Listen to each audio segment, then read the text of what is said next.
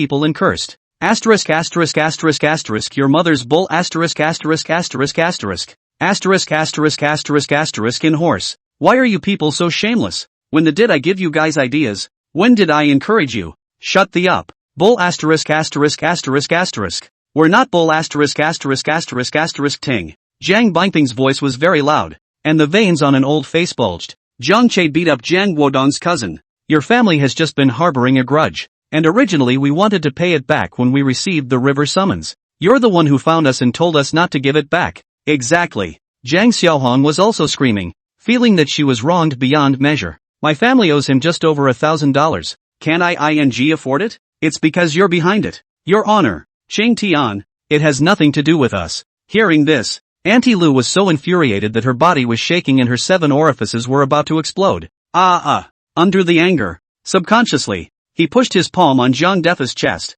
The change came out of nowhere. Chapter 104, Climbing and Biting Again. Li Yuyu is also going to be finished. The change came out of nowhere. No one was expecting it. In anger, Auntie Lu would push Zhang Defa. How old is Zhang Defa? Over 60. Almost 70. In normal times, no one would dare to push him even if they poked the sky. I'm just afraid of having a fall and then putting my whole life on the line. But Aunt Lu was in a real hurry now. These people do not know what kind of medicine they have taken wrongly, and they are putting all the blame on him. Why should everyone have a share in it and all the damage be borne by one person? Auntie Lu was anxious and angry, and her shrewish nature was revealed. Straight up, Zhang Defa, who was the closest to him, was directly overturned by a palm on the ground with a pang sound. This is the courtroom, not rural land. The floor was full of concrete tiles, and especially where they were standing there was a step itself. so it was a big deal to crash down. A hole in the head straight away. Blood flowed horizontally. Zhang Dfa also just closed both eyes after a hump and completely stopped moving. The scene scared everyone. The Jiangjia villagers who were arguing and pushing back at the same time, avoiding like snakes and scorpions, looked down at Zhang Defa with unsightly faces. Aunt Lu's face, on the other hand, went completely white. The body was constantly trembling. The blood that flowed out from the back of Zhang Defa's head pierced his eyes even more, making him even more fearful and screaming in shock. The screams cut through the entire silence of the courtroom. The old judge reacted the quickest, rising violently and shouting that quick, call a doctor. The courtroom was also in disarray at the moment. Several bailiffs quickly rushed in and set up the disoriented Aunt Lu. The rest of Jiangjia village didn't do well either, and were driven aside at the same time. Faces were fearful and trembling, sweating profusely. Fortunately, the basic court itself is equipped with a health room and the doctor arrived quickly. But once examined, one can't help but shake one's head and, dead. This statement was made. The whole room was in a state of shock. Auntie Lu even paralyzed on the ground with a wail and a look of despair.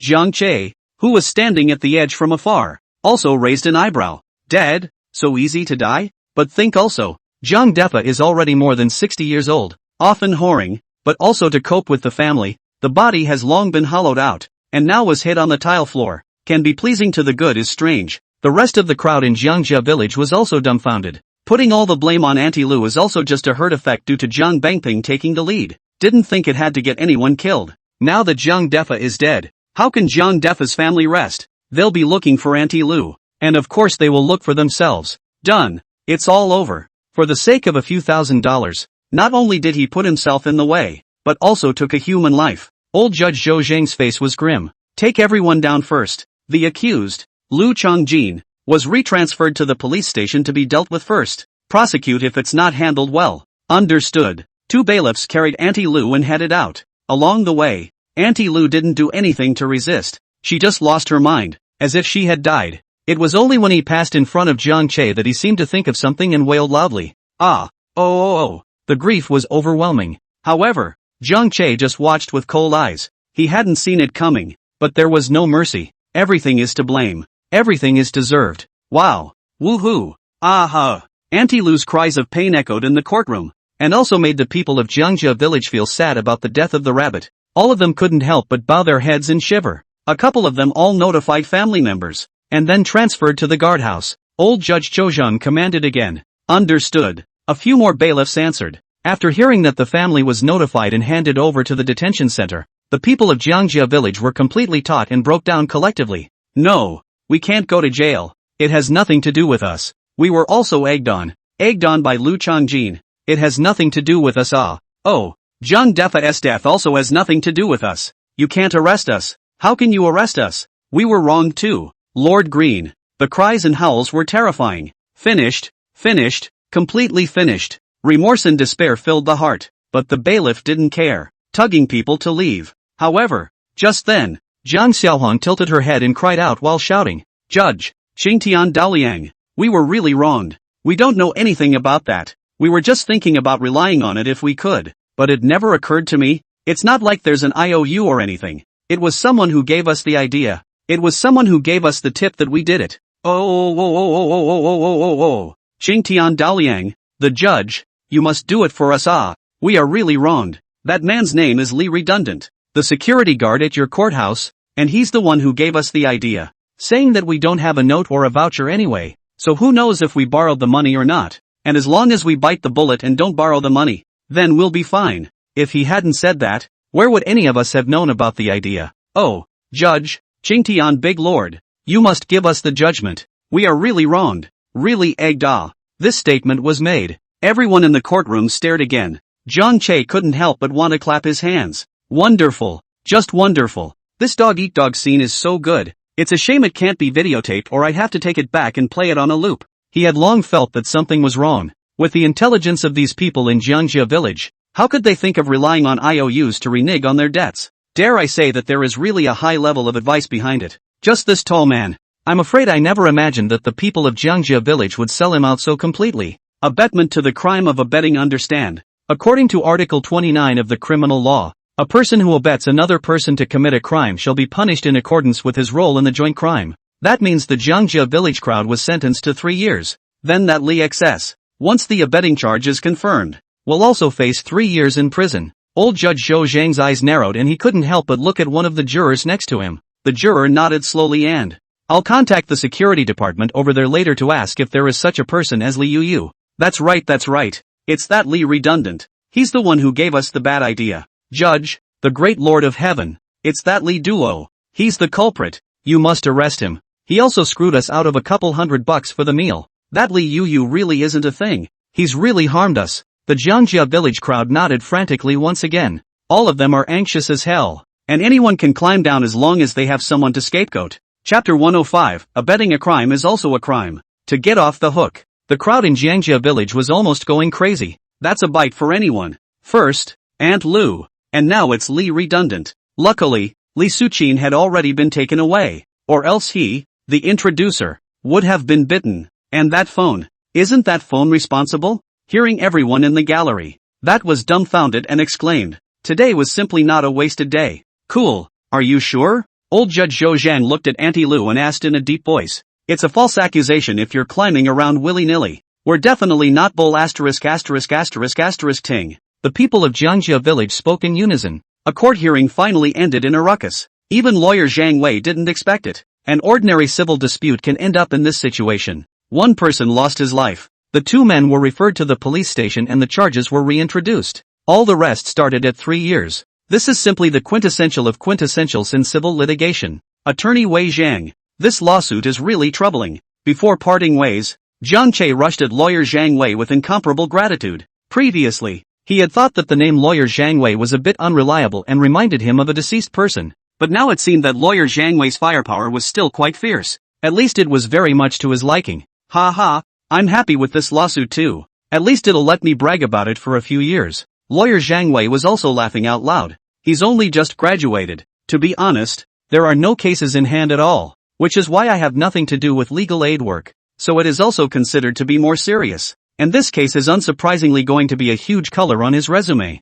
Sent the defendants all the way in the civil case. How many people can do that? He, Zhang Wei, did it. This case today will surely spread throughout the entire lawyer community in South City. He, Zhang Wei, will also rise to fame and become a hot legal star in the South City lawyers. Ha ha. Something to contact. The 2 left their contact information with each other before they left separately. Security Department of the Basic People's Court. Li Redundant has just been laid off soon. At this time is in the dormitory with colleagues bragging and Kongshan. Ha ha. That's if you don't know that woman's body is soft. It's just like water. I'll go back to her next time. Li Yuyu had a lewd look of reminiscence on his face. Redundant. Didn't you say your family introduced you to one? Why do you still go out whoring, when there are rations to be paid later in the evening? A coworker ha-has flirting. That has to be. Li Yuyu smiled smugly. I call it red flags at home and colorful flags flying outside. Awesome. Thumbs up from coworkers. Li Yuyu became even more complacent, feeling his hair fly up,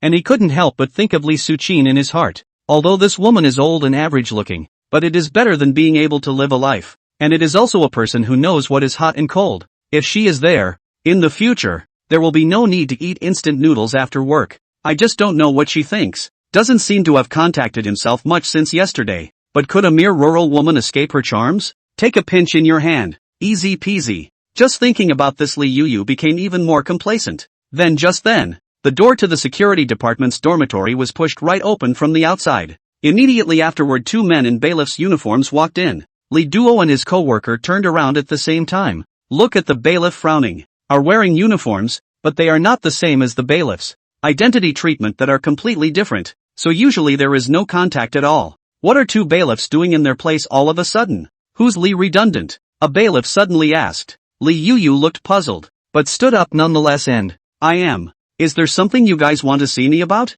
You're Li Redundant? Well then, come with us. The 2 bailiffs surrounded him left and right as they watched Li Yuyu open his mouth. What does that mean? Li Yuyu was even more puzzled. Li Yuyu, we suspect that you are suspected of abetting others to commit a crime, and now we want you to go back with us to cooperate with the investigation. Li Duo's face instantly changed. Abetting a crime? What did he instigate? It's just nonsense. Li Yuyu's face changed once again. He seems to have really abetted it yesterday?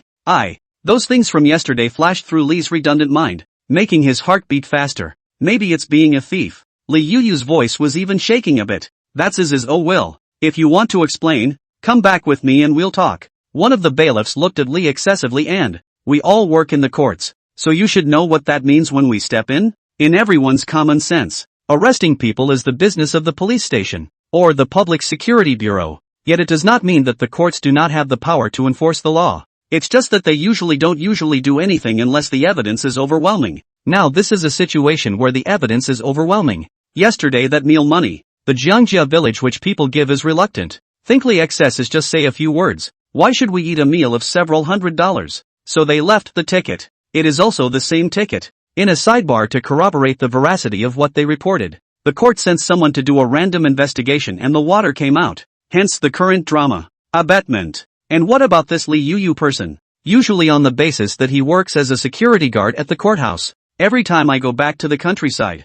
I always like to brag to the village people how great I am, and what kind of characters I know, and if there is something wrong, I also like to give others a trick. To put it bluntly, he's not even half a bucket of water. Now that even the bailiffs have stepped in, the whole thing is straight up numb. Still, he tried to confer recalcitrance by asking, I don't even know what's going on. Li Yuyu, think about it. Just what did you say to all those people in Jiangjia village yesterday? Brown. Sure enough, Li's excess heart went cold. The first thought that was to run. But where to run? Can you run away? The gang of Jiangjia village is really a horse. One by one. All retarded. Go. Watching the two bailiffs take Li Yuyu out of the dormitory, the colleague who had just been kibitzing with him couldn't help but let out a brown sound. Extra awesome. Same time. Jiangjia village. Outside the orchard. The daughter-in-law of Jiang Bangxue, who had been called in, was grim to the core. I know all about it. Jiang Lily is back. Yeah. Help learn daughter-in-law.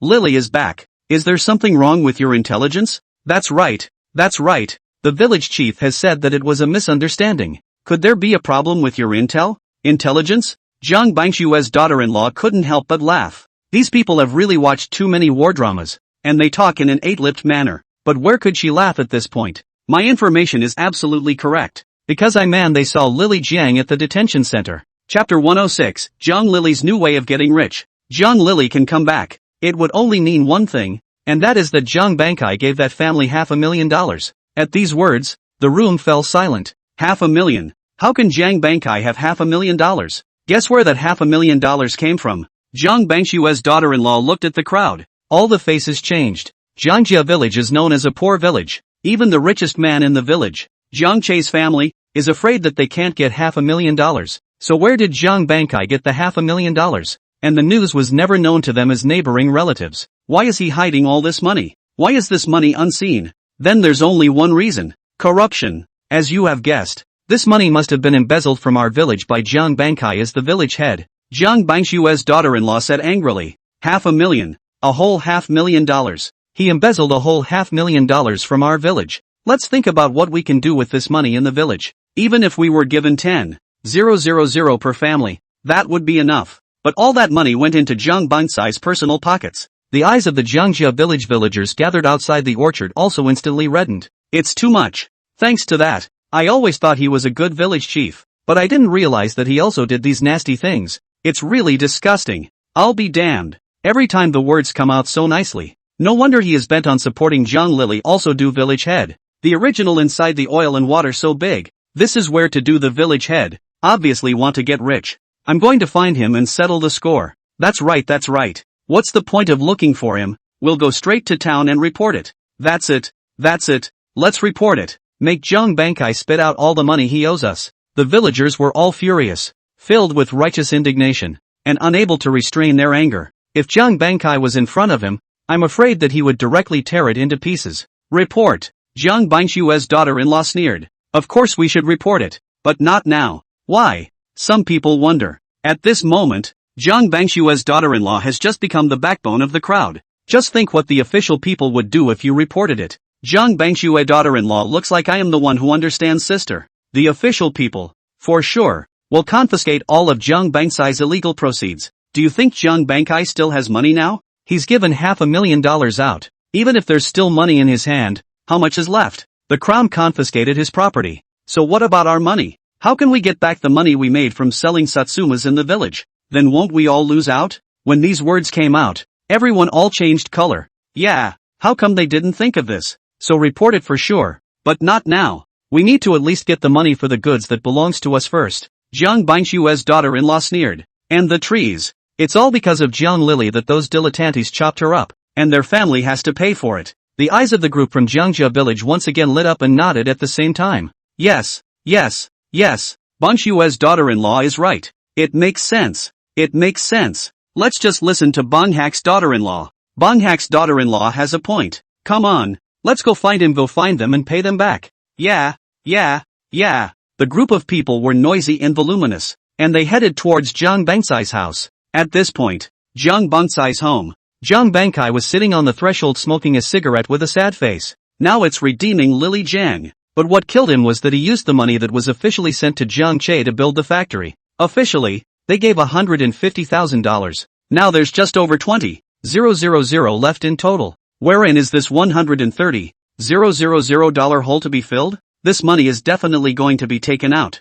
Jiang Che's side has no news now, but it won't take long. Surely no. And what kind of factory is Jiang Che going to build? Why does he not know about such a big thing until now? Thinking about this, Jiang Bangkai felt an immense headache. Dad, I've thought about it, and I'll pay you back what I owe you. At that moment, Jiang Lily suddenly ran out of the room. Hearing his daughter's voice, Jiang Bangsai's mood was slightly better, but he still couldn't help shaking his head. What money? Dad only has you as a daughter. Isn't all that money yours? Jiang Lily felt a warmth in her heart and said firmly that, but Dad, I still want to make money. Whether I have to pay you back or not, I have to make money too. Make money. Hearing those two words now, Jiang Bangkai felt his scalp tingle. Don't earn it. Lily, just stay in the village and don't think about all that nonsense. Dad's getting older. He always needs someone around. And don't you want to be the village chief? Don't worry, Dad's got you covered. The village head position is definitely yours. Jiang Bangkai spoke kindly. To this day, he still thinks that outsiders don't know about their family and that Jiang Lily can be the village head.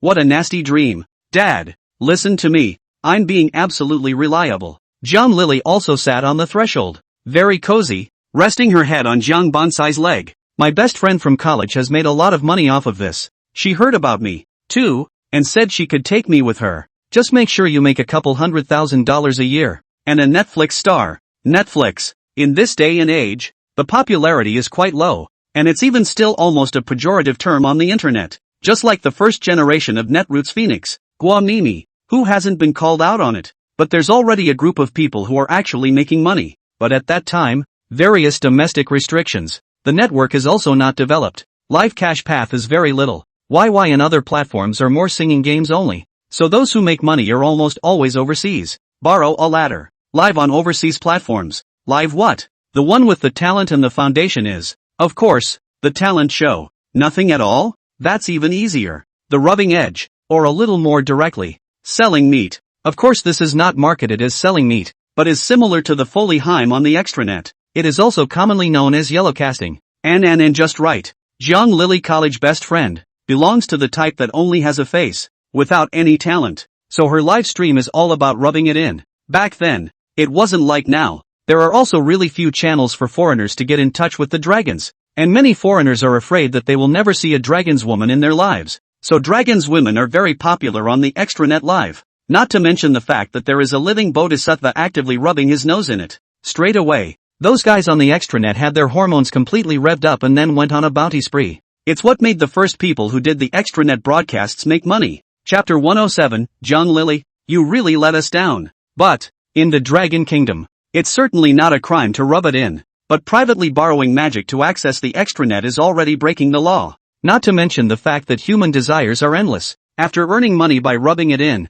who wouldn't want to be able to earn more? Then there's only the more exciting, faster money yellow podcasts, and dissemination of obscenity. 3 years to start. Of course all of this is an afterthought. The situation now was that Jiang Lily thought that her capriciousness was what caused Jiang Bangkai to lose a lot of money. So of course she wanted to make up for it. So after getting out of detention, just find a couple of college girlfriends to advise you on how you can make money. In her words at the time, she would do anything as long as it wasn't illegal. The rubbing edge. Certainly not illegal. Lily, what is Netflix? And it's so profitable? Hearing that he could earn $500,000 in a few years, Jiang Bangsai's heart jumped. This can't be another evil path. He was really a little spooked now. Dad, what is Netflix? I can't tell you right now. Anyway, it's all about borrowing from the internet, getting famous on the internet and making money. It's all regular channels, reasonable and legal, and I'm sure I'll be careful after I've planted it once. Zhang Lili hurriedly said. Zhang Bankai was still a bit uneasy, but as he was about to speak,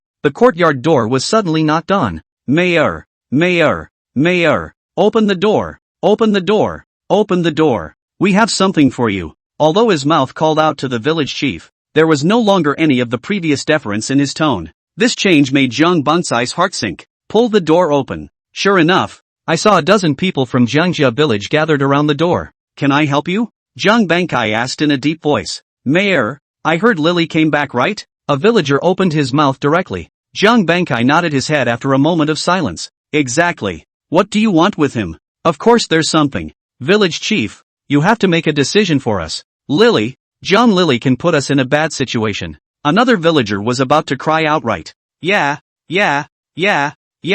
Village chief, don't favor Lily just because she's your daughter. She's really screwed us over this time. Mayor, my family's fruit trees have all been cut down. What should I do next year? The villagers are talking. It also finally let Zhang Bankai know what was going on. Or is it about the Satsumas? Those Satsumas for sale contain fruit that had gone bad, but good death sold to a small gangster in the South City, and now they are looking for the door. Cannot find Zhang Lily, so they cut all their fruit trees. Brown. What's all this about? In fact, Zhang Bankai had already felt his heart pining when he heard the words Sasankwa. Satsumas, Satsumas, Satsumas again. Why were there no such things when Zhang Che used to sell Satsumas? How many things have gone wrong this year because of these tangerines? And now it's not over? Satsuma again. If I had known, I wouldn't have taken this point from Zhang Che's hands no matter what. Zhang Lily also stood in the doorway at some point, listening to all this and blushing hard.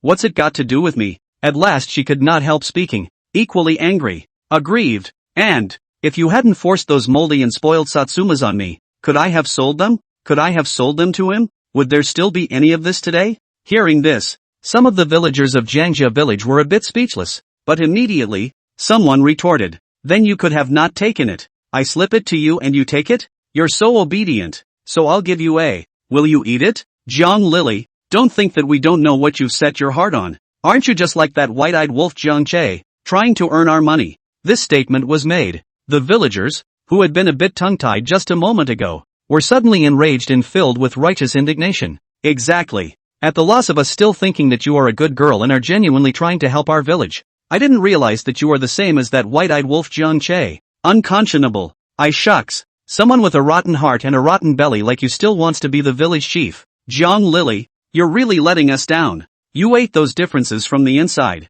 We are generous, and do not know that you returned. Now you first owe us the Satsuma tangerine goods to pay back, and then there is because of you, only to be cut down those Satsuma tangerine fruit trees to pay for this matter on the end of it? That's right. Pay back, pay out, pay for our fruit trees, and Satsuma payments. Pay back, pay out, pay back, pay out. A crowd of villagers were shouting. The commotion naturally startled the rest of the village, who poked their heads in and looked around, then joined in. All yelled for Zhang Lily to pay back the money. In an instant, Zhang Lily's scalp went numb, and then she was hysterical and yelled out. All shut up. The crowd of Jiangjia village instantly shut up. Zhang Lily's eyes were red, aggrieved, angry, unwilling. All kinds of emotions filled and overlapped in her heart, seeming to completely drown her entire being. I think of the stares I received when I tried to help Jiangjia village sell Satsumas. She almost wanted to cry, even came close to going to jail. The father also lost a lot of money for her, hitching a ride of over $500,000.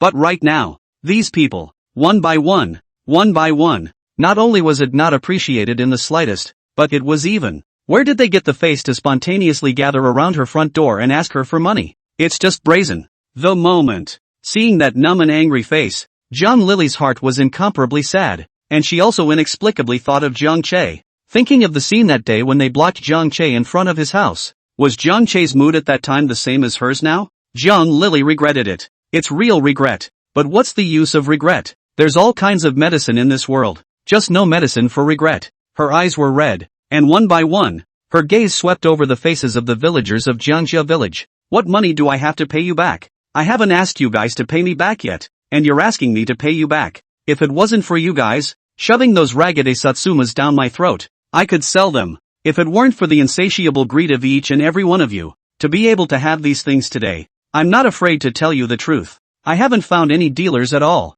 Now every village has Satsuma oranges, and there are foreign ones coming in, and the dealers aren't little darlings. They simply can't pay the price of $1.03 to wholesale our Satsumas. I asked one supermarket at a time, just for the sake of selling some Satsumas for you. I suffered a lot of stares, was despised by those waiters, and was shooed out like a dog, and a close call with a forced X. Chapter 108, Jiang Lily driven mad. Did I tell you guys any of this? No, I didn't tell you guys anything. That's what I came up with in order to sell you guys out. I paid for all of your Satsumas myself, and then put in my own effort to sell them at the wholesale market. Rental cars, baskets, labor, living, all of that money comes out of my pocket. What's wrong with me making you guys a little money? Not to mention, do you lose anything? No, you lost nothing. I gave you the highest purchase price in the whole 10 miles. $1.03. You've all got mouths to feed. Why don't you go out and ask? Nowadays, which village in the 10 miles of the countryside Satsumas can be sold for $1.03?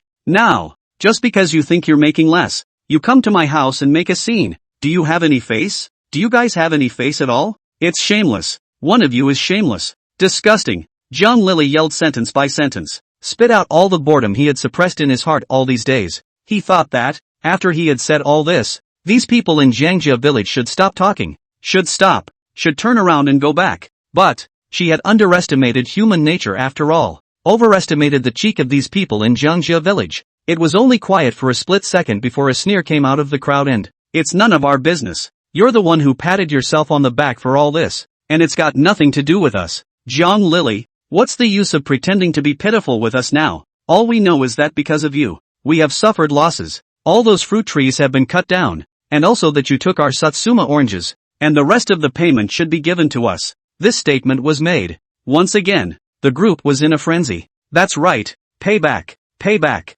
pay us back for our fruit trees. Don't I think we really don't know that it was kind of you to take our Satsumas? Bull asterisk asterisk asterisk asterisk. You just want to be the village chief and are trying to bribe us to vote for you. If you want to be a village chief, those are the things you should do. You're supposed to serve us. You're supposed to be in charge of finding US sales. Jiang Lily was completely desperate. Aha! She screamed, yanked her hair violently with both hands, turned hysterically and stormed into the house, rushing out again with a kitchen knife. This scene could startle the crowd of Jiangjia village villagers at the entrance of the courtyard and back away in panic. Jiang Lily's hair was disheveled, her eyes were bloodshot, and she howled loudly and, "You want to force me to die? You force me to die. Do you have to have me die in front of you before you'll stop? Lily!" Jiang Bankai also wailed and hurriedly pounced on him, snatching the kitchen knife from Jiang Lily's hand. Then he turned around and glared at the group of villagers with incomparable ferocity and, "Roll! You white wolves! Get out! All of you! All of you! All of you! All of you out of my house!" Jiang Bankai is also very fierce. He has only one daughter. Just listening to the aggression suffered by his daughter, his heart has already regretted. How can he still watch his daughter being bullied by these people? All roll. But, no one's going. On the contrary, there were more and more people in the distance, converging this way. All of them were cold, looking at Jiang Bankai's father and daughter. Those eyes, they were like a Taotai beast, filled with hatred, anger, and malice. He wanted to skin and eat all of Jiang Bankai's father and daughter. Roll. Jiang Lily also yelled again, "All that money, I'll pay you back. Get out. All of them." When to pay it back? Someone in the crowd asked coldly. Jiang Lily went completely crazy, as if she was a lunatic, grabbed the kitchen knife and rushed out towards them. "I'll fight you guys." The crowd of villagers from Jiangjia village then panicked a bit and hurriedly backed up, scattering in all directions to hide. Lily! Jiang Bankai stood in the courtyard, looking at Jiang Lily back abruptly from the heart of grief. "Come back to." Then with a pang he fell to the ground. "Dad!" Hearing the sound, Jiang Lily dropped the kitchen knife and rushed back. "Come back to." Jiang Bankai planted himself on the ground, and with great difficulty reached out and, "Lily, come back to." "Dad!" Jiang Lily rushed into the yard, knelt on the ground, and hugged Jiang Bankai, then lost her voice and cried, "Wow, Dad!" At this moment the sky and the earth are vast, and the 4 fields are boundless. The only sounds left in the empty yard were the desperate cries of father and daughter overlapping each other. Into the night. Night in the city. It's always busier and more busy than during the day. Both the market and the mall are also more lively than during the day. The 100 fruits business. It's only been open for 2 days, but it's on track. Therefore, Jiang Che was also finally free to take his father and mother around the city before going straight into the biggest local shopping mall. Tomorrow is Lu Tao's birthday. Whether as friends or partners, Jiang Che's family had to make time to go over there as well. But the clothes of John's father and mother are those in John's village. It's not that it's bad. It's not that it's a good look. It's that sometimes you really can't wear it out. What are you doing buying us such expensive clothes? Looking at the price on the hang tag of one piece of clothing, Jiang father and mother were shocked, and hurriedly waved their hands to refuse. It's a shame to give us such nice clothes to wear. Pity about the money. Pity about the money. Jiang Che, however, insisted on paying and took the bag from the waiter. It's only a couple $1,000s. It would be a real shame if the money didn't wear off on you too. What's the use of earning money if you don't give it to your parents to spend? Save that money for a wife. Jiang's mother looked grumbling, but hugged the garment bag with love and a smile on her face. And who doesn't like new clothes? And it's so good. Or my son bought it. Ha! Jiang Che directly avoided the topic, while shoving another bag into Jiang father's hand. Tomorrow is still Lu Tao's birthday. We have to pick out some more gifts for people before we can do that. We can't go empty-handed. Jiang Che said with a smile. Somehow, Manhwa parents are always inexplicably obsessed with getting married and passing on the family name. There are even those who know that marriage is a pit of fire and still want their sons and daughters to jump in. Jiang Che shook his head. His attitude towards relationships and marriage has always been to take things as they come. Meet if you can. If you can't meet it, so be it. He felt fine the way he was. Just then, however, just after walking around a corner, a voice suddenly came to his ears and, Ji Shui, how long has it been since you graduated? It's no fun when your family just rushes you into a blind date. Knowing the snow. Yang Jishui? Jiang Che couldn't help but look up. Chapter 109, Readers are negative. White-eyed wolves. The mall. In a fashionable fashion store, two pretty girls, both quite tall, were standing together picking out clothes. One of the short-haired girls was hugging the milk tea, sucking on it while complaining to Yang Jishui, your mom and them are no fun. Look at my family. It was never mentioned to me. It's a good thing she's a teacher, with a high-culture education, but I didn't expect her to be so rigid as well. Yang Jishui was equally helpless, and was looking down at the hang tag of the white down jacket in her hand while responding. I can't help it. It's just to meet anyway. It's not like we have to get married if we meet. Not to mention it wasn't my mom who brought it up. It's those people in the village. I should have known I wouldn't have gone back some time ago.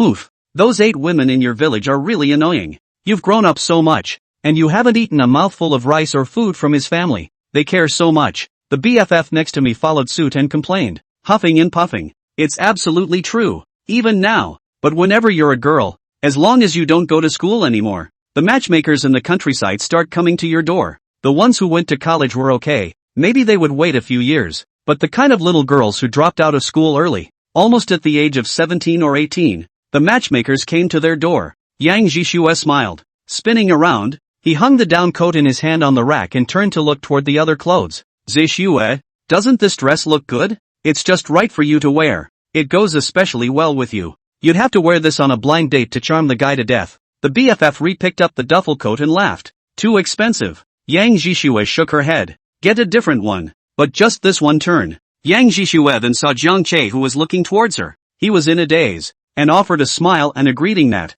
it's you. Aha. Jiang Che also smiled in response. You buy clothes? Well, come over and just look around. The conversation between the two ended there. Jiang Che also took Jiang father and mother to continue to other stores. On the way, Jiang mother was quite curious about Yang Jishui and couldn't help but ask a couple of questions. Only after hearing that the two were just acquaintances, not even ordinary friends. This too was said with a face of pity. That's a pretty looking girl. It goes quite well with you. Chul. Jiang Che lost his smile. Eventually, it was a half hour before the family chose their gifts and left the mall. The next day, after arranging the store, Jiang Che then drove Jiang father and mother to the hotel where Lu Tao was hosting the guests, past a marriage agency on the way. The hotel where Lu Tao was feasting was huge, and there were quite a few cars parked in front of the entrance. A banquet is also considered to be a good time for the guests. Everyone was happy. Jiang Che followed suit and drank some wine. Drink up. Then, naturally, you can't drive. So after the banquet was over it was a short ride back.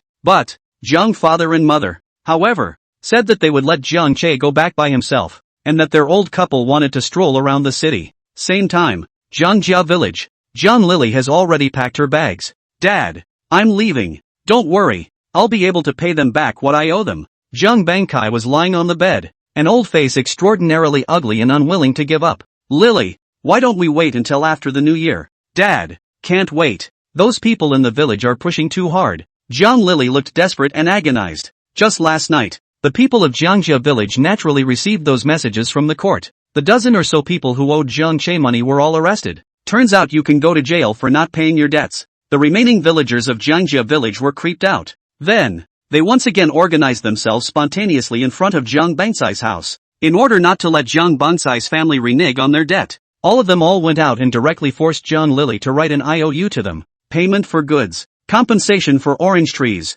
Lily Jiang owes money to almost every family. That works out to be almost $200,000 or so. Jiang Lily, you can go to jail for not paying your debts. Just you wait. If you don't pay back all this money, we'll go ahead and sue you too. So you can go to jail too. Before leaving, there are villagers holding the note to Jiang Lily out of words to threaten. Later that night, father and daughter Jiang Bangkai and Jiang Lily once again hugged and cried. It was also last night that Jiang Bangkai suddenly remembered how ridiculous the words he had said at first were. He thought he had been a village chief in Jiangjia village for his entire life, with an authority all their own. As long as he was there, this Jiangjia village couldn't turn over any waves, but the truth hit him in the face again and again. Lily, it's Dad who's useless and can't help you. Jiang Bangkai was lying on the bed with the same look of despair. After these days of continuous blows, he felt that his body was also getting worse, as if it would collapse at any time. He was really a bit reluctant to let go of Jiang Lily. Other children, they return home from outside at New Year's, but his daughter has to leave her home at this time.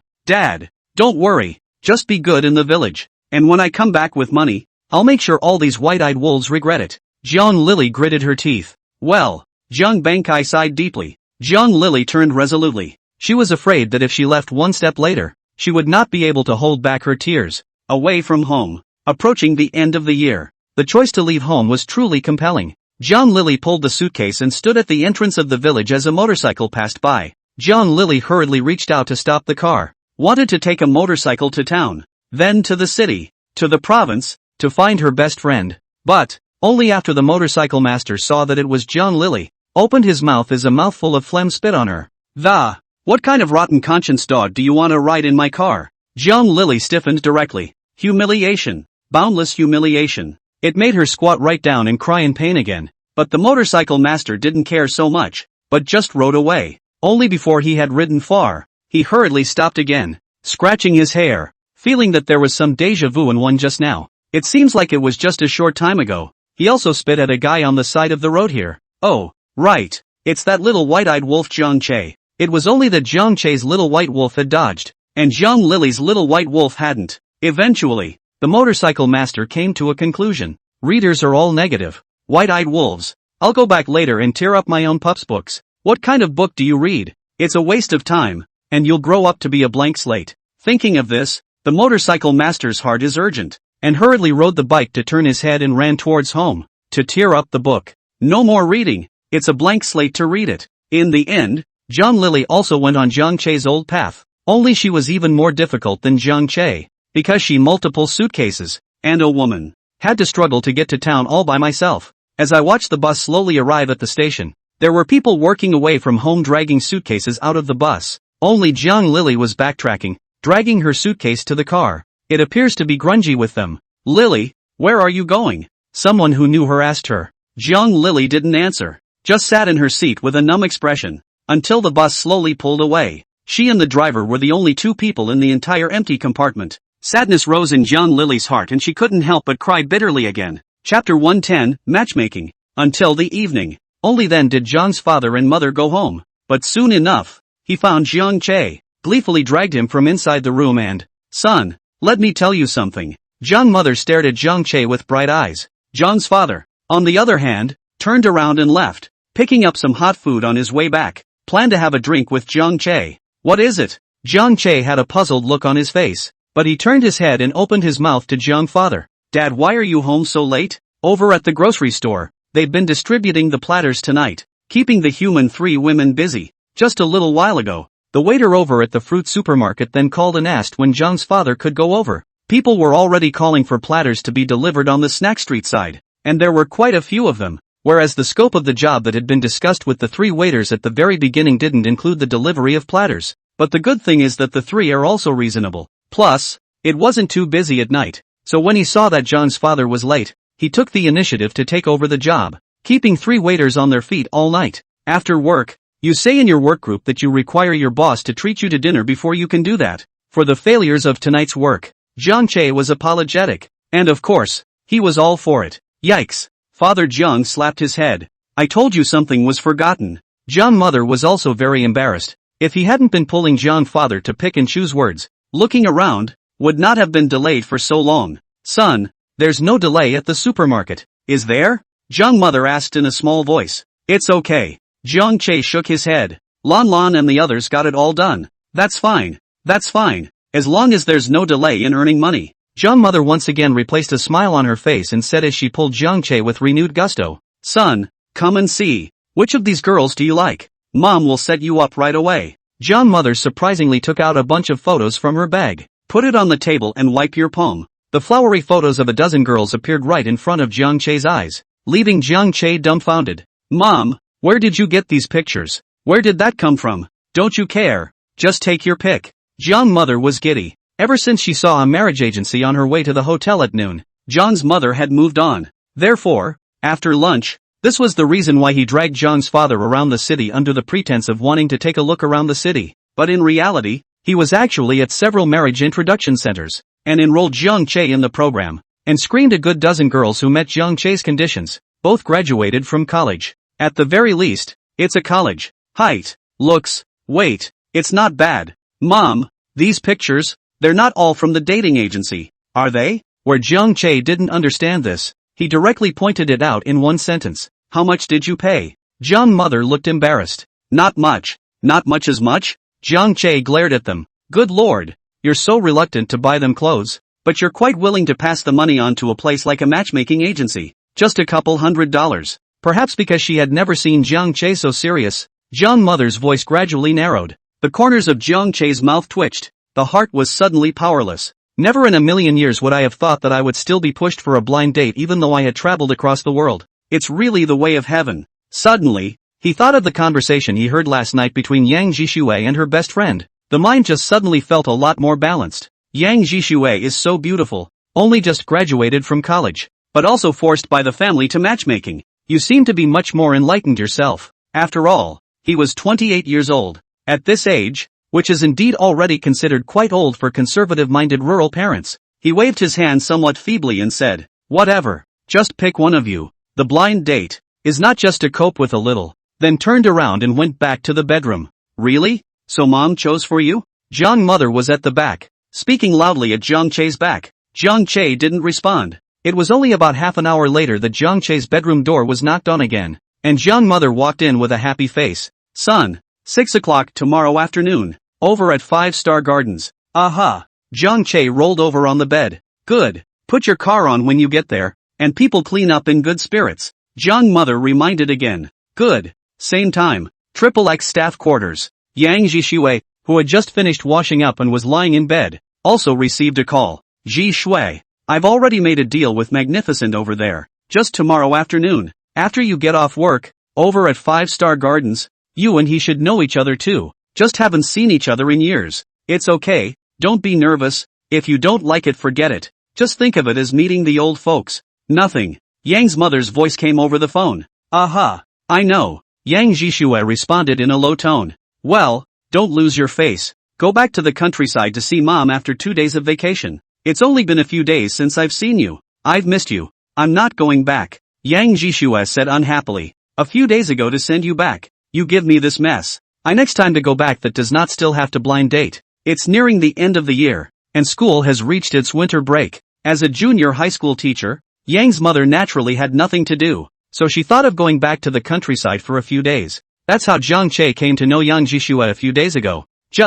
There was likewise a follow-up. Such a watery college student arrives in the township. Surely another matchmaker inquires. This is not. It was too late for Yang Jishue to even regret it now. Mom knew you were still blaming me. Yang's mother sighed. Mom can't help it. That matchmaker and mom is also a relative. In the past when mom studied also find their family borrowed money. Otherwise mom how can teach in the city? Equals and where will you all? So you're sending me out for favors? Yang Jishue was still upset. Don't be angry. Yang's mother complained a little, and bottomed out a little. That matchmaker has a point. You're 24. You should still think about yourself. We women's youth are just these few years. Mom. Yang Jishui interrupted. I'm a little tired today and want to rest. Good. Then mom will leave you alone. Remember to pack pretty tomorrow. I heard that People Hongwei is also a big boss now. Worthy of you. Your vision don't be too. Snap. The phone hung up straight away. Yang Jishui lay on the bed with her eyes wandering, her heart bursting with annoyance.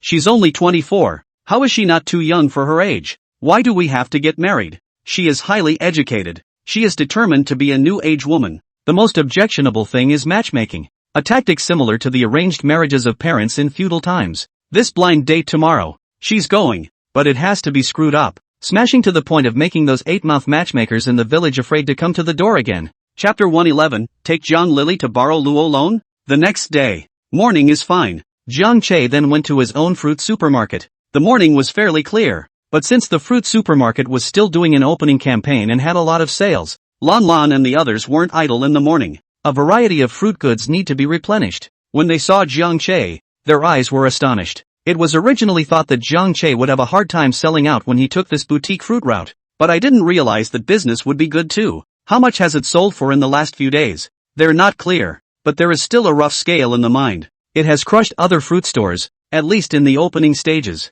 Lan Lan, you're coming with me. Jiang Che took Lan Lan and then went to the nearest stationery store and bought a good scratchbook. Any idea how this is supposed to work? Jiang Che asked. Lan Lan looked puzzled and shook his head. How did you charge for distributing the platters last night? Payment in one hand? Delivery in one hand? Jiang Che asked rhetorically. Aha. Lan Lan nodded. Paying with one hand and delivering with the other is the most common means, but it is inefficient in terms of efficiency. Especially at night. Every snack bar is busy. The fruit plate was given to them and the money took ages to receive. Inadvertently there is a lot of delay, as well as the next delivery, as well as the fact that if you let the employee collect the money on site, you will also be involved in a situation where the employee will be privy to the money. Jiang Che was not willing to speculate on others with the utmost malice, yet it is important to take precautions. Some people here will surely ask, isn't it going to make John's father a distributor? Is he even defending his own family? The first thing is that in the future, when we make 2 stores, make 3 stores, make 4 stores, is it hard to let Jiang's father be the distributor alone as well? There's also the fact that Jiang's father is getting older. There's always a headache. System. To be practiced from the beginning, rather than recruiting a new delivery person and then starting to implement it, which can give the illusion of distrust. What if we just invoice? Jiang Che let out a laugh. From now on, I'll give you a 200 per month raise in pay, and you'll also answer the phone, write the tickets, and give them to my dad along with the platter. This ticket is in duplicate. We just want the originals. Make copies for my dad to give along to the owner of the snack bar. We'll just take the ledger and collect the money every morning, or a few days apart. So isn't the distribution a lot more efficient? But what if the snack bar owner doesn't pay? Or what about giving less? Lan Lan, true to form, hit the nail on the head straight away. This approach is indeed convenient, not having to wait for the boss to pay you that night, but it is just as much of a test of human nature. What if the snack bar owner doesn't pay or intentionally underpays? Not paying? Relying on a debt? Ha! Jiang Che shook his head and smiled. Can't we afford to pay for a few fruit platters? It's totally a trust issue. If the other party didn't give or completely wanted to renege on the debt, would Jiang Che directly cut off the cooperation with them? And also completely take the opportunity to propose the idea of having other stores pay the security deposit. As for the bond, will the rest of the merchants be willing to give it? It's much simpler. Once these stall owners get used to the profitability of the fruit trays they hitch a ride on selling, it's almost hard to get rid of them. If your family doesn't sell it, someone else will, and then your family will make less of that money. Why don't you sell it yourself? As for working with other fruit stores, that makes it even harder. First of all, Jiang Che occupies the source of goods, which is the source of supermarkets, and the purchase price is generally lower than other supermarkets. This proves that he is perfectly capable of fighting a price war. Since he is borrowing the fruit plate to sink the market, the price he has set is absolutely in line with the price of the sinking market.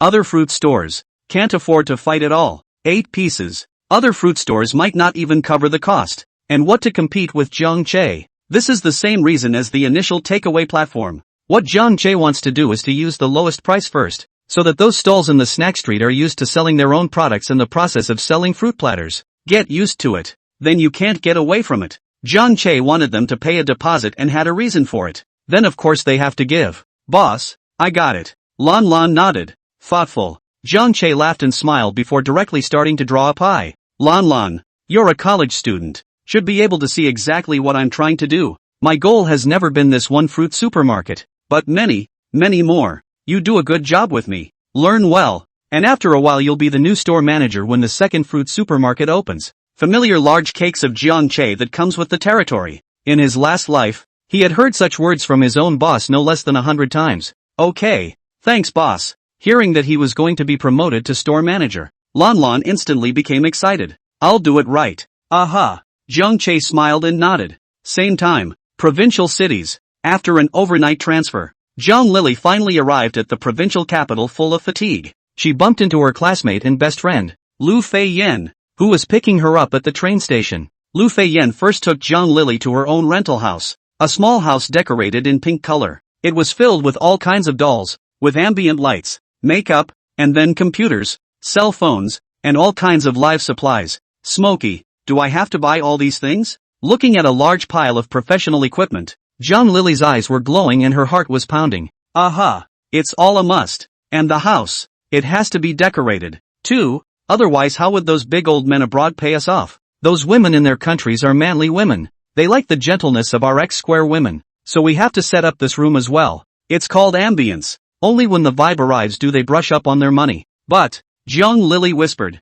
I don't have that kind of money in my hand right now. You didn't tell me before, and you invested so much money. The money she had in her hand was only enough to rent an apartment, and she couldn't even afford a computer. What's not to invest when you're making money? Lu Feiyan's smiling eyes flashed. All my money, right now, is still in the account, but I do have a way for you to get some. What way? Zhang Lily's eyes lit up. She really didn't want to call her dad for money anymore, and she also knew that Zhang Bangkai was having a hard time right now, so she probably didn't have any money to give her. Follow me, take you to meet a big brother. After placing Zhang Lily in a good place, Lu Feiyan took Zhang Lily, who had simply cleaned up, out the door. Turn left and turn right. Just saw a lighted bar. Smokey, you're talking about naked loans. I don't want to. Bar entrance. Zhang Lily stumbled. Chapter 112. We're really quite destined for each other. Why don't we sit down and talk? What Luo loan? Lu Feiyan's eyes glared. You don't want to go to your family for money, so of course you have to go to Tiger. Don't worry, our business is very lucrative. As long as the money is paid back, Tiger will destroy the photos. Look, I asked Tiger to borrow it before too. It's not fine now. Just say whether you'll borrow it or not. Zhang Lily was still hesitating, a hesitant face. Lily, think about it. You can't even buy the equipment. How are you going to start a live broadcast? White money will just have to pass you by. And where are you going to get the money to punch those people in your village in the face? Lu Feiyan was still following the advice. Finally, Zhang Lily clenched her teeth and, good. Smokey, are you sure Tiger will destroy the photos as soon as we pay back the money? Just put your mind at ease. Lu Feiyan immediately smiled, holding Zhang Lily's arm intimately. Tiger, they are regular. Definitely speaks for itself. Nice guy. It's amazing that shady loan sharks, especially ones like naked loans, are formalized in her mouth. Well then, let's go inside. Zhang Lily gritted her teeth. I want to earn money. I'm going to hit those white wolves in the village hard in the face. 2 hours later,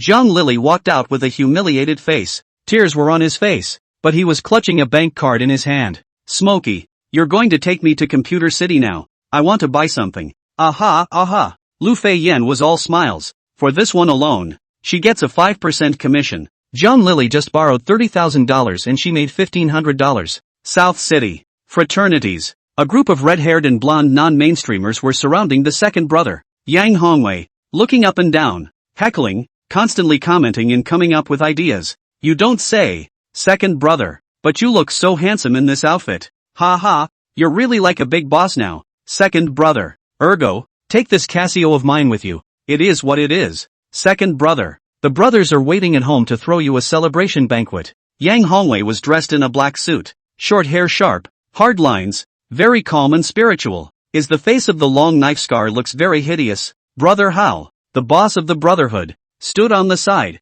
looked at Yang Hongwei and frowned, saying, magnificent. You've really thought this through. That woman is a cop. What if you do end up with her? Boss. Yang Hongwei turned his head and said in a deep voice that, if it really comes true, I'm just going to settle down. I'm getting old and a little tired of the fighting. They were almost all from the same village, so they didn't hold anything back when they spoke. They were straight to the point. Really? Hero was very upset. The gang of non-mainstreamers around them also quieted down. Ha ha. Why is it so heavy? It's not a done deal yet. I only said a what if. Yang Hongwei let out a laugh. The surrounding group of non-mainstream also laughed along with them. But in their hearts, they thought that it was the second brother who made the move. So how could it not work? If the other side isn't a policewoman, I'm afraid they'd have tied someone up for ergo a long time ago. Alright. It's about time.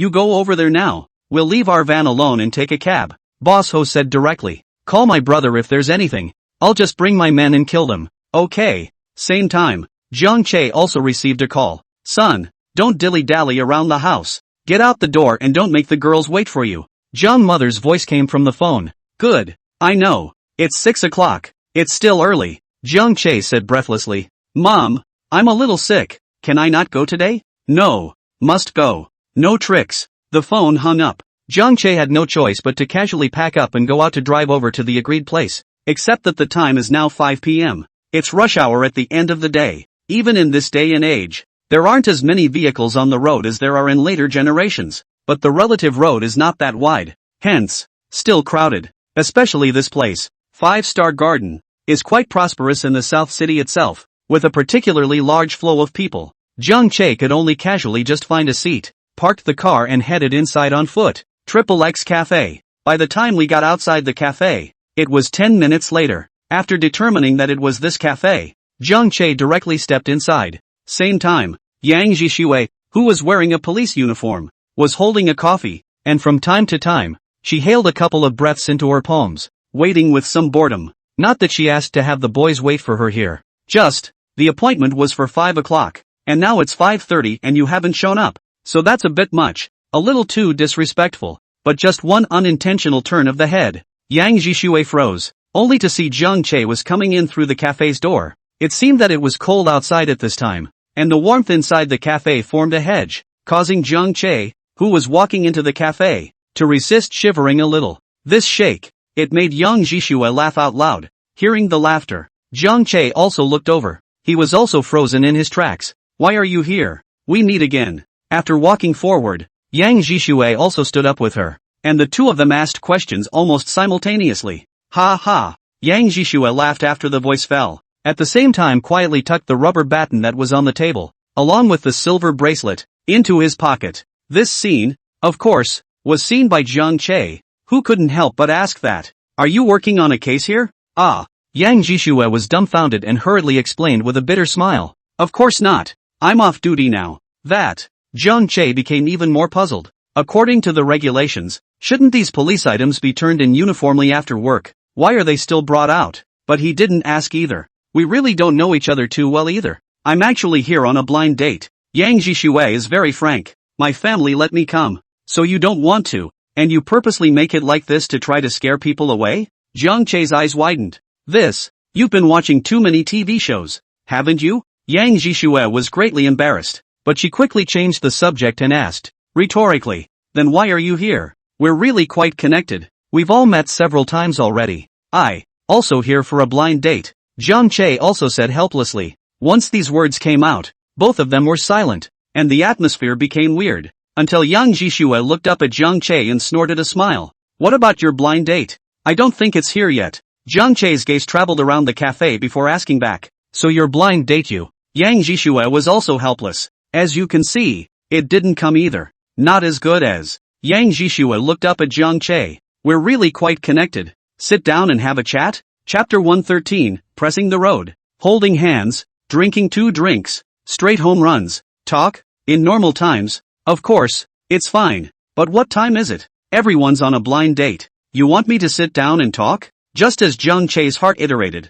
he heard Yang Jishui continue. We're really quite connected. It just so happens that my blind date didn't show up either. And your blind date didn't show up either. So why don't we practice? Jiang Che wasn't someone who hesitated either. At that, there was no longer any entanglement, and he simply sat down. Do you have a room? Yang Jishui opened her mouth to ask. A very realistic question, but one that no one can escape when dating. Not in town. There's a small 2-story building in the village. Jiang Che was also very honest. I know. Yang Jishui covered her mouth and laughed. And after she finished laughing, she held up her coffee and gently took a sip. I didn't realize you were being honest. Why do you ask if you know? Jiang Che was speechless. My best friend said these are procedures. Mandatory questions. Yang Jishua said again. Just the one I went to the mall with the night before last. You should have seen her. Oh, well, it kind of rings a bell. Jiang Che nodded his head, also called the waiter and ordered a coffee for himself. So what are your plans for the future?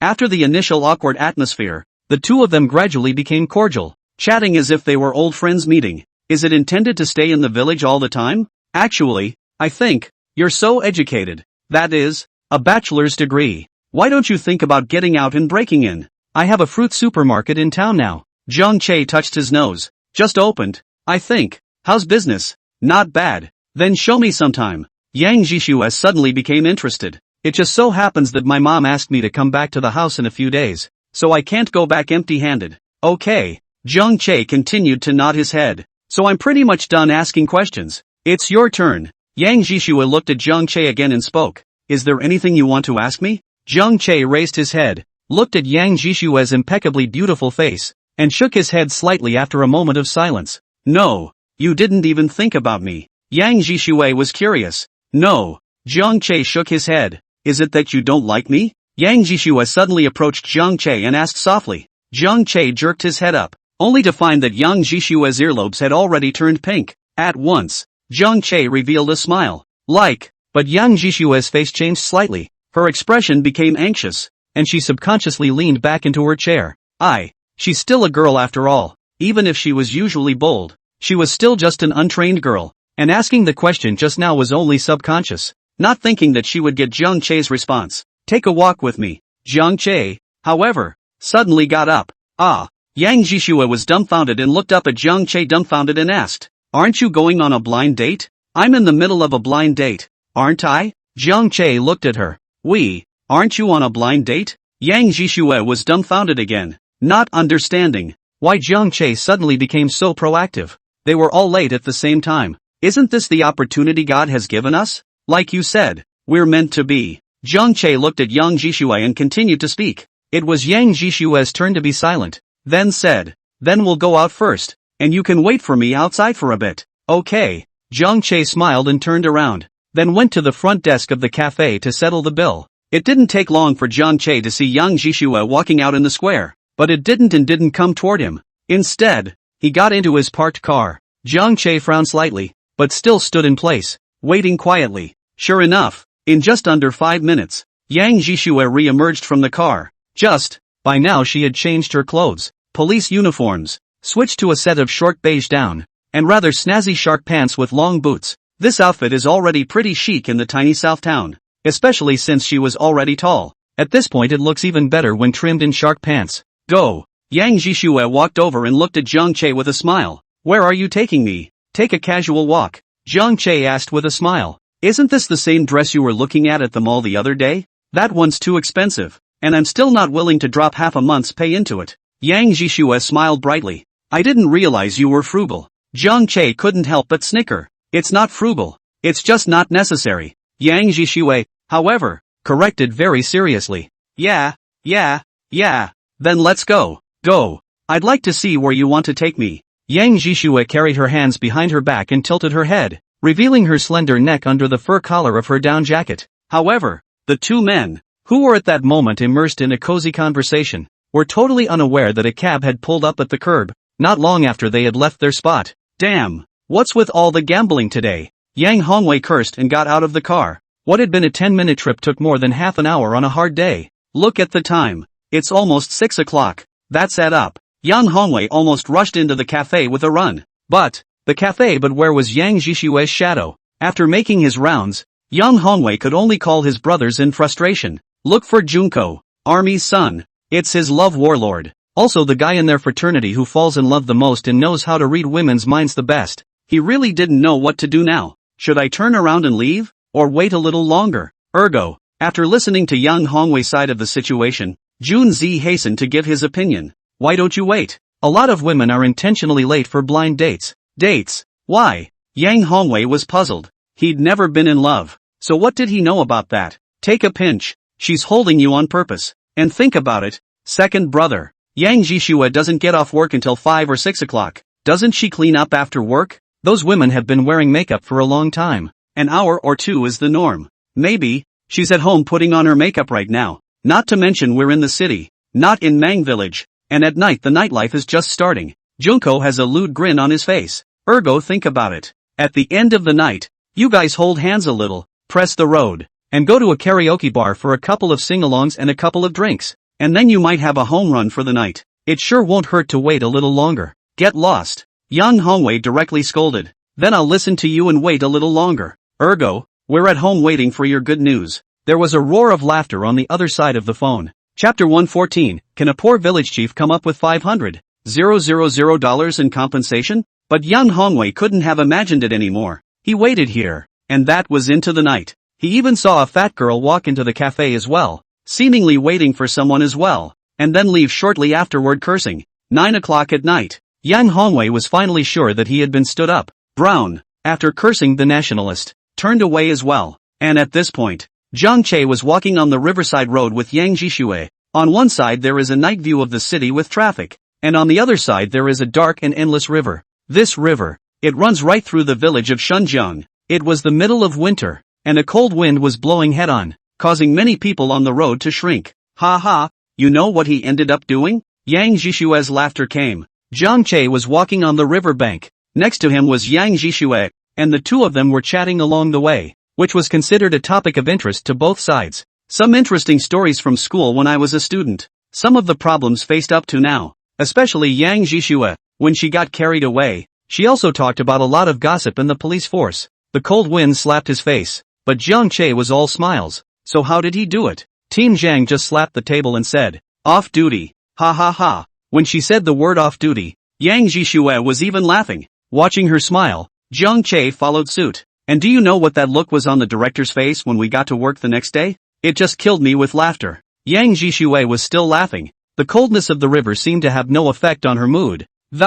He's just like that, with a strained face, as if he's not paying us the money we owe him, and hummed, it's just arrogant as hell. Then your director is quite interesting. Zhang Che smiled and chimed in. Aha, and, the other day, you don't even know, we took a case. A woman sells things at the wholesale market, and ended up beating up the city manager. Would you say she's a talent? Yang Jishue is talking incessantly. If you operate without a license yourself, you can forget about it if you get caught by the city police, and beat up the city manager. I'm told the city manager is still in the hospital. Zhang Che was stunned. Beat up the city manager? Isn't that Zhang Lily? I didn't realize that Zhang Lily was arrested by their police station. And how was that handled back there? Zhang Che couldn't help but ask. He wasn't really sure about the follow-up. What else to do with it? Settle it. Yang Jishue skimmed her lips and said, I heard that the woman's family should be quite rich, and paid $500,000 to the family of that city housekeeper. And now the woman has been taken back by her father.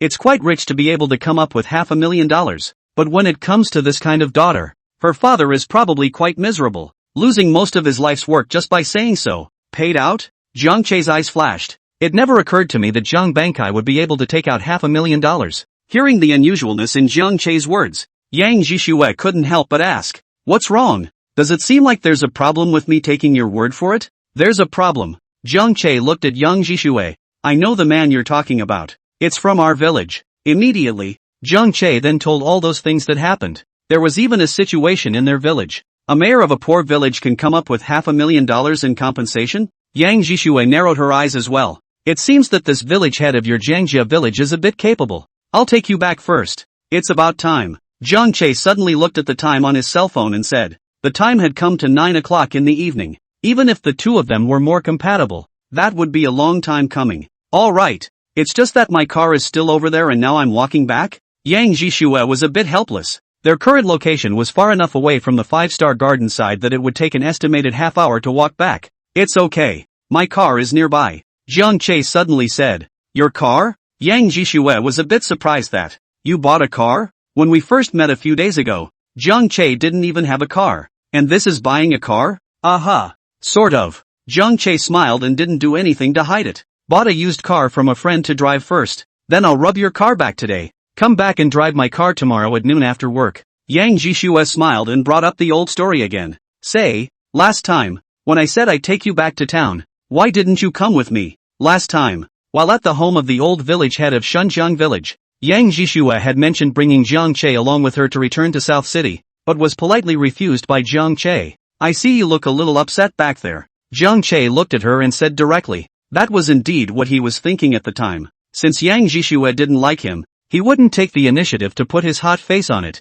Ha ha ha. Yang Jishua cackled again and, I didn't realize you were such an interesting person. You don't think I was mad at you then, do you? Jiang Che lowered his head and smiled without saying anything. I was just thinking, how could those people do that? It's just so unreasonable. But I can't show it in front of you guys. That's why there was no talk. Yang Jishua explained a sentence. But there's no disliking you. Jiang Che's footsteps instantly stopped. Yang Jishua was still blissfully unaware of it and continued to walk forward. It was only when she realized that Jiang Che wasn't following her that she couldn't help but turn back. What's wrong with you? Nothing. Jiang Che had a smile on his face. My car is right over there. An hour later, Jiang Che returned to the rental house, seeing Jiang father and mother both sitting in the living room with ugly faces. What's going on with you guys? Shul, you didn't go on a blind date, right? Jiang mother asked unhappily. Jiang Che was dumbfounded. It just occurred to him that he seemed to have left early and didn't even know what the girl he was going on a blind date with looked like. But it didn't matter.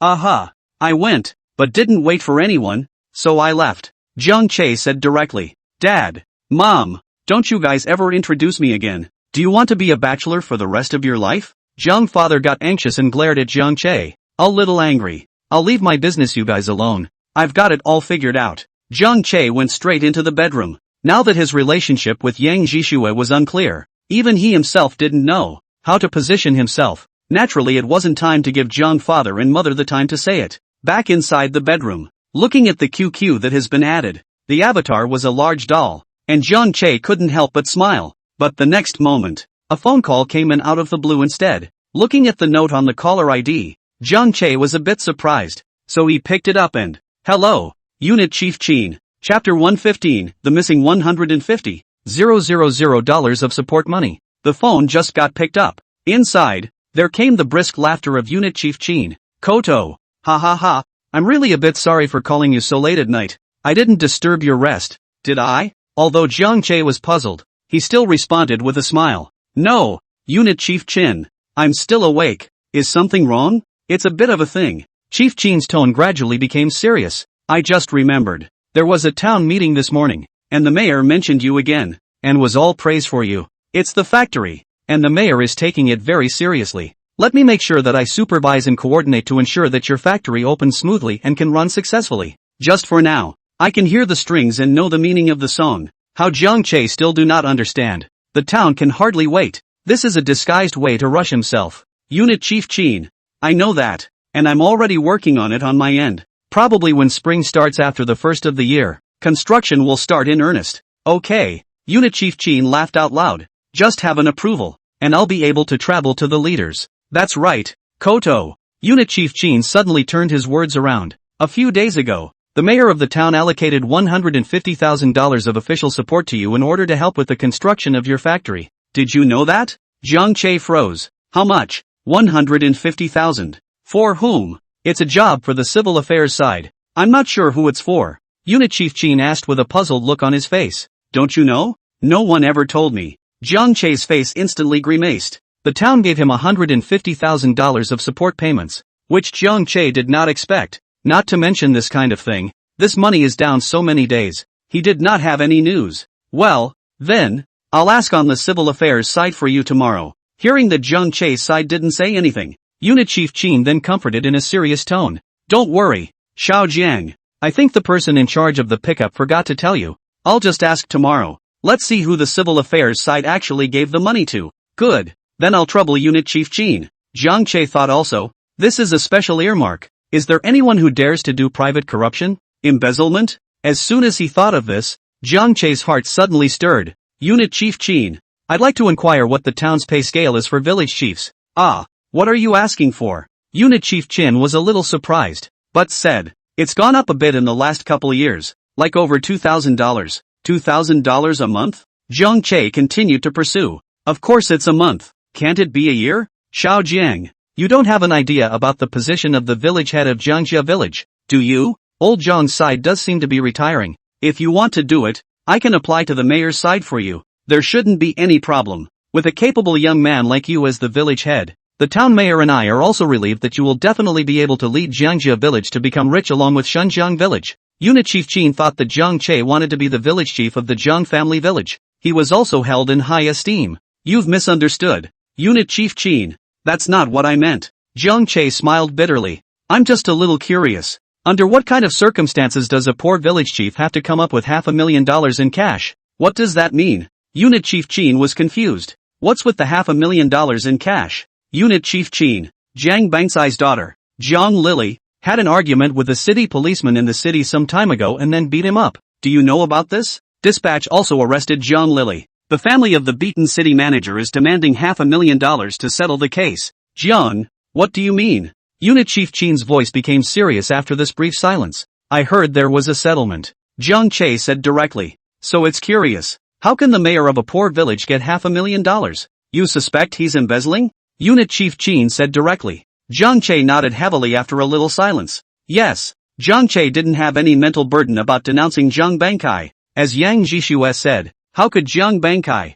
a village chief of a small impoverished village, possibly come up with $500,000 in cash? There's just too much to ponder here. Good. I will reflect this matter to the disciplinary committee and then include it in the investigation as soon as possible. If it's all true, this Jiang Bang wealth, then, is at an end. Old River. It's straight up gang bang choi. This shows the official attitude. By the way, there's something else I didn't tell you. Regarding the 6 people who caused trouble in the hospital that day, the police station side will also file an indictment with the court tomorrow. Do you want to go and observe it then? Chief Qin snapped again. That fast? Jiang Che was surprised. This is the beginning of the indictment? Aha. I hyped it up a bit. Unit Chief Qin laughed. Immediately afterward, after another 2 sentences of small talk, Jiang Che hung up the phone. His face also became instantly somber. The government also gave him $150,000 in support, but he has not heard a word. Who's this money going to?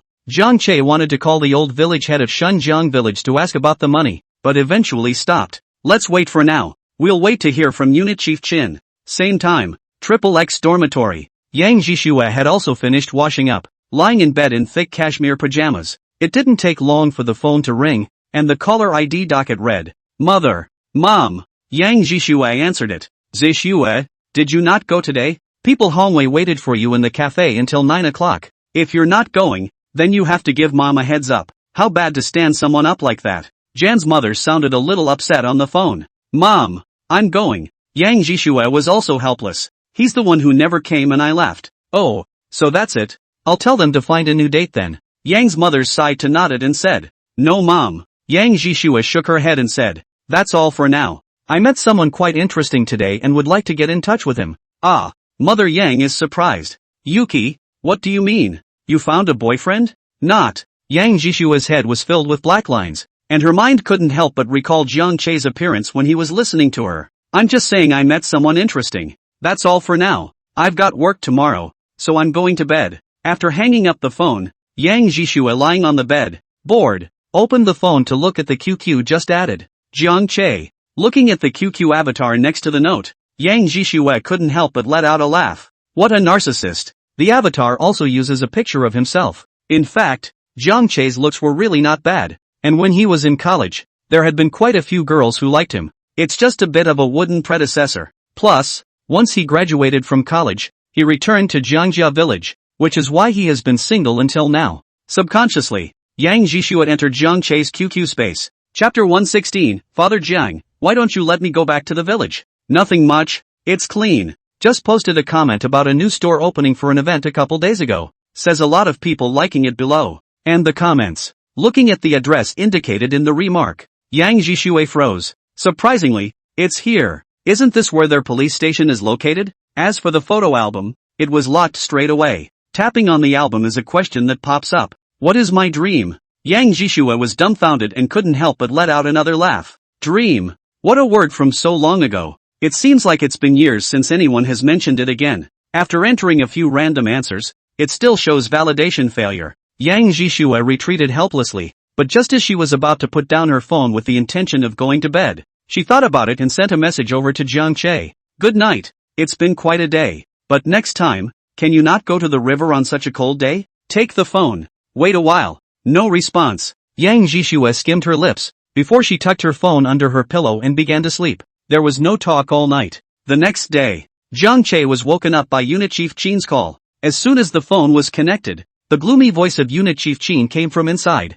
Koto, that $150,000 was accounted for. Chief Qin, where's the money? Jiang Che's heart was also shaken. By the Civil Affairs Director Liu gave the money to Jiang Bankai. Unit Chief Qin said in a deep voice. He said he thought you were building a factory in Jiangjia village and matched the money directly to the mayor of Jiangjia village. Jiang Che's heart sank. Jiang Bankai. Actually, the thought had crossed his mind last night. I just didn't think it would really come together so well. Take it easy. It's town money. I'll report it to the mayor later. Let him coordinate. That Liu director is also really. The document written clearly. The factory site in Shunjiang village. He cannot see? Unit Chief Qin was also helpless. But Director Liu is the head of the town's civil affairs department. He was frankly just a small unit chief, not even a section-level cadre, and could only spit in the back. Well then, I can only trouble you. Unit Chief Qin. Jiang Che could only say. He also understood that if Unit Chief Qin could make it this far, he had already done his best to be kind.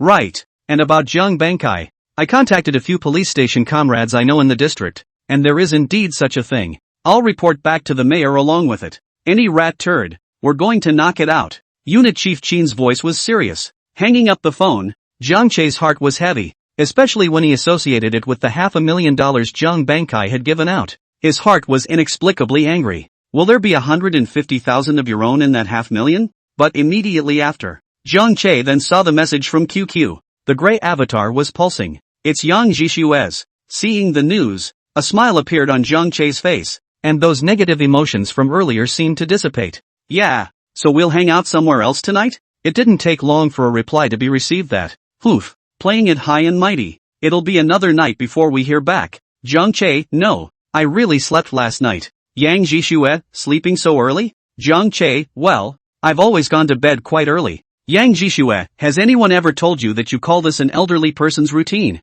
Jiang Che, I'm just like my parents and them. Yang Jishue, so where are we going tonight? Seeing this, one of Jiang Che's heart thumped, but it was a long time before he returned the message. Where do you want to go? After waiting a while, there was no response. Supposed to be going about his business. Only then did Jiang Che put his cell phone away. And only then did Jiang Che wash up and go to Baiguahui Park Fruit Exchange. The opening event has ended, but business hasn't changed much and is still going well. At all members, forward specific messages to Qzone. Every day, you can come and get a pound of Satsumas. The forwarding of the message. With the opening of the activities of the content, not much difference. Just from the original buy as many as possible to buy a caddy. Send half a caddy. Buy 3 pounds. Send 2 pounds. Very quickly someone in Qzone responded and sent out screenshots. Jiang Che responded directly without taking a screenshot. Just come pick it up tomorrow with the QSR. And hurry up and send out the message again. At all members, who need fruits, you can also deliver them to your home for free. This message came out. A lot of people in the group really started to ask Jiang Che if he could really deliver. Jiang Che replied directly, could be, and guarantee the quality of the fruit. As soon as this news came out, quite a few people who had originally been somewhat discouraged because of the slightly expensive fruits at Jiang Che's house immediately withdrew a group exit operation. Being able to eat fruit without having to leave your home and lie down. Isn't this a dream come true? It would be better if meals from outside restaurants were also delivered to your door. See the similar response. Jiang Che smiled faintly. In his heart, he said that he couldn't wait for a few years, and that a takeaway platform like a certain group should have been birthed on the basis of this willingness of young people. I have to say, just look at the wind. It's really easy to take off. As for Jiang Che, he certainly knew where the wind was, but to get him involved in these industries now? Totally unrealistic. The first thing is that his capital disk is that big, less than 1 million. The second is that smartphones are not yet fully popularized, and it is really difficult to do business on this kind of online platform. Like the just emerging Taobao? At this point in time, not many people in the small town even knew about it yet. Opportunity. It goes hand in hand with the times. Then send me a pound of sundew, half a pound of mango, and 2 pounds of Satsumas. I want Satsumas too. Buy 2 pounds, get 1 pound free right. 3 pounds total. I'm going to help deliver. It didn't take much time before messages kept popping up in Jiang Che's QQ. Jiang Che hurriedly found a pen and paper to write them down one by one. Then he asked Mimi Lan Lan and the others to pack the bag, while a phone call called back Jiang's father, who was sending the platters to be delivered. Dad, Looking at the pile of fruits that had piled up into a small mountain again, Zhang father sat down on his butt on the ground, suddenly feeling a burst of powerlessness. Son, Dad thinks, you'd better let me go back. He's been busy all morning. I thought that I could take a break at the end of this trip, but I didn't realize that it was so much more. How I felt more tired than working in the village. It doesn't stop at all. Dad, this trip is basically right behind us in the neighborhood. Elevator house, so you don't have to climb up and down. Zhang Che smiled and picked up a few bags as well. We'll send it together as a couple. Okay. Zhang father could only force himself to stand up again, and together with Zhang Che, loaded with fruits, he headed into the back neighborhood. Same time, Zhangjia village. A black official car slowly pulled up at the entrance to the village. Immediately afterward, the car door opened and three middle-aged men in black jackets walked down. Chapter 117, Zhang Bankai investigated. Zhangjia village. The door of the black official car opened. Three men in executive jackets came out of it. Shall we go to the mayor's office first or where? One of the three men asked. Let's walk around the village first. Investigation. Definitely need to visit first. Someone answered. Let's spread out then. The three of them dispersed directly after a moment's discussion and headed for various parts of the village. Just this morning, some cadres in the town reflected to the disciplinary committee. It is said that Zhang Bankai of Zhangjia village may be suspected of tan defilement, and after contacting some comrades in the district, Zhang Bankai, who had learned of it, did take out $500,000 in compensation. Mayor of a poor village, easily took out $500,000. There is so much information here, almost anyone with a long brain can guess what that means. Therefore, the Town Discipline Inspection Committee attaches great importance to, soon formed a three-member working group, asked to go deep into the village of Zhangjia, be sure to investigate a result. Gangbangologist. Zhang Bangshue's daughter-in-law is washing clothes in the yard. Cold water chills you straight up. Just then, there was a sudden knock. Zhang Bangshue's daughter-in-law froze. Who? Open the door. And there's a middle-aged man standing outside. Hello, may I come in for a moment? 2 hours later. At this point, it was already 11 o'clock in the morning. Mayor's office. Mayor, you've got to come up with an idea of what to do. We just got a call. My man has been indicted by the police station and will be in court in 2 days. What to do? Zhang Jiatong's wife and the other three were looking at Zhang Bankai pitifully. Mayor, my man can't go to jail. Village chief, we, the old couple, are also still waiting for my son to return to his old age, and he can't go to jail. You do something about it. Zhang Dahua's old man, Zhang Bangda, also opened his mouth pitifully. The eyes were all cloudy. A few days ago, there's still a team of 6. Now Jiang Gangshue daughter-in-law gave up. Auntie Lu unexpectedly preceded his man step was sentenced to imprisonment. The team of 6 will be left only that 4. What can I do? There's nothing I can do. Zhang Bankai looked at them, with pang after pang of irritation and exhaustion in his heart. What do you guys think I have to do? The other day you were asked to contribute $20,000 each, and you didn't even want to. What can I do now that it's been indicted in court? Mayor, just do something. You must help us. Zhang Bangda hurriedly grabbed Zhang Bangsai's arm. $20,000, right? I'll give it. But the village head must find a way to save Dahua. It's not working. Zhang Bankai shook his head. It's too late to say anything. Just a few days ago, if they had agreed to give him $20,000, then he himself wouldn't have gone and privately misappropriated the $150,000 from Zhang Che. What's the point of giving money now? Not to mention that there are just 4 of them now. 4 of them. $80,000. There's no need for that. Nothing is necessary. Zhang Bankai. Zhang Bangda's face was unsightly, and he was about to speak after yelling, when he heard the door of the office behind him being suddenly pushed open, followed by an unfamiliar voice coming from the same place. Zhang Bankai. Zhang Bankai froze. Subconsciously, he looked toward the door. There were also a few other remaining people in the office, all of whom turned their heads, looking at the 3 black-jacketed men who walked in from outside. After seeing the faces of the 3 people clearly, Zhang Bankai got up in a huff, and his face changed drastically. Section Chief Wang. Zhang Bankai. The middle-aged man known as Section Chief Wang approached. His eyes swept over the faces of Zhang Bangda and the others. Frowning. Gangbangda? Seasonal spring flowers? Li Yuan? Jiang Wanshan? Is that you 4? Ah, leader, that's us. Zhang Bangda replied cautiously. Leader, what do you want with us guys? Although he didn't know exactly who the few people in front of him were, Zhang Bangsai's voice of Section Chief Wang just now had already indicated the identity of the people in front of him. Town officials came to lead. Just how did they know the names of themselves and others? Yeah, Section Chief Wang. Are you looking for a couple of them for something? Jiang Bangsai's heart was similarly beating. If others don't know who these guys are, can he not know? This is the town's official disciplinary committee staff. Although it was only at the deputy section level, even the town mayor wouldn't dare to treat them lightly when he saw them, let alone him being a small village chief. These are the great gods who usually stay in the office and drink tea. It usually doesn't come out, but it definitely came out unusual as well. Something must have happened, perhaps being a thief. Jiang Bangsai's heart that was apprehensive. Looking for a couple of them? Someone behind Section Chief Wang shook his head and said, Jiang Bangkai, we're mainly here to find you. A couple of them are just incidental. We are the staff of the town's official disciplinary committee. My name is Wang Yu, and these two are my co-workers. Section Chief Wang looked at Jiang Bangda several people and opened his mouth. We'll need the four of you later, to come with us on a trip to town to work with us. Jiang Bangkai suddenly changed his face drastically. Immediately afterward, before he was allowed to have any thoughts, he heard Section Chief Wang continue to speak. Jiang Bangkai, we now suspect that you are suspected of serious corruption while in office, and we are now going to ask you to come back with us to cooperate with the investigation. Same time, the two colleagues behind Section Chief Wang had also already sandwiched Jiang Bangkai in the center with one on the left and one on the right, grabbing Jiang Bangsai's left and right arms, and if it wasn't for those two, Jiang Bangsai's body had gone limp at this point. Corruption. These four words were like twilight drums and morning bells, landing in Jiang Bangsai's heart. It made him tremble and a heart was about to jump out of his chest. Just know for yourself. I knew it. All that money has to do is move and something will happen. I didn't think it would be this fast. I can't believe it's so fast. Ha!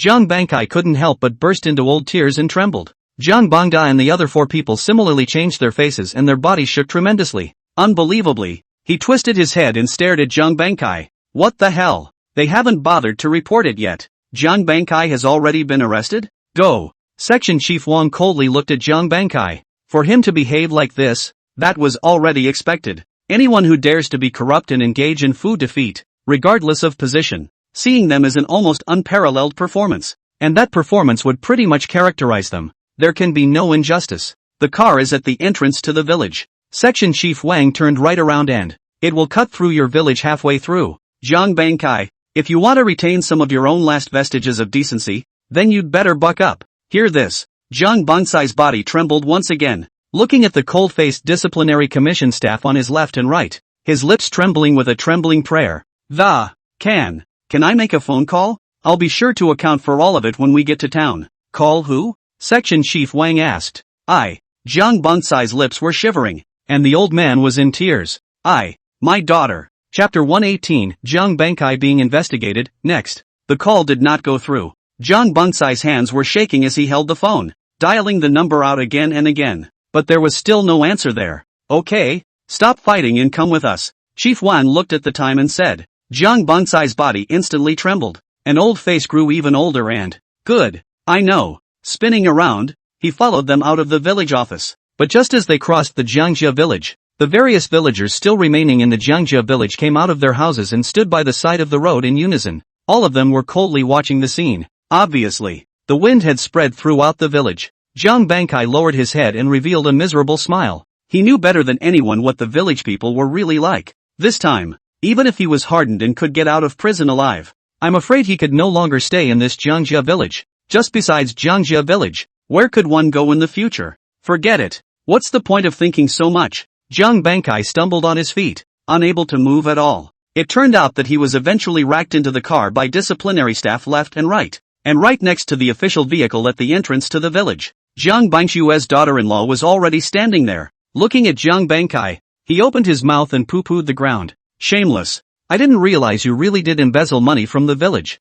Shucks. Deservedly so. Then they got in the car together. A maximum of 5 people can be seated in an official vehicle. As a result, Jiang Bangda and the others would have to get on a motorcycle and follow along to the town to cooperate with the investigation. Provincial cities. Zhang Lily's face was full of blush, and she had just finished the first live broadcast in a raw manner. I couldn't help but find my best friend, Lu Fei Yen. Smokey, can you help me see how much this is? Yikes. Lu Fei Yen came close to the computer, and was suddenly surprised out loud. That translates to over $600. Over 600. Zhang Lily stared wide-eyed and covered her mouth, her eyes glowing with light. I just twisted it twice and made over 600. Sure. Lu Fei Yen smiled and nodded her head. Why else would I say these gringos are stupid and rich? Women. What's different? But people like us dragon women. John Lily is still in the middle of her excitement. Then it won't take me long to make enough of that money when I'm like this. I'll see who of them dares to look down on me then. Right, Lily, you do well.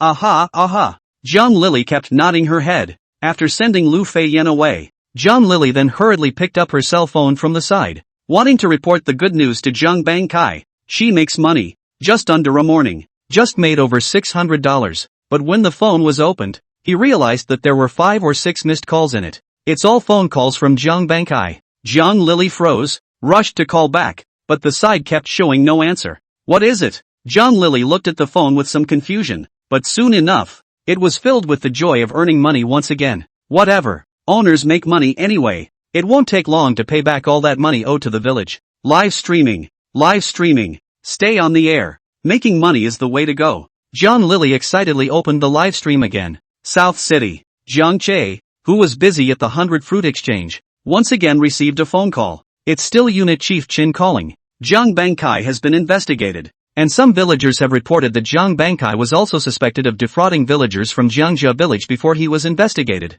The amount is as high as $120,000, although Zhang Bangkai refused to admit it. However, Zhang Bangda and others jointly testified that Zhang Bangkai took advantage of the arrest of their relatives to demand 20,000 yuan from each of them, euphemistically saying that it would be used to make connections and compensate official XXX cadres. That cadre was naturally Unit Chief Chin. How did Unit Chief Chin think? But he did not expect this fire to burn on himself. Immediately, he cried and laughed. Fortunately, he had always been careful in what he did and said, and had habitually turned on the recording function in his initial phone call with Zhang Bangkai. This is what proves that he did not ask for $120,000 in compensation from Zhang Bangkai. All the scrutiny efforts were used on Zhang Bangkai.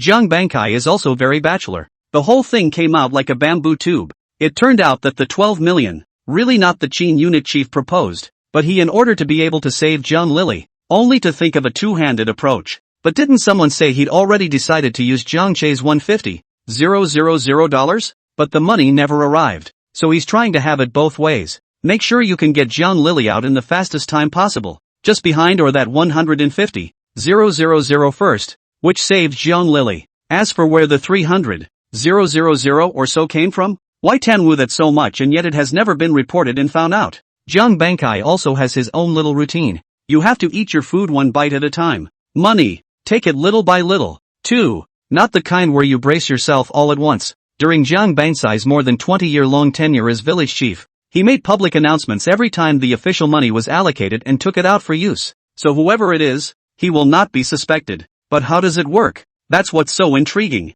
By all means, either under or underutilized, or omitted, an amount can be deducted and taken in hand each year or each time. It's this careful, mouse-moving behavior that has also quietly accumulated over $300,000 over time. It can be said that Zhang Bangkai is very smart. This kind of behavior of his, if not because of this time, really has a great possibility to escape from the law, and even in the town as well as the village to leave an excellent reputation. But, the net of justice is wide open. It's just a little bit of salsify. It ended up being that butterfly in the rainforest category. Just a flick of the wing changed the fate of all. Now, the official Discipline Inspection Commission has on Zhang Bangkai's Tan Fu case, a special case investigation, to combat any Tan Wu Fu Bai, to pursue Zhang Bangkai remaining cohort's responsibility, and in the townwide self-correction, correct hat, clean clothes activities. Suffice it to say, this incident had far-reaching consequences. After hanging up the phone, Zhang Che's eyes flickered as he looked at Zhang's father and mother,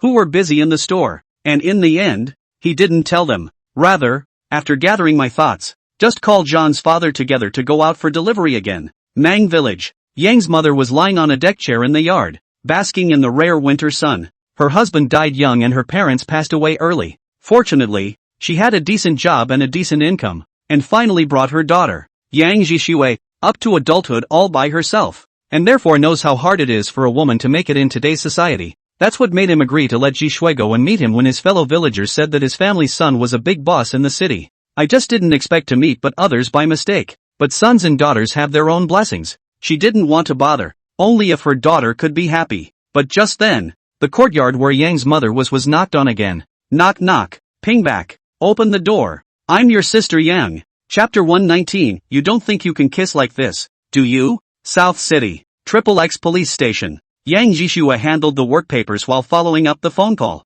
Mom, isn't that a good idea? I'll be back to see you tomorrow when I'm off. Suddenly, her movements in handling her work suddenly paused, and her voice couldn't help but raise 2 cents. Ah, what do you mean? Yang Hongwei is going back too? Meeting again? Didn't I tell you? Don't want to meet. You guys are a lot of fun. Mang Village. Yang's mother looked helpless. Yuki, it's okay. It's not called a meeting. It just so happens that he's back as well and you guys are getting to know each other. Yeah, just get acquainted. South City. Police stations. Yang Jishua has taken the phone and walked outside. Mom, I don't want to know. I'm not coming back if you keep pushing me like this. Yang's mother's helpless voice came over the phone. Yuki, just one last time. Just this once, what do you think? Don't worry about the rest. Just come back and visit. And if you really can't, leave after lunch. It's good for mom to give people a piece of her mind. 2. Yang Jishua was also a little upset. Mom, you're a funny one. Are you my real mom or someone else's?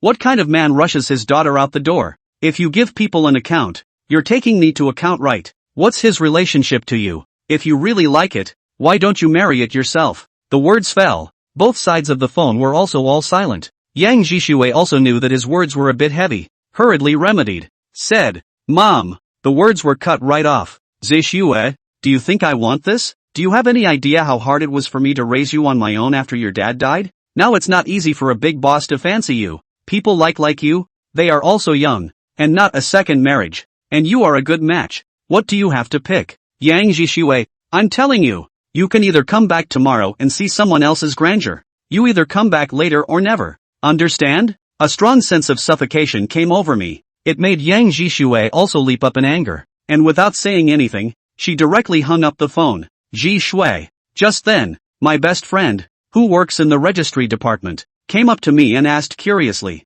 what's wrong? So angry? Disposable paper cups filled with hot water were still in his hand. Obviously, it was the situation on Yang Jishue's side that had already been noticed. Yang Jishue took the hot water and drank it down. Then she was indignant and, it's still my mom. You say she's at least an intellectual, a highly educated person. Why are you so old-fashioned, so stubborn, and archaic, forcing you to go back on a blind date again? The BFF had a blank look on her face. Aha, and threatened me that if I didn't go back, I'd be told never to go back. So what do you think? Go back or don't go back? Yang Jishue snorted coldly. The big deal is that it's a stalemate. Ji Shui, I do have an idea. Next to her, her best friend also took a sip of water and said, with a wink in her eye, looking for my brother. Let my brother join you. Let him pretend to be your boyfriend. Auntie, when she sees that you have a boyfriend, she'll definitely stop pushing you. Yang Jishue turned her head to glare at her best friend. The big eyes also blinked, and in a fit of rage, she lunged right at her best friend. Yeah, I take you as my best friend and you want me to be your sister-in-law. The two women were instantly in a chase. After messing around and returning to her workstation, Yang Jishue suddenly thought of Jiang Che. 6 o'clock in the afternoon. Place of appointment. Jiang Che had just stopped the car when he saw Yang Jishue leap out from the side. He also handed Jiang Che a large skewer of mutton. Here, thanks. After Jiang Che bit off a mouthful, he then turned his head to look at Yang Jishue curiously and asked, how come you didn't? I ate. Yang Jishue put her hands behind her back and looked at Jiang Che with light steps. It was saved just for you. So you want more? Jiang Che swore that he really asked subconsciously. But I didn't expect Yang Jishue to reach out and make a little gesture directly. Eat a little. Jiang Che froze, looking at Yang Jishue, and then look at the lamb skewer in your hand that you've already taken a bite out of. Why? You're not going to give it up, are you? Yang Jishue looked at Jiang Che. No. Ha ha ha. Yang Jishue took the lamb skewer and laughed out loud when she seemed to remember something. You don't think that makes you a kisser? Ha ha ha. I didn't realize you were still so innocent. It's a laugh. And then still careful to take a bite out of it, and then hand it back to Jiang Che. Now back to you. I was actually super tempted to take a bite before you arrived just now. Didn't you eat? Receiving the lamb skewer, Jiang Che asked suspiciously. If you've eaten it, can't you still want it? Yang Jishue rolled her eyes and said, and rightly so. Jiang Che smiled. His gaze, seemingly unintentionally, swept over the location on the lamb skewer that had been bitten by Yang Jishue. By the end of the night, about to part ways, it suddenly snowed again on the south side. Flurry after flurry, piece after piece swirled down from the sky and fell on the heads of pedestrians in the street. Only then did Yang Jishue look at Jiang Che, who had already gotten into the car. It's snowing. Aha! It's snowing, go back and drive slower. It's easy to slip on the road. Jiang Che looked at the snowflakes scattered on the windshield and opened his mouth. Yang Jishue was speechless. This guy, how unromantic. You give him the word that it's snowing, and he says the roads are slippery. So drive slowly. I'm fine. Don't worry. I've got 4WD in snow tires. Jiang Che continued. Snow tires plus 4WD. Performance bar. Not to mention this little bit of snow. Even if it is a heavy snowfall, it is not a problem at all. Yang Jishue was a bit completely speechless, but finally said, that, actually, I do have a little something I might need your help with. Yang Jishue once again reached out and made a little gesture, making Jiang Che lose his smile at once. I told you, there is nothing to offer, and even invited me to eat lamb kebabs, so there is something you want to ask me to help. Tell me, what is it that makes even Officer Yang Jishue need to ask for help? Yang Jishue was greatly embarrassed, but still, he said, stiffly, as you know, when we met yesterday, how do you say we were both on a blind date, right? I don't know if it's settled on your end yet. Anyway, I've got a little problem on my end. We left early yesterday, and then my mom insisted I go back to see him tomorrow. I don't want to go and I can't say no. There's really nothing else I can do. I can't really cut off my mom, but I can't help you if you come to me here. Jiang Che asked with a flutter in his heart. You can help me. Just come back with me. Jiang Che instantly realized. You want me to pretend to be your boyfriend? P.S. So awkward. It seems I'm really not cut out for writing emotional scenes. Starting next chapter, the emotional phase will be skimmed right off. Chapter 120, just for a few $1,000s. You've really harmed your son. Aha. Yang Jishue nodded frantically. I'm treating you to a lamb kebab. You can't refuse. When? Jiang Che thought for a moment and said, I seem to remember that your hometown is in Mang Village, right? Tomorrow Saturday. I happen to be off. Yang Jishue hurriedly replied. It's the Mang Village. I actually wanted to ask someone else for help, but for some reason, the first person that came to mind was you. And there's the fact that I don't have a lot of friends on the south side. The close classmates are all female, too. It's just you. Pathetic. They guys blinking. Same time. South City. Detention centers. Jiang Guodong, come out. Your son and daughter-in-law are here to see you. A prison guard opened the door and spoke at Jiang Guodong inside. Son. Jiang Guodong was dumbfounded. Then he jerked his head up and, my son is back? Aha. Get out. The warden nodded. Then he led Jiang Guodong to the receiving room. In the receiving room, Jiang Guodong's son Jiang Liwen and daughter-in-law Zhao Yuan were waiting there. The door to the receiving room was heard to be opened. Just at the same time, they looked up and watched the bearded Jiang Guodong being brought in. It's only 10 minutes, so watch your time. The guards closed the door and left. Dad. Jiang Liwen stood up in a hurry. Reverend. Jiang Guodong was also incredibly excited, but still asked, Reverend, where's your mom? Why isn't your mom here? Mom. Jiang Liwen's face was ugly. Dad. Mom what happened to your mom? Jiang Guodong hurriedly asked again. How's the lawsuit going? Jiang Che had sued their family,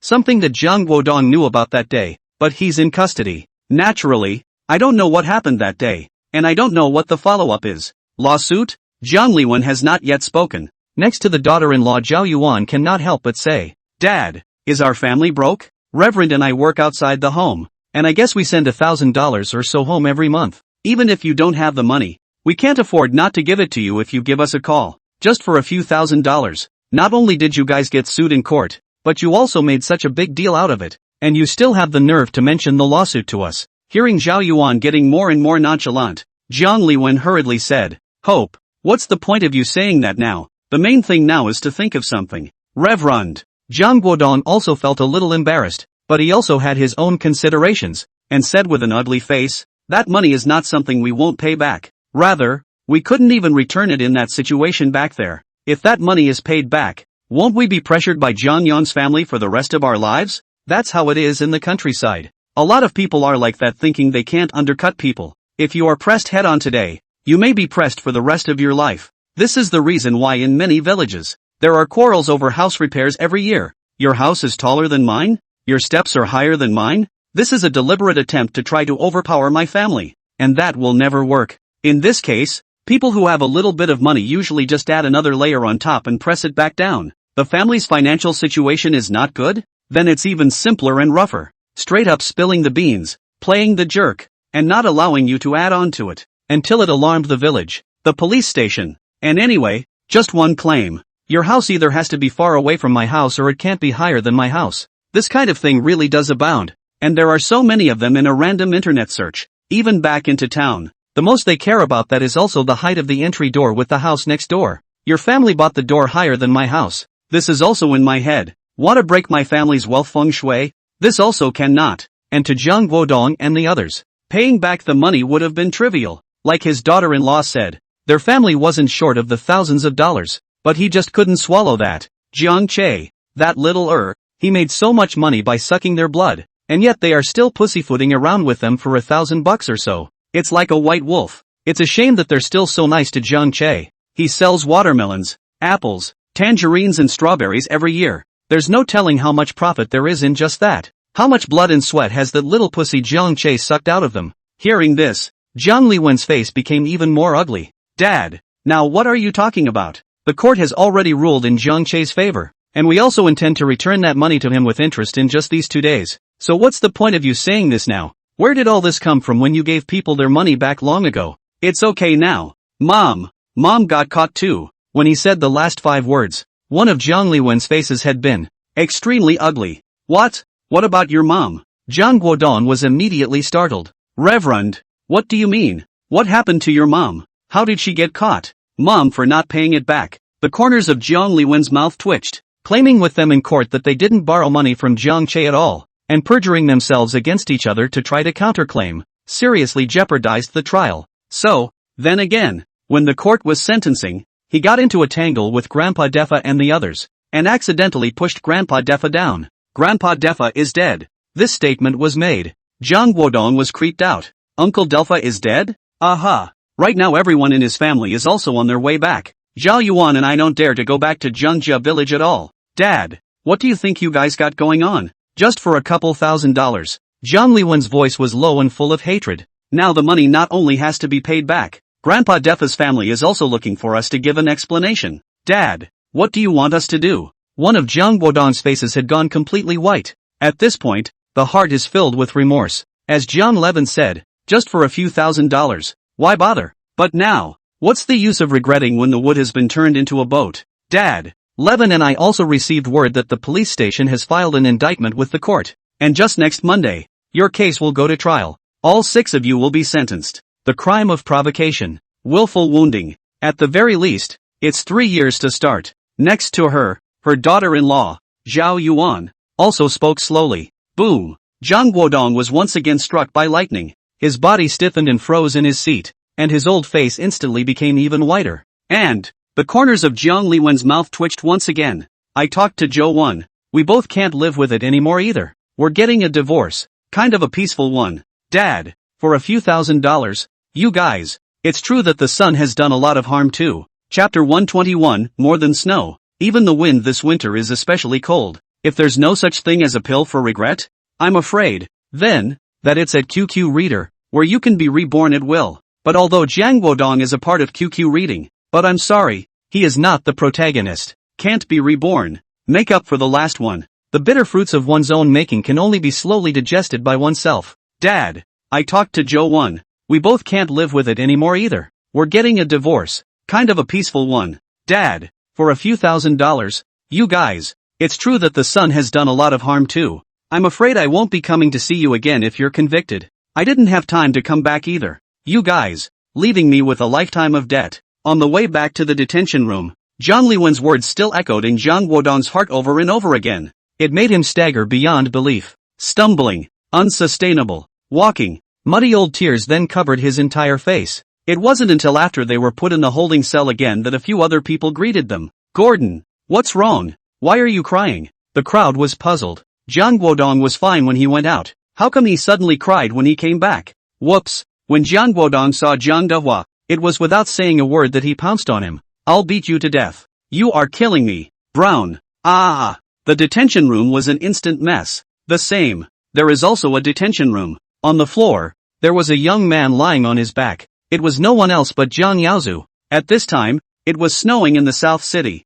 and the cold wind poured in little by little along the windows. The ice-cold temperature made Jiang Yaozu feel doubly cold, and he couldn't help but wrap his body tightly. Grandma, Yaozu is a little cold. Can you come and drop off 2 dresses for me? Looking out the window, Jiang Yaozu muttered, still pinning his hopes on the already dead Odewa, Jiang Fugue's house. On the roof, there was already a light layer of snow. In the yard, Wu Dahua's body was still parked there. On this cold night, unattended, there was only cold wind and snowflakes, layer upon layer falling on the tattered mat over Wu Dahua's body. Approaching the end of the year. This snow, extra cold. The town of Qingjiu, the official censorship office. Zhang Bankai similarly looked out the window at the heavy snow. Couldn't hold back the tears. Snap. A staff member of the disciplinary committee violently threw the book on the table and coldly said that, Zhang Bankai, since you want to come clean, then tell us everything in full. Who else is your accomplice? And who else is your companion? Zhang Bankai's body shook and remained silent. Don't think that if you hide it, our disciplinary committee won't be able to investigate. Just want to give you a chance to confess. When we investigate who the others are, Zhang Bankai, you'll lose your chance to reduce your sentence. And at your age, there's a great possibility that you'll die in prison. Zhang Bankai, do you believe it? The staff of the disciplinary committee was still speaking coldly. Zhang Bankai's body shook once again and said dryly after closing his eyes, I said, the village's last accountant. And, it's not just snow. The wind is also extra cold tonight. The next day, Jiang Che casually cleaned up, just went to the store again. In the meantime, tally up a batch of fruit that needs to be processed. Just post a message in the private domain group. Hashtag special fruit disposal, again with home delivery. It's Saturday and many young office workers are sleeping in the morning, so not many people responded. Jiang Che didn't take it to heart either. Just take Lon Lon and start going forward with the ledger to collect the money. After doing the math, a total of over 400 tickets were written out just yesterday. Over 400 tickets. A total of more than 530 copies. That's already considered a tremendous amount of work. No wonder Jiang Father came back last night and went straight to bed. Jiang Che had been calculating in his mind all the way that he needed to find another helper for Jiang Father before he could do so. 530 fruit platters. At $8 per serving. That works out to a total of over 4,200. After arriving at this figure, Lon Lon smacked his lips. Never imagining that just such an inconspicuous fruit platter could drive such a large flow of water every day. First day of collections, the bosses of the various store stalls were all very polite to Jiang Che. Obviously, after the first 2 days of sales, all have recognized the profit that this fruit platter can bring. Jiang Che also had the good sense not to ask how much a copy they were selling for. Leave a little room for both sides. Both sides. It's partnership at its best. After collecting the money, it was 9:30 in the morning. But just as he reached the outside of the store, Jiang Che froze, and his heart gave a pang. Yang Zhixue, who was wearing a long beige gown, was surprisingly picking out fruits in the store. Standing next to her was Jiang's mother. Fruits are being introduced to Yang Zhixue. Mom. Jiang Che walked in. Yang Zhixue turned over and flashed a smile at Jiang Che. I heard you were out collecting? Aha. Looking at her, especially in front of Jiang Mu's face, Jiang Che's heartbeat accelerated without reason. How did you know the location? He didn't remember that he had told Yang Zhixue where the 100 fruit exchange was. You have an address in your space. Ha! Yang Zhixue covered her mouth with a smile. Spinning around, he handed the selected bag of fruits to Jiang Mother. Auntie, is it okay to weigh it for me? That's all I'm buying. Space? Q-zone? Jiang Che finally remembered. On did post about Baiguo Hui in Q-zone. It was just that he didn't expect that Yang Zhixue would go to see his space. Good. Auntie will weigh you. Jiang Mother smiled, carrying a bag of fruit and putting it on the scale. Jiang Che, I didn't expect you to do a good job with this fruit supermarket. Yang Zhixue turned to look at Jiang Che and said with a smile, want to get a durian? Jiang Che pointed at the durian next to him and said, sells pretty well. Could be. Yang Zhixue looked at the durian's eyes also lit up for a moment. I do not know these girls, young girls. Why do they all like to eat this kind of stinky things? Jiang Che picked the durian and placed it on the scale. Then looked up at Yang Zhixue and opened his mouth. 168 for the durian. I'll count you in for 70% off. $117. Plus other fruits totaling 118. As for Jiang Mother who was pinching his thigh, she was directly ignored by Jiang Che. Yang Zhixue didn't have any hesitation either. It was still a grin on his face once he took the bag. Pay up. Turn around. I'll meet you in the car. Aha. Looking at Yang Zhixue's back, Jiang Mother had a look of hatred on her face. How many times have I warned you not to charge? Why don't you charge for it? Jiang Che looked at Jiang Mother with a helpless face. I gave him a discount. But just as Jiang Mother was about to say something, a dilapidated van suddenly stopped at the entrance of Parkview. Immediately after, a group of nonconformists with dyed flowery green hair just stepped out of the car. Chapter 122, Going to Mang Village. Boss. Buy some fruit. The non-mainstreamers were laughing and joking, and clustered around Yang Hongwei and walked in. Ergo, this durian is good. Girls love durian these days. Yang Hongwei pinched his nose. Don't. This one stinks. Then looking at Zhang Che, he asked, "You're the boss, right?" "Aha." Zhang Che looked at them with a puzzled expression. "I am. May I ask if you are ordering anything? Why don't you pick out some fruit for me? The best quality you can find." Ergo's eyes also scanned back and forth across the shelves until he saw a boutique gift box not far from the. "What's that?" "That's the gift box," Zhang Che explained. "If you buy these fruits and want to give them away, I can wrap them for you." "Yoo-hoo, that's a nice tidy up you've got there." A nonconformist next to me laughed and, "Wrap it up. It's got to be wrapped up, boss. We're not too far behind, you know?" "Yes, yes, yes, yes. Not bad, not bad. It has to be wrapped up. Our second brother is going to walk the mother-in-law this time." Zhang Che followed suit with a smile. "Good. Don't worry. I promise to set you up properly." Spinning around, he picked his way through the shelves himself. In no time, the whole 4 gift boxes were filled to the brim and handed over to Yang Hongwei. $600 total. 600. That's not a cheap price for you. Hearing the price, Yang Hongwei couldn't help but look up at Zhang Che. "We're fine fruit. Absolutely guaranteed." Zhang Che smiled brightly. "Each one is hand-picked and guaranteed not to have any problems." "Okay." Yang Hongwei also did not dwell on the price, turned his head and looked at the little brother behind him. The minions looked at each other. Then, "I've scraped together $580. Boss, we came out in a hurry and forgot to bring money. Do you think we should start with these?" "Okay." Zhang Che also picked it up. "These people, at a glance that is not to be messed with. More is better than less. It's not worth it to feud with these people for $20. After sending them away, Zhang Che stood in the store and after thinking about it also brought 2 gift boxes from the side. Then picked out some fruit, typed the package. After speaking to Zhang Mother and the others, they headed for the car outside. But who would have thought that Yang Jishue was not sitting in the car? Instead, "Wait outside. What are you doing not sitting in the car when it's so cold?" Zhang Che couldn't help but ask. "You recognize that group just now?" Yang Jishue looked at Zhang Che and asked rhetorically. "Not recognizable." Zhang Che shook his head and said, "Came to buy fruit," as if their leader was going to meet his mother-in-law. "It's the groom's first time at home, so he must buy something." Yang Jishue nodded thoughtfully. "When Monday comes, I'll go to the office and check it out. That hair is so flowery. It doesn't look like a good person." "You?" Zhang Che shook his head helplessly. "You're on vacation and you're still thinking about this? What's wrong with a vacation? Does a vacation make me not a cop?" Yang Jishue, however, glared at Zhang Che. "For that kind of social instability, we have to keep an eye on them and not let them jeopardize the safety of the people. Get in the car." Zhang Che reached for the car door. "Not driving my car. Drive yours," Yang Jishue said again. "For what? I'm out of people and out of oil?" Zhang Che also glared at Yang Jishue. "You have to be reimbursed for gas. 95. It can be expensive." Yang Jishue didn't hold back and laughed out loud directly. "Good. I'll reimburse you. Such a big fruit supermarket owner. And still so petty. I call this Sigma man." Zhang Che turned around and opened the trunk of his car, stuffing in the 2 boxes of fruit he was carrying. "What man?" Yang Jishue was puzzled, and certainly did not understand this decades later terrain. "It's okay. You put your stuff in too," Zhang Che digressed. "At the same time get in the car and start sending it out." Not a moment later, Yang Jishue also sat in the co-pilot, fastened the seatbelt and then flashed a smile in her eyes and asked, "Zhang Che, what are you doing with 2 gift boxes? Even if it's a fake boyfriend, then I can't just come to the door empty-handed, can I?" Zhang Che said again after honking his horn. "Do what it takes to look good. You're pretty thoughtful." The smile in Yang Jishue's eyes intensified.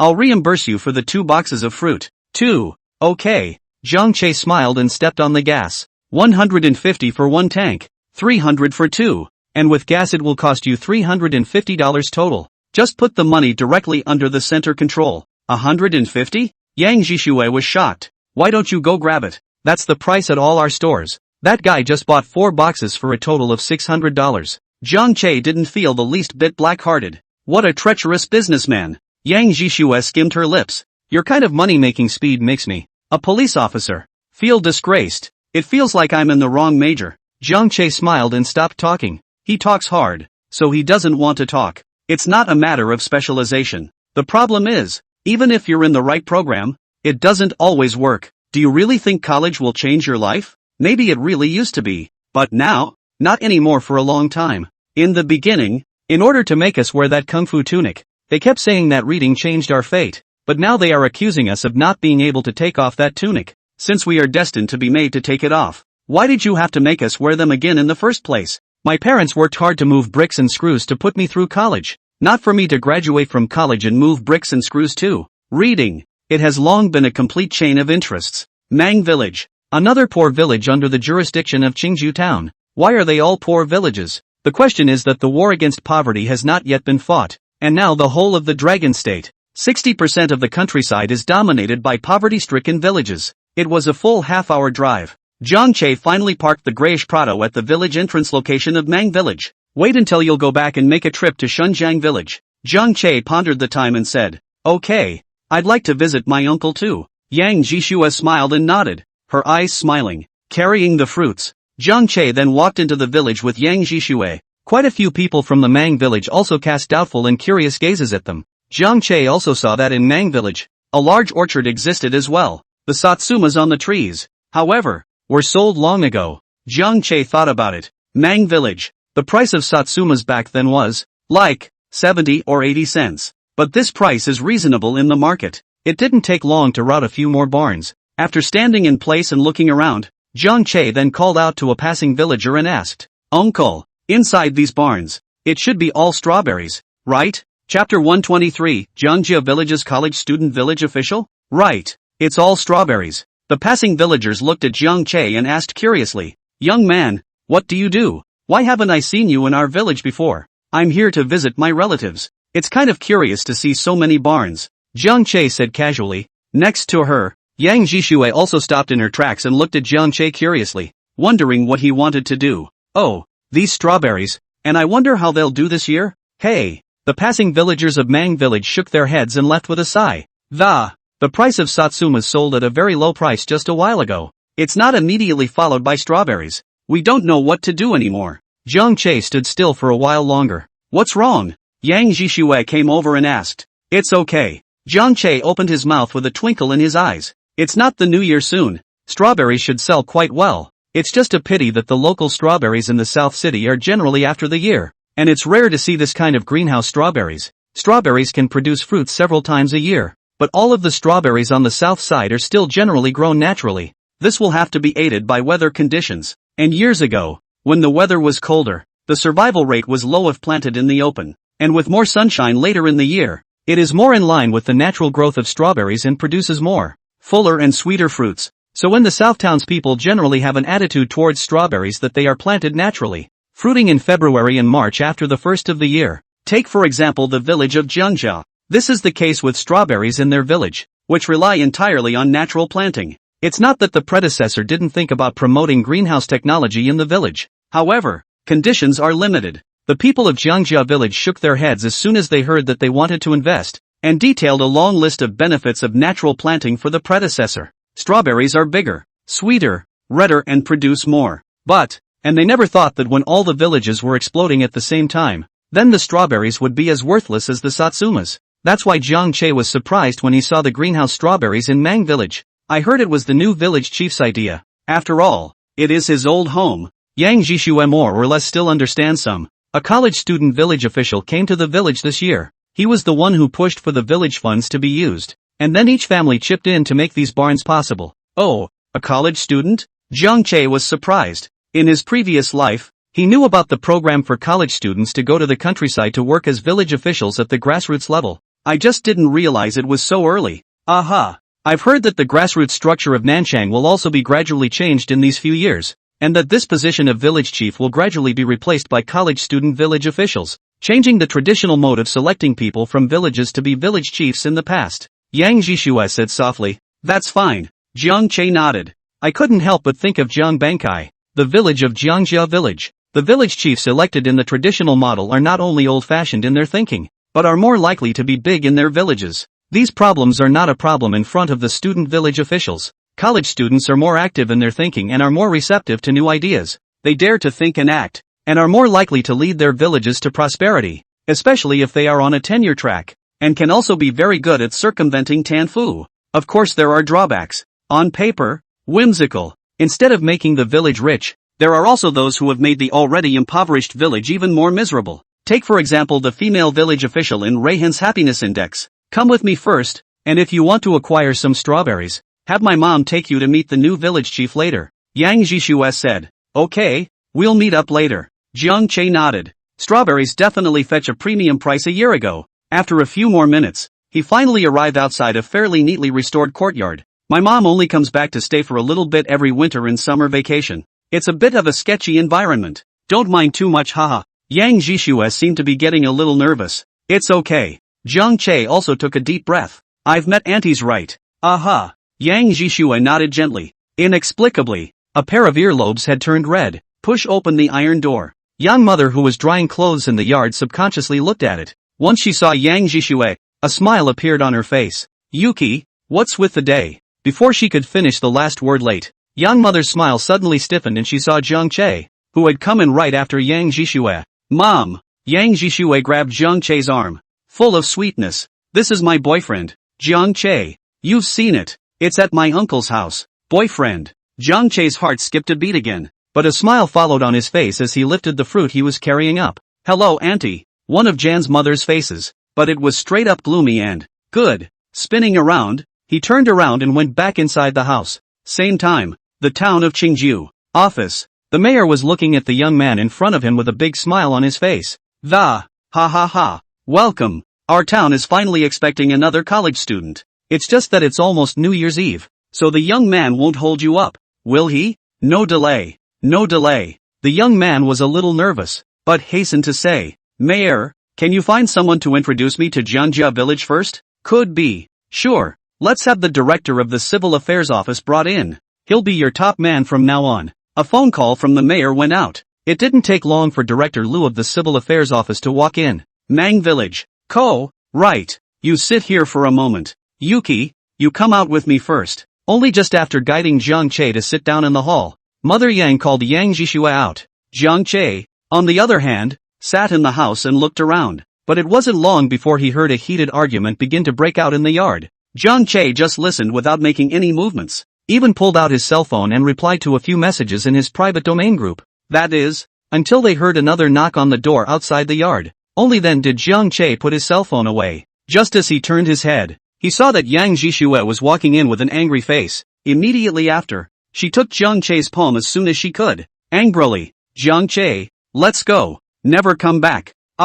Before Jiang Che could react, he had already been dragged towards the courtyard by Yang Jishue. Magnificent. Why are you here so early? Just then, the voice came with it. When he was dragged out of the hall and saw the young man who was walking in with his adoptive mother at the gate of the courtyard, Jiang Che froze. Yang Hongwei, who was carrying 4 fruit gift boxes in his left hand and right hand, as well as a large box of nutritional products, also froze the moment he saw Jiang Che. It's you? It's you? The two men spoke in unison. Jaw-dropping. Chapter 124, slamming the evidence on Yang's mother's face. The entrance to the village of Mang. Dirty Prada Lane. Yang Jishue sat in the passenger seat and angrily slammed the armrest.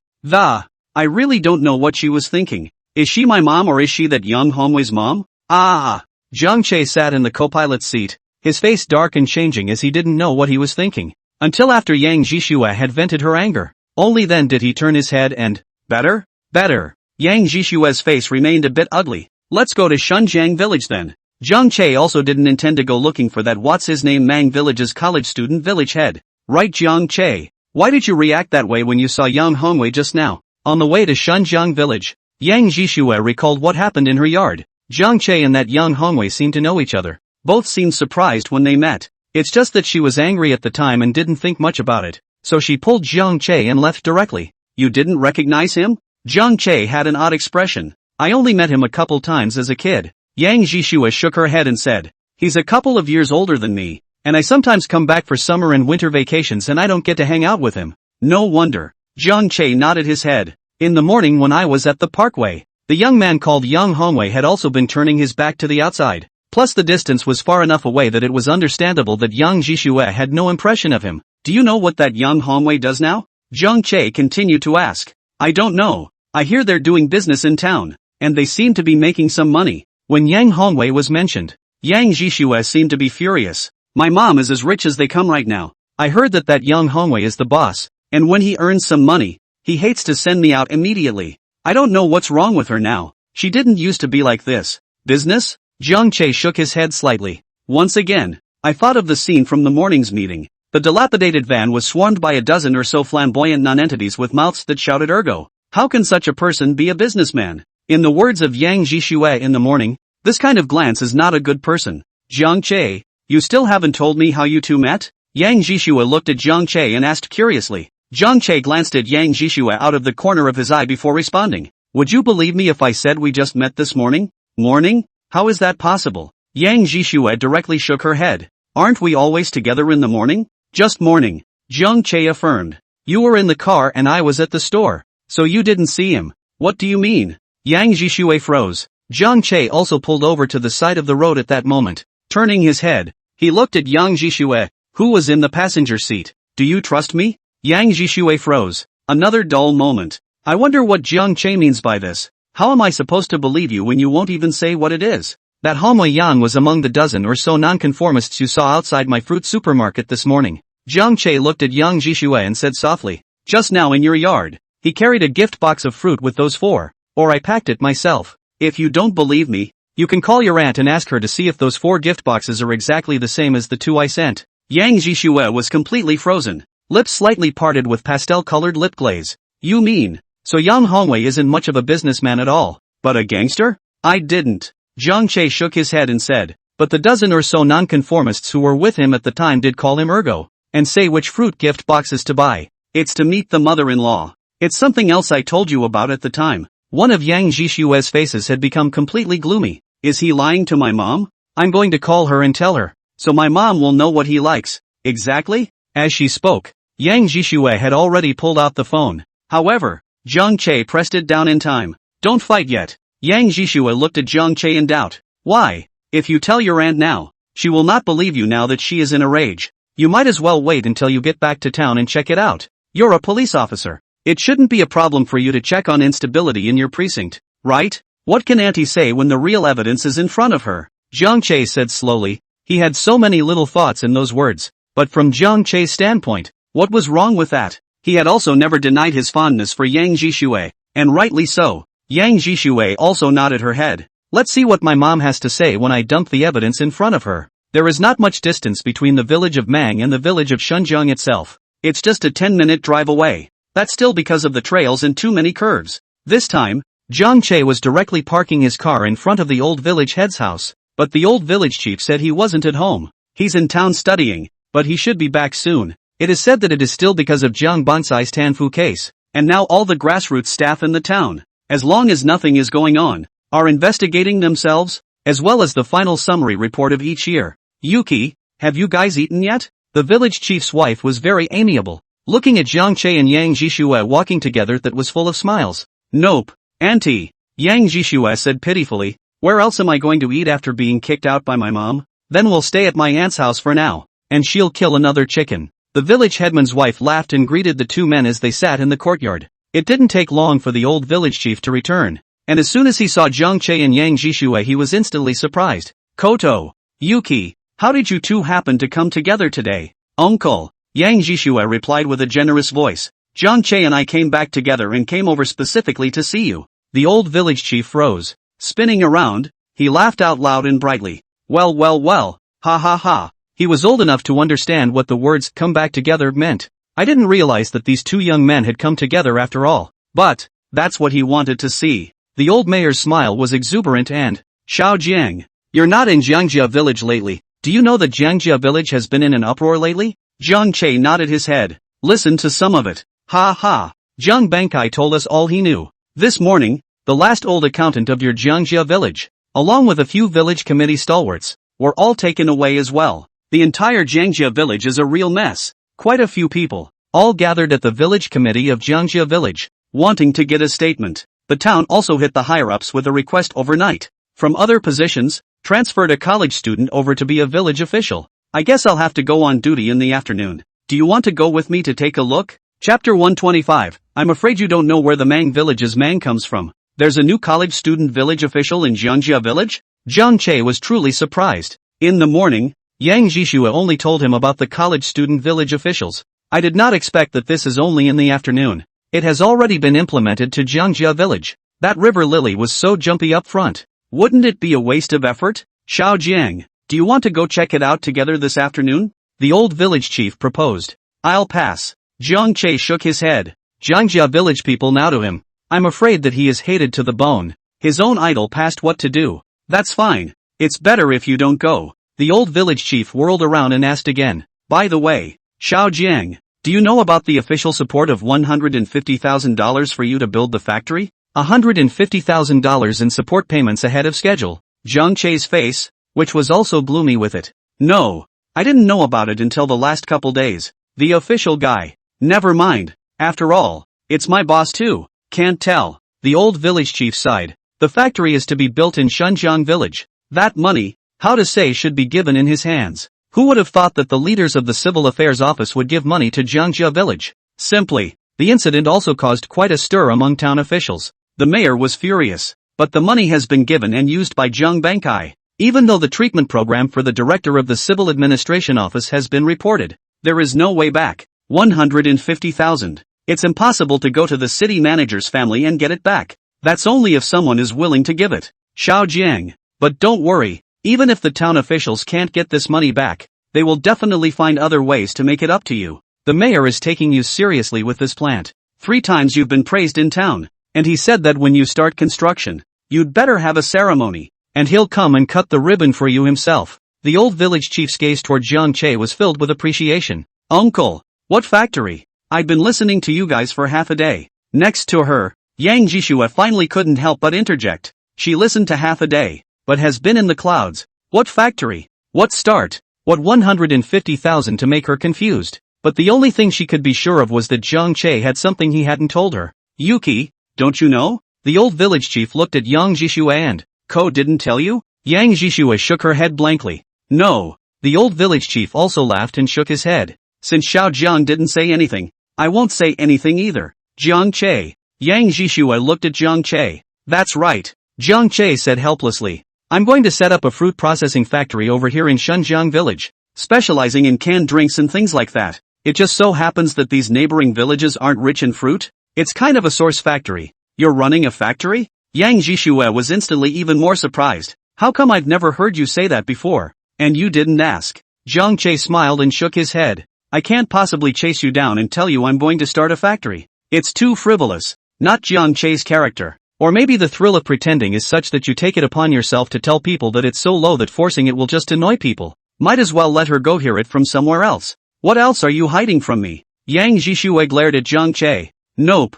Jiang Che spread his hands. It's really gone. Poof. Yang Jishua snorted coldly, listening to the conversation between the two. The old village chief couldn't help but shake his head slightly and said, It's better to be young. It didn't take long for the village chief's wife to bring out the prepared meal. The 4 of them ate and had a good time. No one bothered this time either. After eating, Yang Jishua clamored for Jiang Che to take her to the factory site to take a look. Jiang Che couldn't argue, so he took her to the river dam. The circle, which has been circled with lime powder. Once the new year is over and the ground has thawed a little bit, we're going to start moving. Jiang Che said as he pointed to a piece of the surrounding area. I didn't realize you had any ideas. Yang Jishua stood on the side, twisting her head to look at Jiang Che's side face. Her eyes and eyebrows were covered in smiles. Jiang Che. What's your dream? Yang Jishua suddenly asked. Jiang Che froze. Why do you ask? Nothing. Yang Jishua twisted her head and looked at the river dam. I'm just asking off the top of my head. If you don't want to talk about it, forget it. Getting back into the car, Jiang Che drove back while Yang Jishua fiddled with her cell phone. Once again, he entered Jiang Che's QQ space. Find the album. Click. The question pops up. What is my dream? Yang Jishua thought about it and typed in the word make money, which still showed failure. She sighed. Again. He couldn't help but quietly survey Jiang Che. Suddenly I felt that this man was just as curious as his QQ album. Jiang Che. Why don't you go back to the river village? Yang Jishua looked at Jiang Che. I'd like to go to Jiangjia village to see what your house is like. Jiang Che slammed on the brakes, turning his head to look at Yang Jishua. To my house? What's the point of going to my house? Going to check it out. Ha! Yang Jishua was sitting right next to her and said softly, trying to see what kind of environment you really grew up in and how your head got so far up your ass? There's no need. Jiang Che shook his head. It's better not to go to a place like Jiangjia village. Aren't you just interested in that new college student village official? Yang Jishua asked again. Not interested. Jiang Che shook his head. Spinning around, he thought for a moment before continuing to speak. And I don't think he's going to be able to stay in Jiangjia village at all. These words made Yang Jishue puzzled. Why wouldn't you be able to stay? Someone from the Jiang family village? Jiang Che shook his head, rather disdainfully. No one can save them. His predecessor had been in Jiangjia village for so many years, but he couldn't change Jiangjia village with just a college student village official? Jiang Che was still a bit unconvinced. Not to mention, according to his understanding of the people of Jiangjia village, after thinking that they had gone through 2 consecutive deceptions by college students, the people of Jiangjia village had long distrusted the so-called college students. Maybe it will also feel like college students are there to scam them out of their money. Let's just say, that college student village official who went to Jiangjia village will have a hard time starting his work in Jiangjia village. After telling Yang Jishue about his guesses, of course Yang Jishue didn't believe it. Ha! That's because you don't know the history of Mang village. No matter how muddy Jiangjia village is, can it still be as muddy as Mang village? Mang village can be governed by college student village officials. How can Jiangjia village overturn the sky? Mang village. In the 1990s, the phrase "you don't know where the Mang village Mang comes from?" Straight away the police station is numb. There was a close call with a gun. How can Jiangjia village be worse than Mang village? Can't be. You don't believe me? Jiang Che looked at Yang Jishue. Then wait and see. Jiangjia village may not be as reckless as Mang village, but Mang village is comparable in other aspects. Same time. South City. Snort. The dilapidated van that had just driven away in the morning was once again parked in front of the store in Parkview. Immediately afterward, the car door pulled open. A dozen or so nonconformists with dyed, flowery hair jumped down as if they were coming off a frying pan. Chapter 126, Father Jiang, whoever dares to take another step forward, I'll chop them to death. What? Returns? Looking at the dozen or so aggressive non-mainstreamers, Ju was a little frightened. Why do you want to return it? Right. John's mother came over as well, with a puzzled look on her face. These fruits are fine. No problems at all. Why do I have to return them? 4 gift boxes sitting on the shelf. It's not even open. The fruits inside are all carefully selected by Jiang Che. There is absolutely no quality problem. Why should we return them? Are you backing off? A blonde with a flick of his hair. Very menacing and, pay if you want to return it, $800. If you don't return it, then don't blame us for being rude. Yeah, back off or not? The next few blonde and yellow hairs followed suit, drinking loudly. Just tell me to return it or not. If you don't return it, then the brothers will smash it. Brown, where's your boss? Tell him to get his ass out here. He knows how to ing hide when he's done something wrong, right? Yeah, get that out there too. Spicy next door. Really think that opening a Nimag mini-mart is a big deal? Really Nimag don't know where our Mang village's Mang comes from? Looking for Chul? Something to do with Chul. Jiang mother's heart sank. I was about to speak, when I heard another nonconformist yell. Rough. What's the point of talking nonsense with a horse? Just the horse. Wow. The words fell. With that, the speaking nonconformist lashed out, lifting the shelf next to him. The melons and fruits on the shelves dropped in an instant, rolling all over the place. Hey! Jiang mother was in a hurry. The store's Mimi, Lan, and Juju were also in a hurry, and rushed up to the, hey, what are you doing? Can't we talk about it? Says your ass. Another nonconformist cursed and turned his head to greet the other nonconformists. The brothers do it. Go to hell. Dare to snatch a woman from second brother. You really have no patience for living. Brown. A dozen non-mainstreamers made their move at the same time, pouncing like vicious dogs, toppling the rest of the shelves in the store at the same time. Fruit also fell to the ground in droves. The ones like durian, which have a tougher skin, are fine, but persimmons, sundews, mangoes, apples, and the like are a terrible crime, falling to the ground, bruised, and then crushed by feet. See this scene. John's mother was so grief-stricken that she yelled, "What are you guys doing? Don't! Can't anything be said properly? Ah! Call the police. Lan, call the police. I'm going to fight for you guys on the horse." Trying to pounce on them to stop their behavior only to be pushed away by a handful of off. Old lady, I'm telling you, this is retribution. Your son did it. Ah! Just then, John's father, who had made the delivery, rushed back, and when he saw the scene, his eyes were bared. Don't see him delivering so much every day. Go back to bed and yell tired. But his heart is really happier than anything else. It's his son's fruit supermarket. The harder he works, this proves the more money is made. Making money? Who's not happy? But what about today? Such a nice fruit supermarket, and it's just a scourge for these guys? How could John's father still restrain his inner emotions? What are you doing? With a loud roar, Jiang father rushed straight up and, I'll fight you all at once. Brown. Aha. Picking up the fruit knife scattered on the ground, he slashed at the nearest golden hair. It's a good thing this golden hair dodged fast, otherwise it had to be sent away by this cut. Brown. The next few nonconformists saw this and swarmed up to the, here's another old one. Still dare to move the knife. Him. Ah.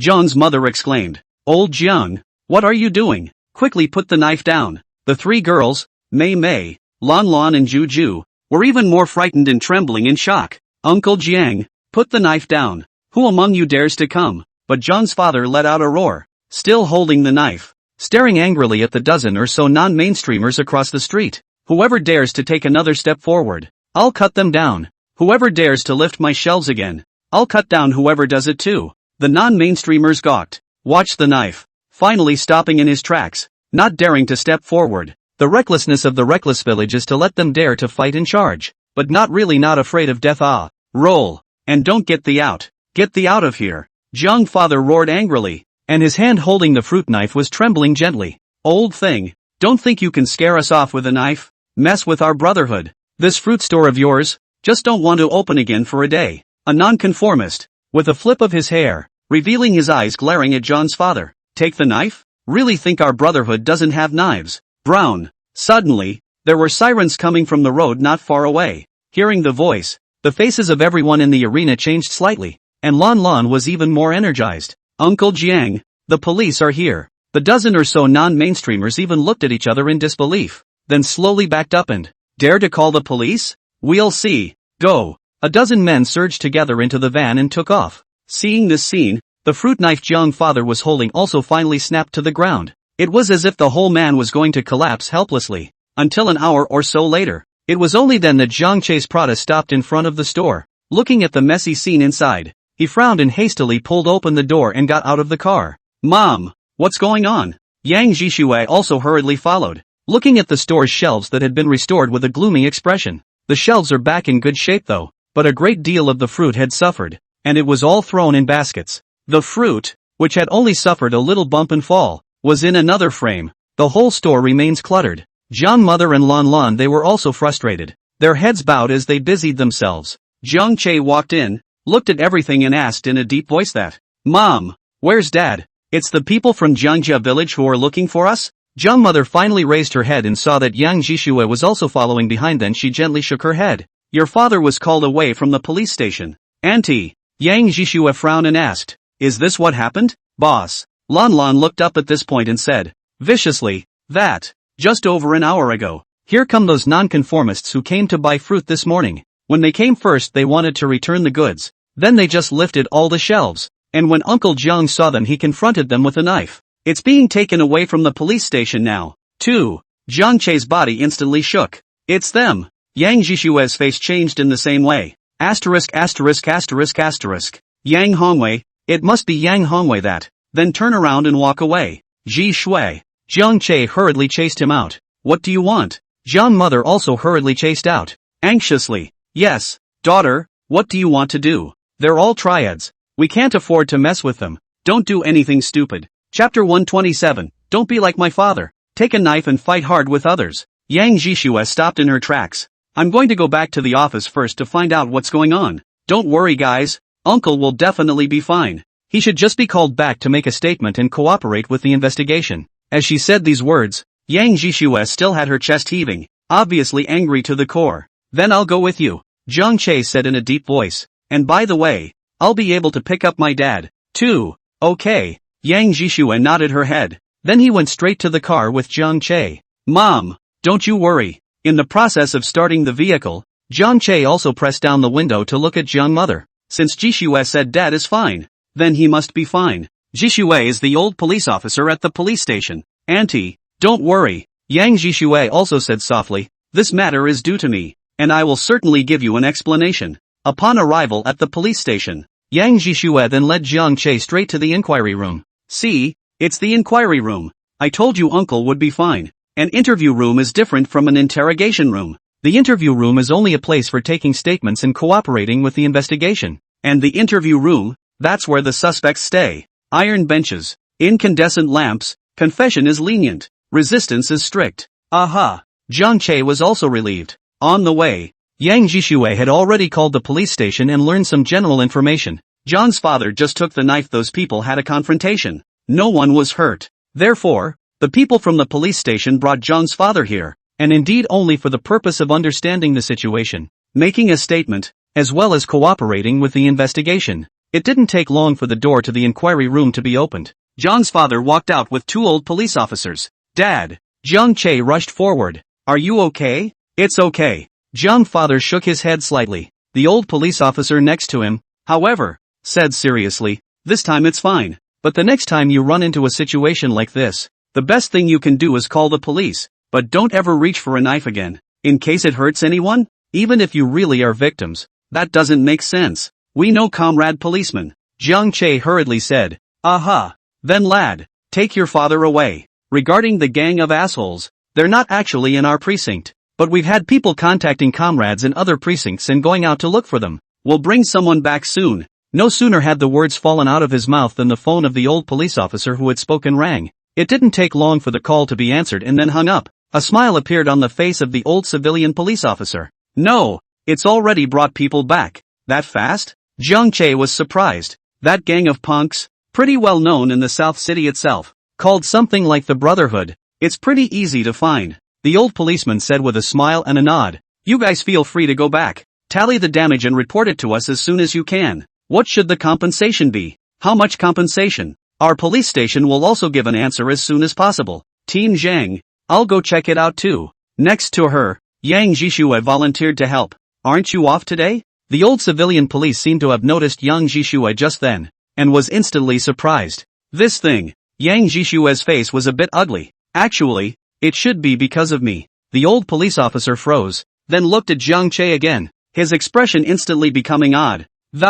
Okay. In accordance with the principle of recusal. Forget it, it's not a big case. Let's go, the old policeman said with a nod. Jiang Che actually wanted to go and take a look, but since the old police officer had told him to go back, he could only say to Jiang's father, Dad, let's go back then. Aha.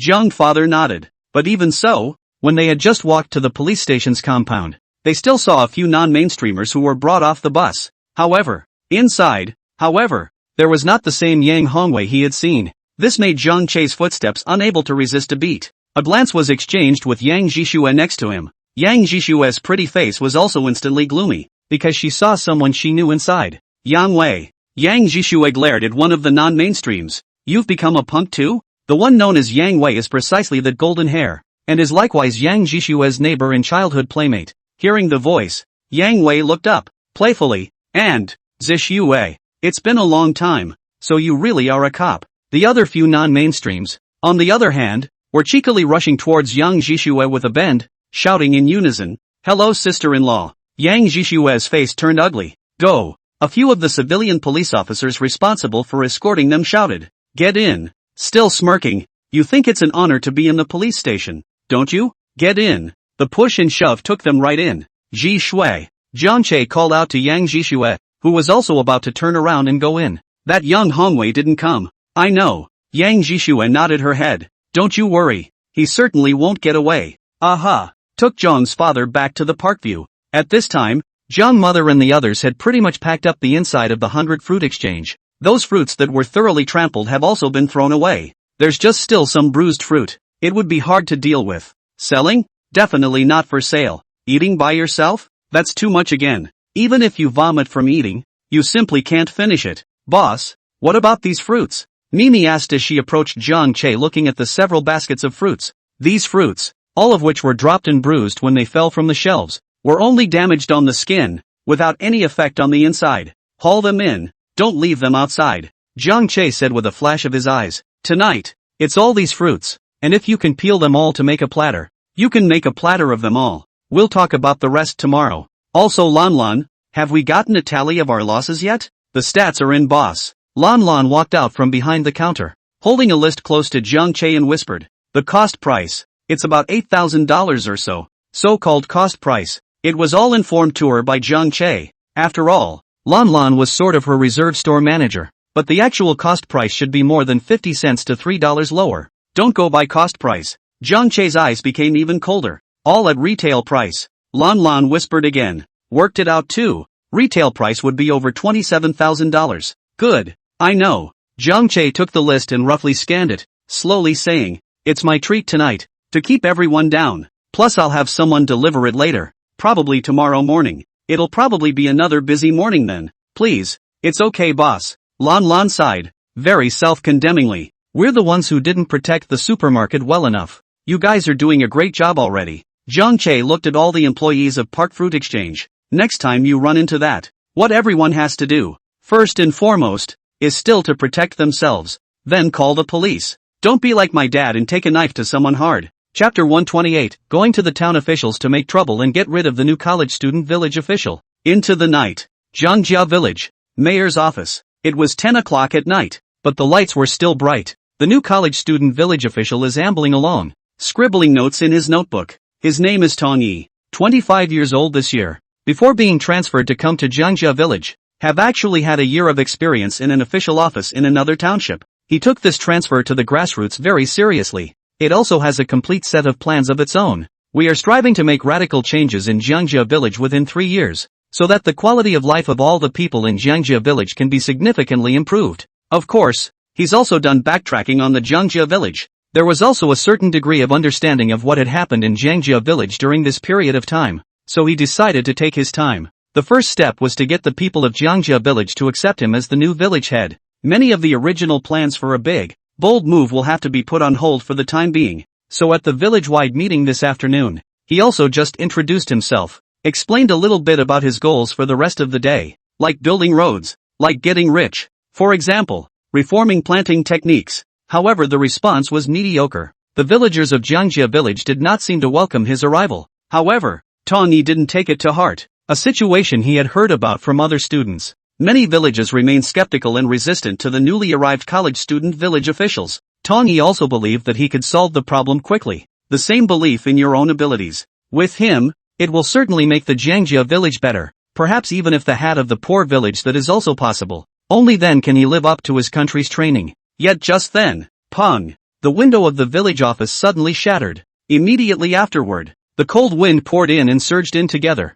causing Tong Yi's body to shake. "Hurry up and check it out." Instead, he saw that the window had been surprisingly smashed by a rock and was covered in broken glass stubble. He's not like Zhang Bankai. Zhang Bankai, the village head, is a local and has a house of his own. He is a college student village official from abroad, but he can only live in the village committee. Now the window glass is smashed. How is he supposed to sleep with the cold air coming in? Tong Yi's face was a bit ugly. Can only hurry to find some newspapers with tape, glue, will be broken glass sticky paste. Zhang Hai's house. Smoke and gulps. Quite a few people from Zhangjia Village were sitting inside. "Haizi, do you think there's a disease in this town? With Zhang Bankai down, you're the only one who has contributed the most to our village. Why don't you get to be the village head?" "That's right. What's the use of finding a college student who doesn't even have hair? I'd say the town's office workers are out of their minds. They don't think about us at all." "College students? It's not like we haven't had any college students in our village, but they're all white-eyed wolves who only know how to make money. Maybe they are all together. They are all readers. What is the TV saying? The literati love each other. They love each other, right? Hai Z, say something. We're all on your side." Jiang Hai sat on the bed, his face full of sadness, constantly smoking. Since the founding of the country, the village head of Zhangjia Village, that are voted by the villagers of Zhangjia Village, there has never been any transfer from abroad. What do you know from out of town? You don't even know the people of Zhan's village. How can you be the village head? Who understands what he's saying in Mandarin? The town officials are really screwing around. Just then, the courtyard door of Zhang Hai's house was knocked on once again. Zhang Hai's daughter-in-law listened to the voice, so she went over and opened the door, and once again welcomed in a young man. Hi. The young man smiled, and when he entered the room he began to disperse the smoke of the, it's all been a long time. Second uncle, you're getting tougher and tougher. It looks like you can still live for 30 or 40 years. Auntie Zhang, when will your dog come back? There was a chuckle in the room. It didn't take long for the box of $20 cigarettes to be all dispersed, and the parlor became smoky again. Jiangyan, when did you come back? Zhang Hai was also smoking and looked at the young man and said, "Hi, can you believe I just got back? I heard that the village came a hairless boy as the village chief. I thought to myself how it is not my brother Hai. Just now when I passed by the village committee, I saw that the lights were still on inside, so I smashed the glass to it by hand. Are you sick now? What's wrong with sleeping with the lights off this late at night? Are you afraid of ghosts? Or do you think this electric bill doesn't cost anything? Jiangyan sat on his butt on the edge of the bed, smoking a cigarette and cursing at the same time.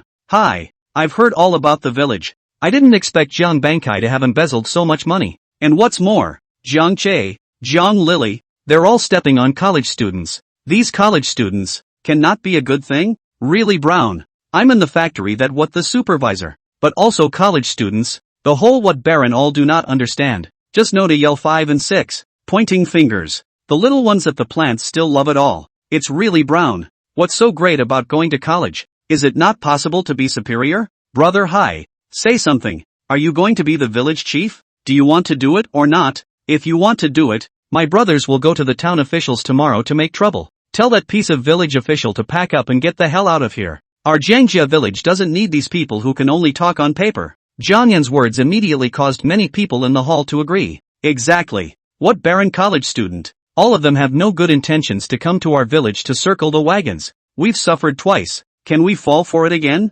No one felt in the slightest that there was anything wrong with Jiangyan smashing the glass of the village committee. Heiko, Jiangyan is right. We don't believe in college students anymore. Not to mention the fact that this kind of college student who doesn't know anything about barrenness can be a village chief. Just give us the word. This village chief, do you do it or not? Do you want to do it? If you want to do it, give us a greeting and we'll go to the town officials tomorrow and only eat the dry officials to get rid of the people. That's hilarious. Did you hear that? He also said something today about building us a road. You really think the road is so easy to fix? Just open your mouth, don't you? I could have heard that. Mang village over there came that what a village official. In the village who Baron to engage in. In the village to raise money to engage in what greenhouse strawberries. Now the whole Mang village is worried about being able to sell it. He builds roads? Build what road? Definitely going to make us pay for it too. When the time comes, he'll make money out of it just like Jiang Bankai. I know all the routines of these college students by heart. Carrot. Chapter 129. If it's really that simple, what do you need this village chief for? Then can't anyone do this village chief? The parlor was a mess. Say what you will. But Jiang Hai had been muffled and just smoked vigorously. It was not until he had finished one of his cigarettes that he twisted it out with his fingers, and stood up and said, grimly, going to the town officials? What are you going to do? What will the mayor think of me? What qualifications do I, Jiang Hai, have to be the village head of Jiangjia village? The room froze for a moment, and then the clamor resumed. Heiko, why can't you do it? Why should those hairless college kids be able to do it and not you? Yeah Hai Z. You've done a lot for our village too. We all trust you. Jiang Hai looked at the crowd in the hall. In the past few days, many young people working abroad have also returned. So there are many more relatively unfamiliar faces, but we're all from the same village. How could he not recognize it? I'm not saying I won't do it.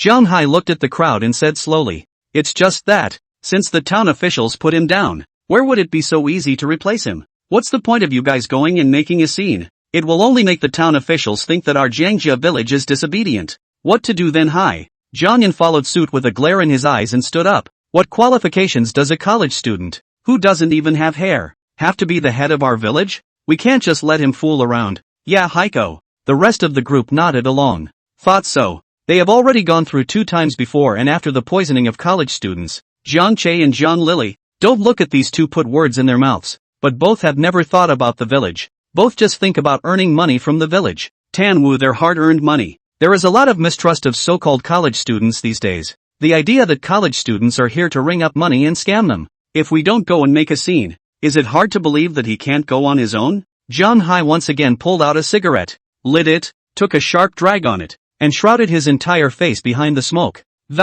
He can't even do it in the village. Can't make any money. Nature will go. This statement was made. The crowd in the hall was a little puzzled, then nodded slowly. Yeah, he won't make any money, so naturally he'll leave. I thought of something. Jiang Yan's eyes suddenly lit up. Is Wu Dawa's body stinking? The next day, village council, Tong Yi, who had suffered from the cold wind all night, sneezed and just opened the door of the village committee. It was broken in by a gang of Jiangjia village villagers. What are you doing? Tong Yi hurriedly got out of the way. Mayor, little village chief Tong. Since you are now the village head of our Jiangjia village, then you can't leave this one alone. That's right. This matter must be resolved. Otherwise how can we all celebrate the new year? It all stinks right away. A group of people were talking about everything, not caring that Tong Yi hadn't even eaten yet. What is it? Tong Yi looked puzzled. couldn't help but sneeze again and, I haven't asked you guys yet. Who threw the rock and smashed my office window last night? Then we don't know.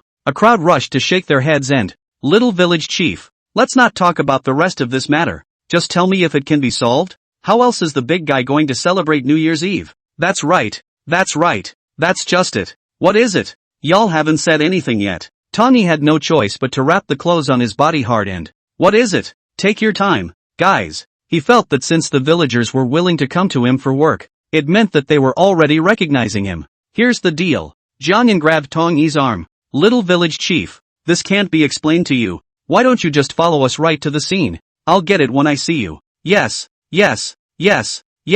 Watch and understand.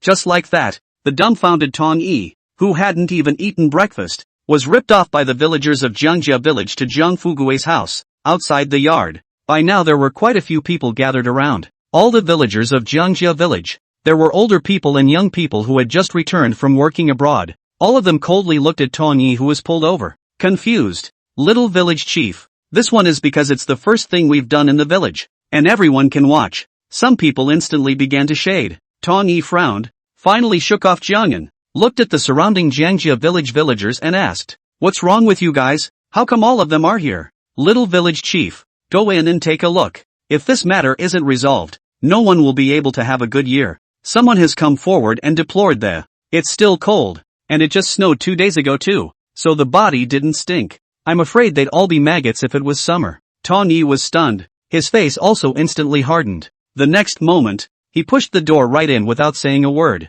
In the dilapidated yard, there was a worn wooden board with a tattered, rotten mat covering it. A pair of shoes were positioned facing the doorway. In this yard, a body was apparently parked. Tong Yi's face was unsightly. His heartbeat accelerated as if it were a beating drum. He just lifted a corner of the broken mat and hurriedly put it down. It's a good thing I didn't eat breakfast, or I'd have thrown up all over it. What's going on? Tong Yi turned to look at the Jiangjia village villagers who had entered the courtyard together. Where is this family? Why did you park the body in the yard? How long has it been parked here? Little village chief, there's no one in this family now. The families are all in jail. Some of the elders of Jiangjia village have come forward. As you can see, this man has been dead for 10 days. If it wasn't winter, it would probably stink. You've got to find a way to get this out of the way, or we'll all have a bad year. Tong Yi took a deep breath and, then bury it. Little village chief, another old man from Jiangjia village gave a laugh and, that's easy for you to say. How will you be buried? Where does the money for the burial come from? This family is poor as hell. How can we bury them now when they're all still in jail? Little village chief, if it's really that simple, what do you need a village chief for? Then wouldn't anyone be able to do this, village chief? A remark that was clipped and also made Tong Yi's face look even uglier as well. What about village funding? He turned his head and looked around at the people and said, where's the accountant? Go get the accountant. Zhang Hai has long been here. Heard the voice, also lowered his head and walked out to open his mouth. Mayor, the village's funds have long been used up by Zhang Bankai. The village doesn't have any money right now either. Tong Yi's face was once again ugly. Also learned that it's a hot potato. He couldn't help but look at the Jiangjia village crowd, but he saw that they all backed away almost simultaneously. We don't have any money. Little village chief. Mayor, I do have 2 ideas. Zhang Hai said with a twinkle in his eyes. What way? Chapter 130, Zhang Che is also just exercising his rights. 2 ways? Which 2 ways? Tong Yi subconsciously asked. First, you go to the town to ask for money.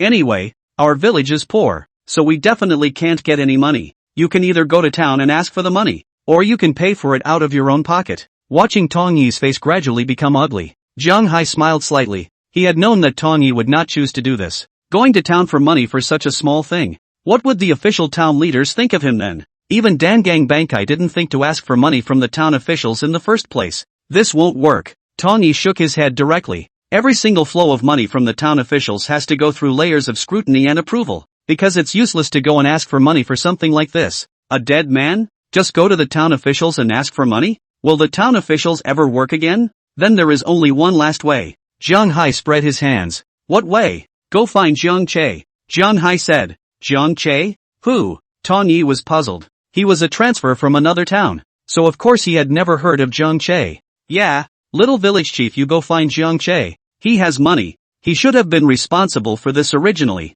That's right. Go find Zhang Che. Jiang Fugui's family was also arrested because of him. This Zhang Che is a pest and a culprit. Hearing the name Jiang Che, the Jiang family village crowd also rose up in a group and roared in anger. What the hell is going on here? You guys tell me first. Oh, and what does this have to do with that Jiang Che? Tong Yi frowned and asked in a deep voice as he looked at the Jiangjia village crowd. The people of Jiangjia village also spoke up, adding fuel to the fire and giving out things about Jiang Che and Jiang Fugui's family. But I had thought that Tong Yi, who had heard all this, would be as righteously indignant as they were. But Tong Yi, however, looked at them with an odd expression on his face. What does what you guys are saying have to do with the other Jiang Che? The crowd of villagers in Jiangjia village all froze. What do you mean? Is it really a literary blind date? How can you not be on their side after hearing something so outrageous? Rather, I think it has nothing to do with that little pussy Jiang Che. Sure enough, the literati are in love with each other. People who are not from their own villages as village chiefs have their elbows turned outward. That's it? What else can they expect from the mayor? Little village chief. What do you mean by that? How come it has nothing to do with that little pussy brat Jiang Che? Immediately, some villagers were not happy and stood out to glare at Tong Yi, saying, "Why are you talking like that? Are you the village head of our Jiangjia village or not? Can you stand with us in one mind now?" "Of course I'm the village head of Jiangjia village." Tong Yi frowned and interrupted. "But we have to be reasonable in what we say, right? Alright, no need to say anything. I'll think of a way out of this. But if it has nothing to do with the other Jiang Che, then it has nothing to do with him." "What sense?" Another villager was not happy, skimming his lips, rather disdainful. "And, what do you mean by reason? Little village chief? I knew some hairless brats sent by the officials could be of any use, not even understanding the simplest reasoning, and telling us it makes sense. Just tell me if it was that little pussy Jiang Che who arrested Jiang Fugui? If Jiang Fugui isn't arrested, can old Wu die? And do you think it has anything to do with him? And our entire Jiangjia village now? How many people have been arrested and how many have been sentenced? That's not because of that little pusher Jiang Che. Now you're telling us it's nothing to do with him?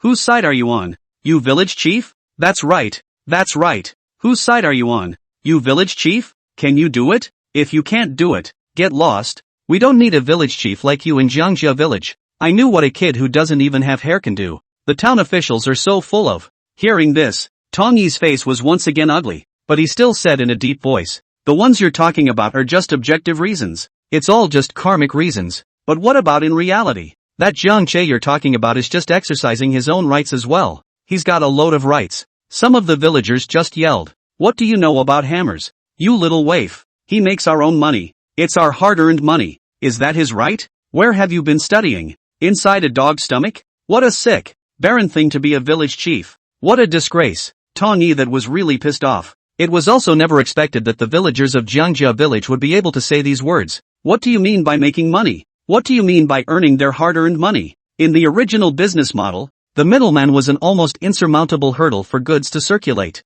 How can a middleman not make money? If you don't make money, someone else will do it for you for nothing? Therefore Tong Yi was quite able to understand Jiang Che's behavior. Even if he didn't know about the kickbacks, he could still understand this kind of behavior from Jiang Che. What's more, the price Jiang Che had given to the Jiang family village was much higher than other villages. That makes it even more impeccable. As for how much Jiang Che could sell and how much he could make, that was his own skill. But looking at the surging villagers of Jiangjia village, Tong Yi also knew that it was useless to argue with them, and could only open his mouth with a sullen face. Something about this body. You guys stay out of this, I'll figure it out. Is there anything else you guys want to do? If nothing, disperse. South City, AM. The delivery car was following Lu Tao. Koto. Mr. Lu. Jiang Che had a helpless look on his face. I didn't realize it still alarmed you. You should have told me yesterday when something this big happened. Lu Tao walked into the store and looked around. What? Is there much damage? Nothing to lose.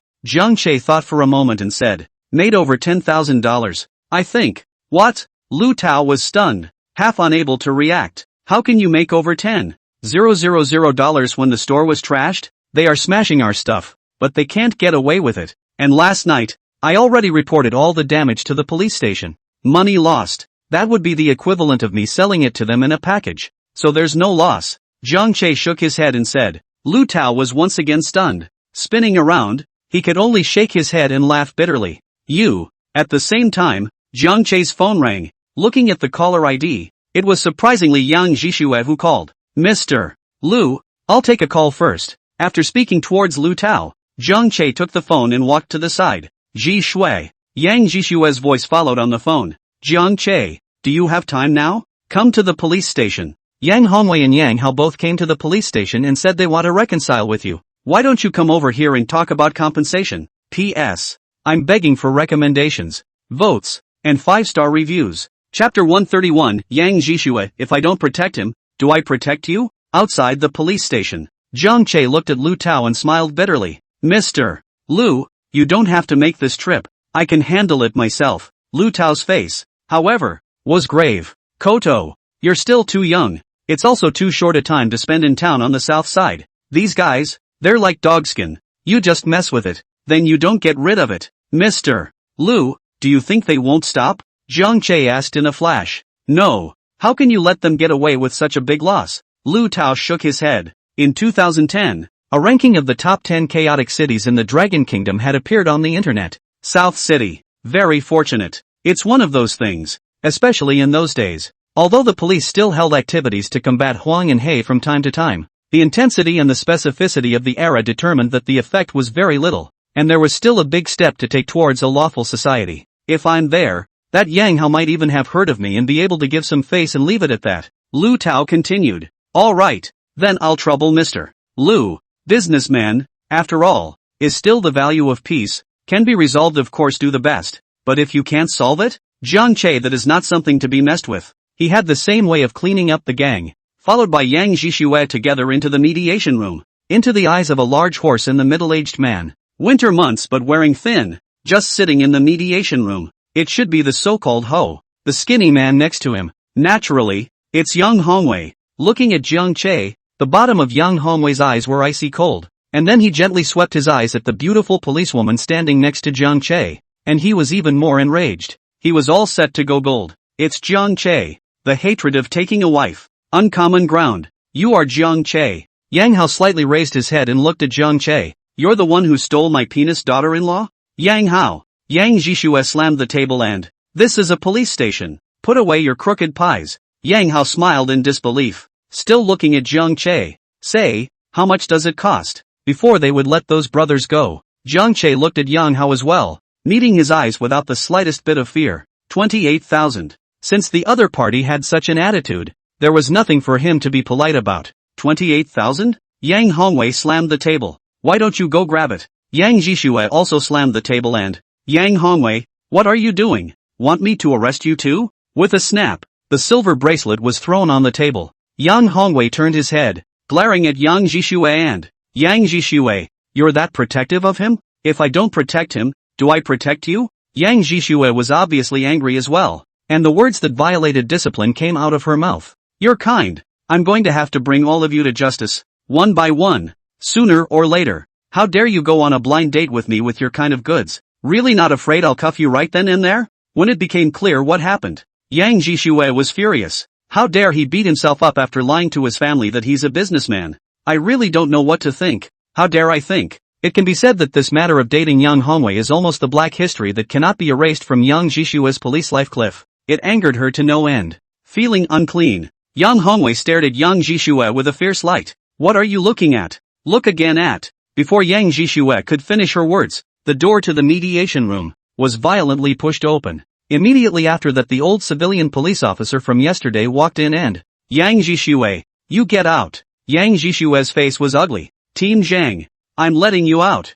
Team Zhang's face was also ugly. Just now, he had been standing outside and had also listened to Yang Jishue's words clearly. Are there words that a civilian police officer can say? On the matter, since it's mediation, do what a mediator is supposed to do. Instead of just venting your emotions and angering one of the parties involved, one could only say that Yang Jishue, who had just graduated from college, was too young. Forced to do so, Yang Jishue could only glare at Yang Hao and Yang Hongwei before turning to leave. Seeing this scene, Yang Hao immediately let out a laugh. Captain Zhang, so you, the police department, need vases too. This is a disguised way of calling Yang Jishue a vase. Team Zhang's face is ice cold. Yang Hao, do you really think we don't have evidence on you? Since this is a mediation, put your attitude out there and don't be shady with me here. Then took his seat in stride. Turning his head, he looked at Zhang Che. Zhang Che, right. Say what you want. I'm not asking for much. Zhang Che's expression was calm. Because of their behavior, they caused $28,000 of damage to my fruit supermarket, and I have also submitted it to the police station yesterday. Just need to make a cost compensation. No way. Yang Hongwei stared at Jiang Che and sneered coldly. It's just a couple of rotten apples. And $28,000. You're making money faster than we do the club? Then there's no way to talk about it. Jiang Che spread his palms and turned his head to look at Tin Zhang. Captain Zhang, the crime of willful vandalism is a case that can be filed for $5,000, right? Tin Zhang nodded. Aha. Then file a case. Yang Hao also chair back a lean. Who among us hasn't spent time in a detention center? Filing a case is filing a case. Sentencing is sentencing. The fact that a case has been opened does not necessarily mean that a sentence will be handed down. It is also possible that the person will simply be detained. And those of them who are mixed up in the world. Who hasn't been detained? Roughing it. It's just detention. 15 days tops to come out a good man again. Captain Zhang. I think I even learned in college that more than 3 people is a group crime? Aha. Captain Zhang continued to nod his head. It does fit the criteria for a group offense. A couple of them all 3 years with no escape.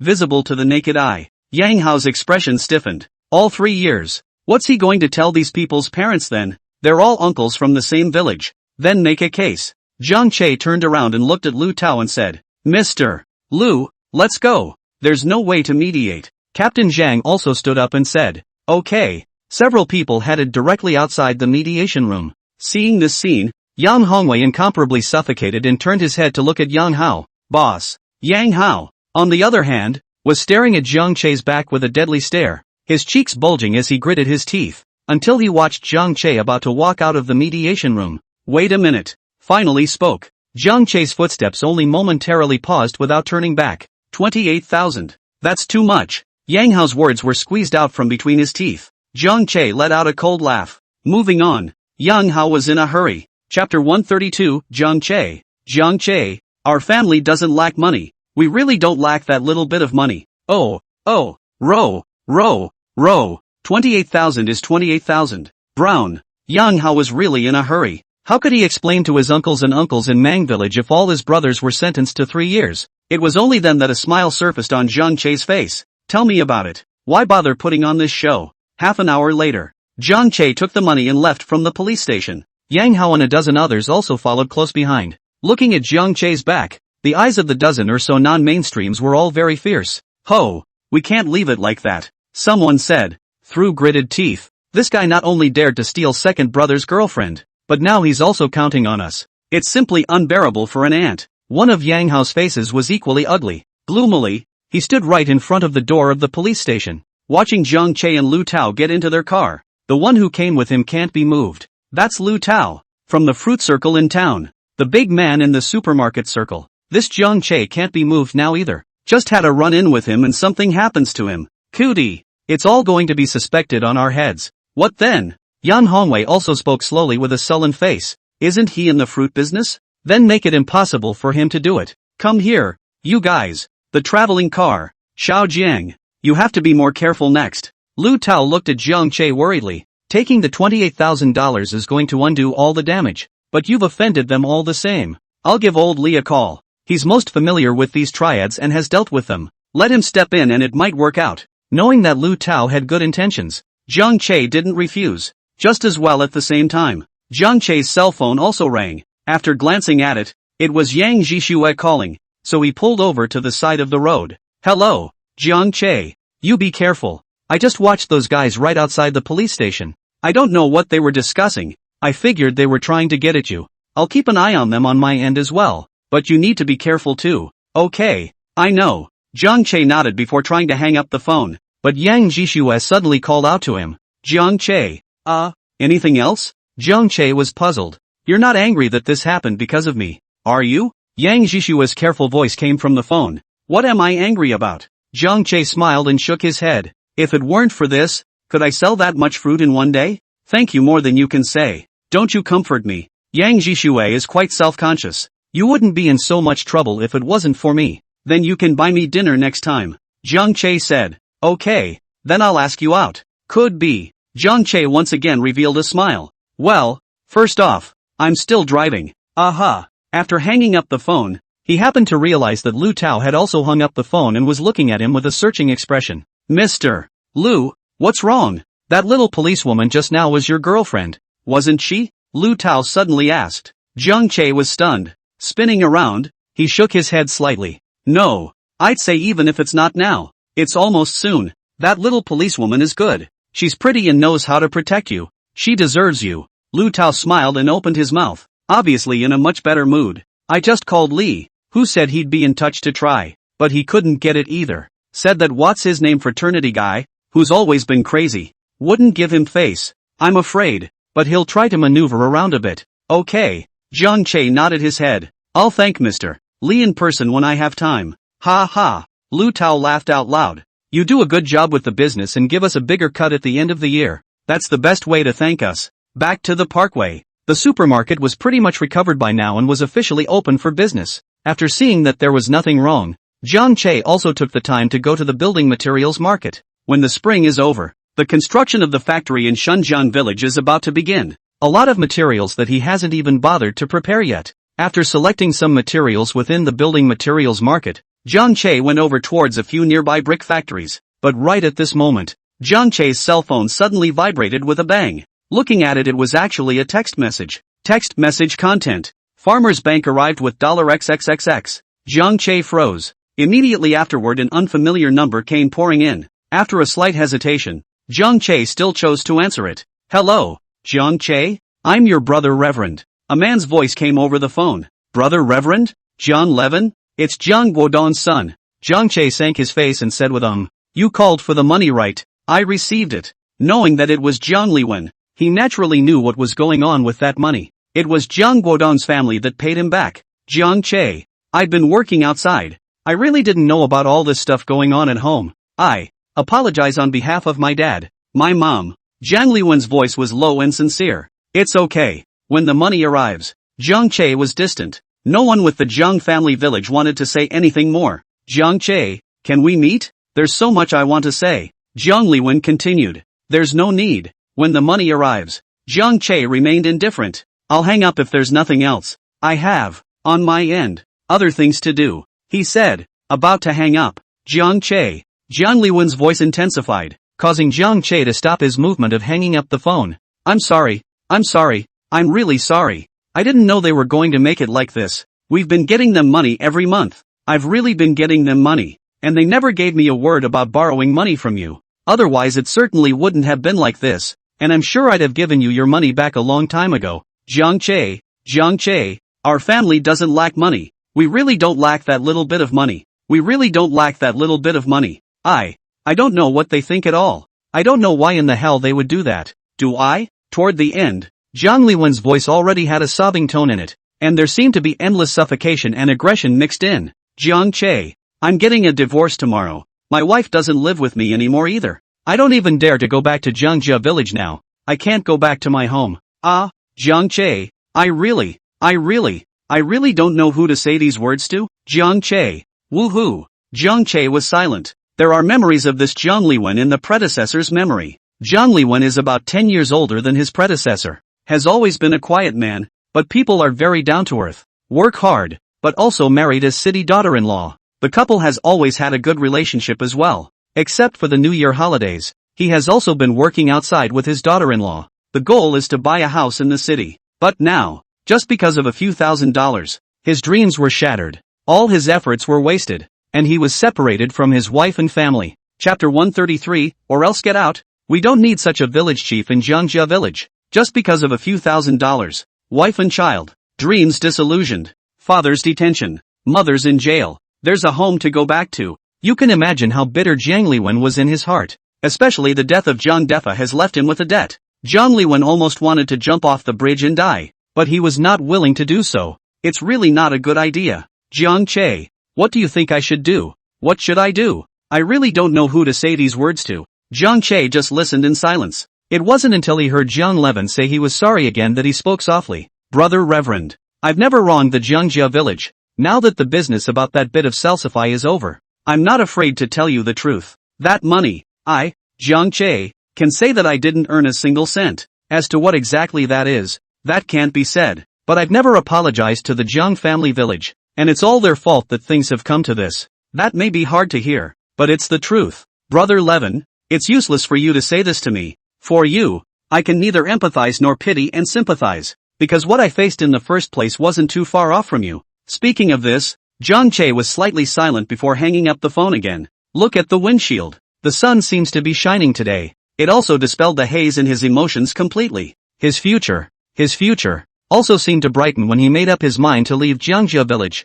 Jiang Che stepped on the gas. The car started. Destination: Masonry Yard. Jiangjia village. What are you doing? Hurry up and drive. Looking at some of the Jiangjia village villagers who surrounded the location of Jiang Fugui's entrance, Tong Yi's face was ugly. I'm practicing state policy. What do you want? Little village chief. You're just screwing around. You get these people out of here in a hurry. What with the national policy? Don't try to squeeze us with these rules and regulations. That's it. That's pure bull asterisk. We don't want you as a village head. Get out. People die into the ground. This is a rule handed down from ancestors for thousands of years. Why should it be changed in your case? Get out. We don't need you as a village chief. The people of Jiangjia village were truly angry at this point. Many people are holding brooms, flat stretches, blocking the door of Jiang Fugui's house, staring viciously at Tong Yi. Roughing it. Really, Brown? What is this, Tong Yi? Do you really think you can do whatever you want just because you're the village chief? Zhang Hai was also in the crowd, his face ugly. It was thought that it was a problem for Tong Yi, which would make him know what to do. But I didn't realize that consent would do this kind of manipulation. Contacted the funeral home car. Pulling people? Cremation. It's Brown. How's that? It directly made everyone in the entire Jiangjia village explode. Are you kidding me? There has been no cremation for generations. As early as 1985, the state issued requirements related to funeral reform. Tong Yi was standing right behind the funeral home's car, glaring at the villagers of Jiangjia village. What do you want? Want to violate state regulations? The push for cremation is imperative. Can't you get the money? That's the easiest way to do it.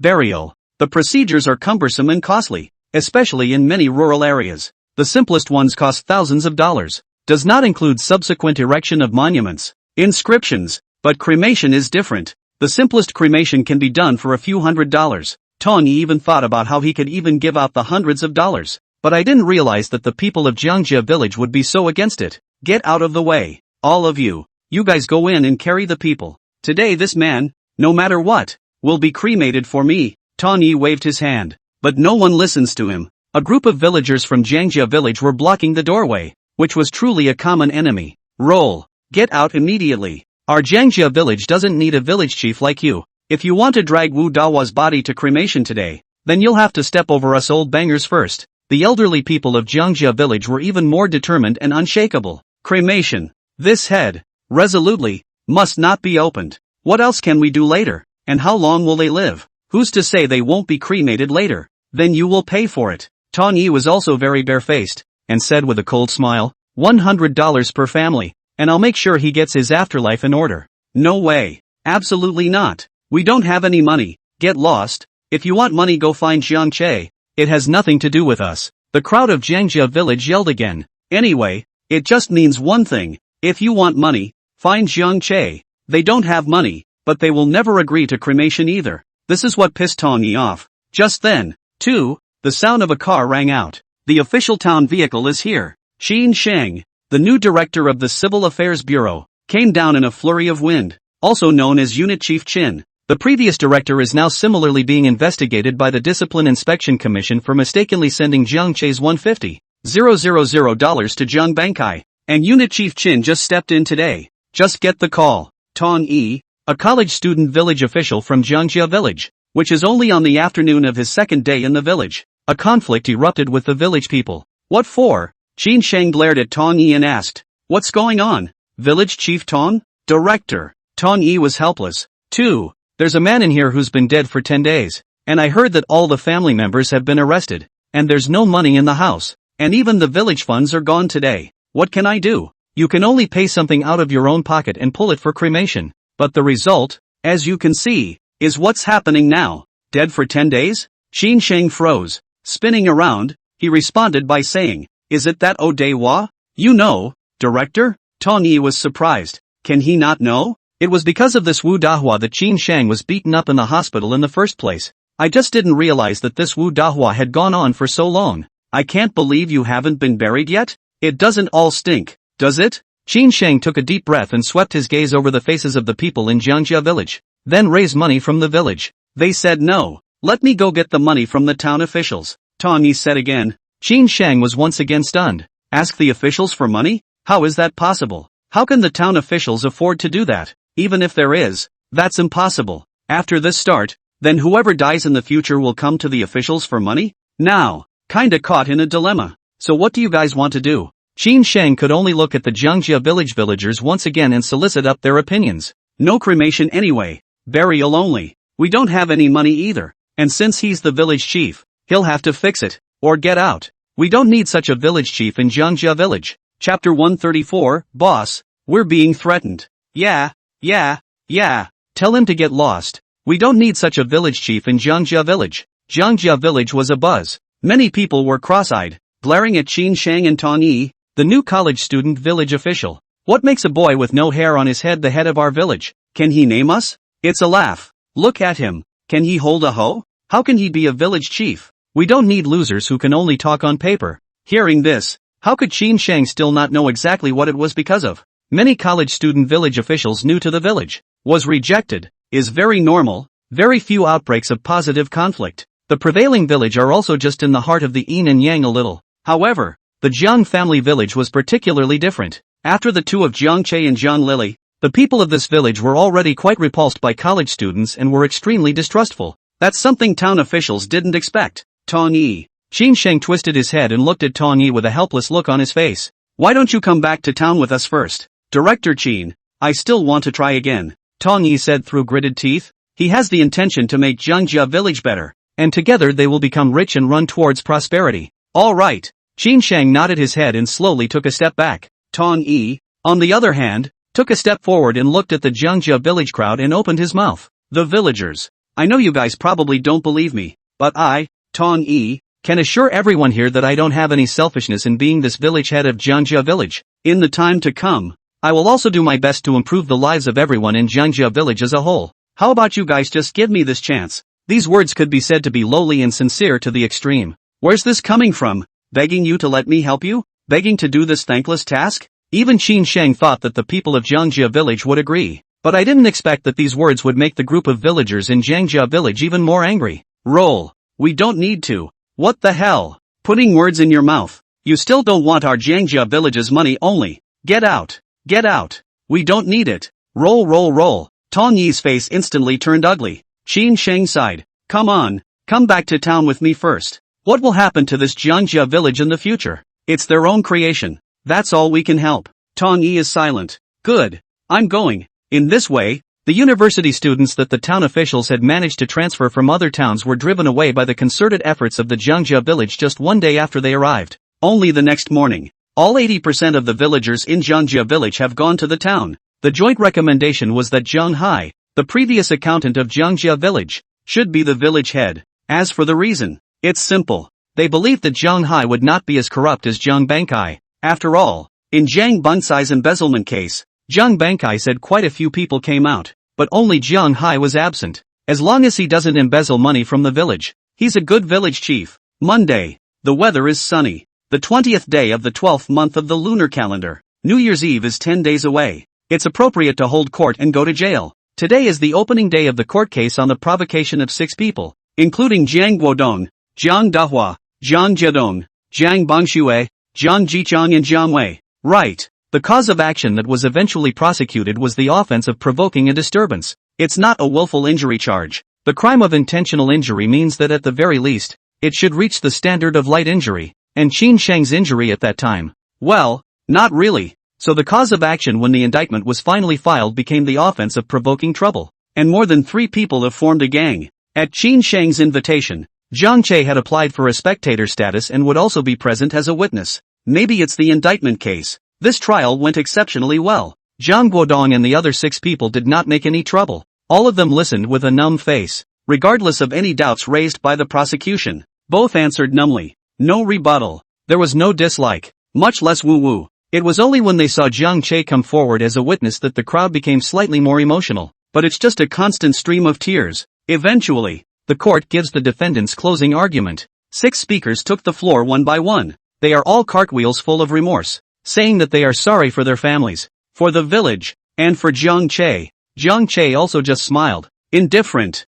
He'd long ago put that all out of his mind and didn't give it a second thought. In the end, the court looked at their good attitude and gave a verdict that all of them were in prison for 1 year. 1 year. Not much. At least it's been pretty small compared to the ones that came before. Walk out of the courthouse. Jiang Che inhaled gently. It felt like the shackles on his body seemed to have lightened once again. Just then, Jiang Che's cell phone vibrated once again. Another text message. Farmers Bank of XXXXXXXX credited, $XXXX. After looking down, Jiang Che revealed a smile. The money that was lent out in the first place has been returned. But the joy didn't last long. When Jiang Che re-entered Baiguahui, he only saw Jiang father and mother in the store, frowning in puzzlement at the moment. Dad, Mom, how come it's just you two? Where's Lon Lon and the others? Jiang mother's expression was a bit ugly. Shul, didn't all of them come in the morning? We didn't know their phone numbers either. Luckily, we weren't busy in the morning. They didn't give you a vacation? Next to him, Jiang's father also asked. Jiang Che shook his head with an ugly face. No, the fruit supermarket had only just started not long ago, but Jiang Che had also established a perfect leave system. To take a vacation, it must be set in advance, and you can't have more than 2 people on leave at the same time in a store, and 3 people together is certainly even less permissible, not to mention the fact that no one even asked him for time off. Something happened? Surely something's up? Jiang Che's face was ugly. Dad, Mom, don't worry, I'm going to go out and make a phone call. Turning around, he walked out of the supermarket and onto the street outside, found Mame's phone number, dialed directly, but the call was hung up straight away just before it was connected. Jiang Che's face instantly became even more ugly. Turning his head, he dialed Langland, but at this moment, Jiang Che's gaze was once again chilled. It turned out that just now, unintentionally, he saw that on both sides of the street of the 100 Fruit Exchange, there was actually a golden hair and a yellow hair standing separately.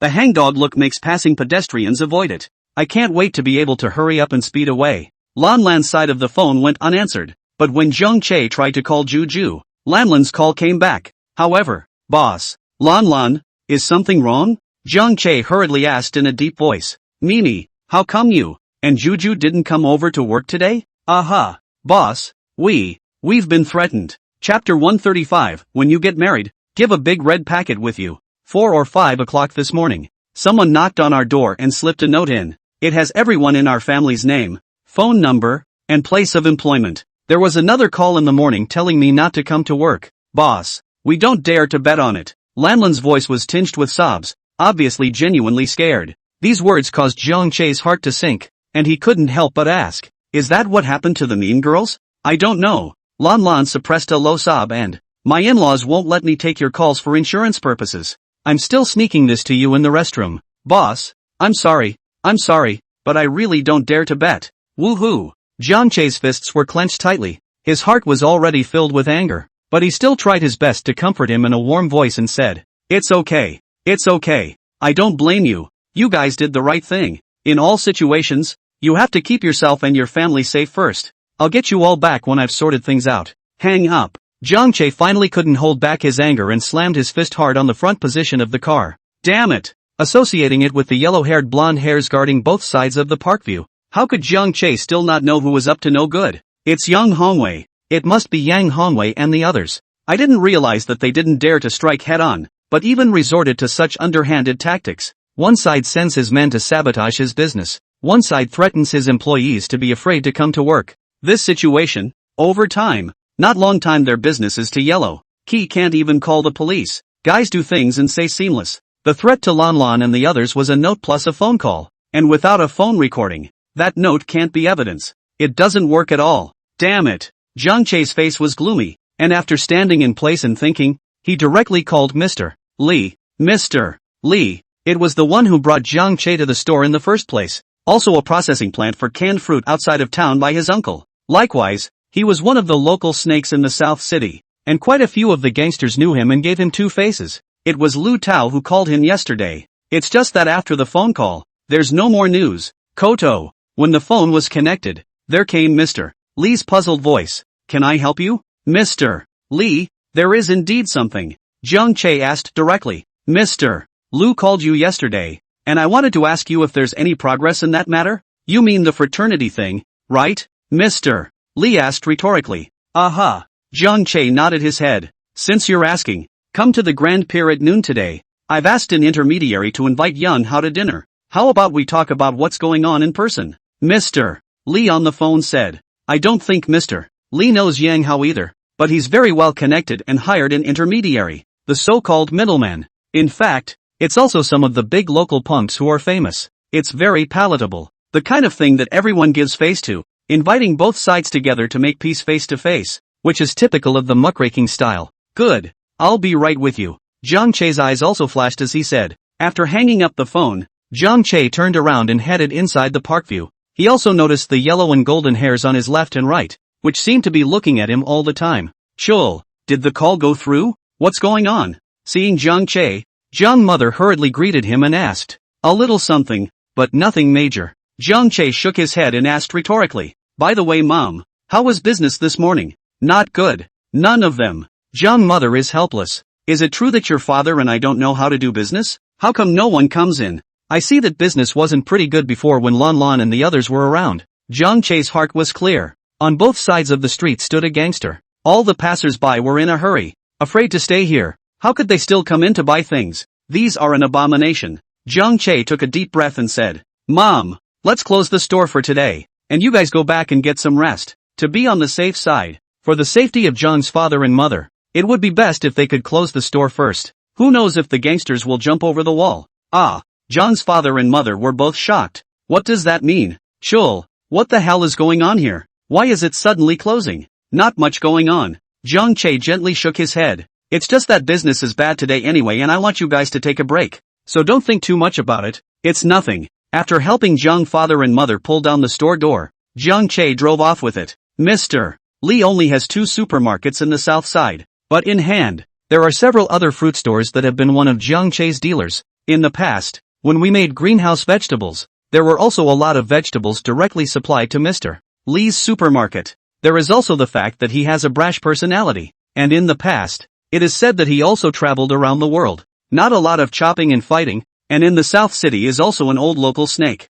It's just that I've gotten older in the last decade or so, having a family and being a lot more calm. That's what got the business going. But just as well, because of his previous experiences, he hung out in the South Side and knew everyone. After seeing Jiang Che, Mr. Lee was very enthusiastic and grabbed Jiang Che's hand and walked out. Xiao Jiang, come on, don't drive. Let's take the car. Jiang Che didn't ask much. Not driving, that naturally means drinking. Whether it's in business or on the road, drinking becomes almost a base. Luckily, Jiang Che's ability to drink is also very good. Well, Xiao Jiang, we still have to pick up someone first, sort of a big gangster in the city, holding protection money from several streets, 40 or 50 brothers. Be careful what you say later, don't offend people. It's up to him to make this work today. After getting in the car, Mr. Lee couldn't help but remind. Aha, I will. Jiang Che followed and nodded his head. Mr. Lee, then should I go shopping again? No need. Mr. Lee waved his hand. I've given enough. That guy owed me a favor back in the day and almost got caught up. Jiang Che nodded and said, thanks Mr. Lee. Ha ha, thanks for what? I heard you got a cop girl for a girlfriend? Ha ha, when are you going to bring it out for dinner? Mr. Lee laughed out loud. Sure enough, the news in their circle is all mutual and there are no secrets at all. Jiang Che could only shake his head and say, Mr. Lee, not yet. Sooner or later it will be. Mr. Lee is still laughing. I've heard Lu Tao say it. That policewoman is nice to you. Quite protective of you. You step up. You might just take it straight. Ha ha, when the time comes for you to get married, I'll give along a big red packet. Soon enough, the cab arrived in front of a bar that, daytime bars, not open for business at all, but the bar was brightly lit. A middle-aged man was sitting on a sofa with a big horse, glaring at the dozen or so yellow hairs standing in front of him. It's really brown. What the hell is wrong with you? Chapter 136, even social bigwigs have problems. You mean you guys? Then at least you went to high school and you can't even do a question? Can do what? It's so brown. The man in the black suit sitting on the sofa was glaring at the dozen or so yellow hairs under his command with an angry look on his face. A dozen yellow hairs stood in a row, also aggrieved. I want good grades. I want to be able to do the questions. Can I come to socialize with you? I'd be in college by now. I don't care. Today you guys will think your heads off. What teachers you have. What classmates you have. All the ones that can be contacted. All the ones that can be contacted. Give me a connection. Come on, come on, come on. Move your ass. The middle-aged man cursed again. The dozen or so yellow hairs were like amnesty and hurriedly dispersed. Dad, just forget it. I'll ask my classmates. Same thing. Next to the middle-aged man stood a little girl, 16 or 17 years old, her sagging hands clutching a book. Looking for who? Don't you dare go to that bastard. As soon as the middle-aged man heard the word classmate, he just exploded. If you dare go to him today, I'll take my men and cut his legs off tomorrow. Dad! The little girl glared back at the middle-aged man. You're sick. I'm looking for my classmates, just questions. Why do you think so nasty of people? Then I don't care. The middle-aged man leaned toward the back of the couch and, whoever made you my daughter is the one I have to answer to. You're not holding me accountable. The young girl became even angrier, pointing at the middle-aged man on the couch and shouting angrily that you're being controlling. You won't let me go to my classmates' problems, but these men of yours won't. So what do you want me to do? Or I won't get into college. Are you going to be in society like you from now on? Hearing this, the middle-aged man's expression finally became ugly. He did all that so that his daughter would have a good future and not be like him. Not to mention, how does a woman mix in society? The daughter is just so beautiful. He was also never comfortable letting his daughter go out and be alone with other boys, not even if they're classmates. Baby girl, why don't dad hire you a tutor? The middle-aged man suddenly remembered that tutoring is quite popular these days. Hire a female teacher as a tutor for your own daughter. Wouldn't that solve the problem? But the young girl still grunted. And, what about now? You can't just bring in a tutor now, can you? What if I can't do this problem? Just then, a voice suddenly came from behind us. Maybe I can try. The words came out. The middle-aged man and the young girl both froze and turned back at the same time. And Mr. Lee couldn't help but look towards Jiang Che as well. Koto. Ha, old Lee, why are you here so early? I thought we agreed to come back at 11:30? As soon as he saw Mr. Lee, the middle-aged man stood up with a loud laugh. Mr. Lee also had to smile and say, it's not like I was idle anyway, so I brought Xiao Jiang to take a look. The middle-aged man looked at Jiang Che. It was also determined that the one who spoke just now was Jiang Che. Xiao Jiang, come over here. Let me introduce you. This is Chen Hu, also the owner of this bar. Mr. Lee pulled Jiang Che and started to introduce him. Jiang Che also hurriedly said, hello, Boss Chen. Aha. Chen Hu nodded, looking Jiang Che up and down. Old Chen, this is the Xiao Jiang I mentioned to you, and this time it's his business too, so I have to trouble you a bit. Mr. Lee added hurriedly. Oh, so that's him. Chen Hu continued to nod his head, but his gaze was still on Jiang Che. Young man, was that you talking just now? Aha. Jiang Che nodded his head, looking at the girl standing behind Chen Hu. The girl was indeed beautiful, 17 or 18 years old, youthful and energetic. However, Jiang Che's gaze only swept over her face before landing on the cover of the book the young girl was holding. Senior Math. The girl was also looking right at Jiang Che, and asked suspiciously, it's a senior year question. Oh, can you really do that? In the girl's mind, how could anyone who could hang out with her dad and them do that? Didn't you see dad's boys? Usually, they are all yelling and shouting, but don't they all have a headache when they see a book? Chen Hu also looked at Jiang Che. Xiao Jiang, right? What's your education? Boss Chen. I graduated from XXX school in college.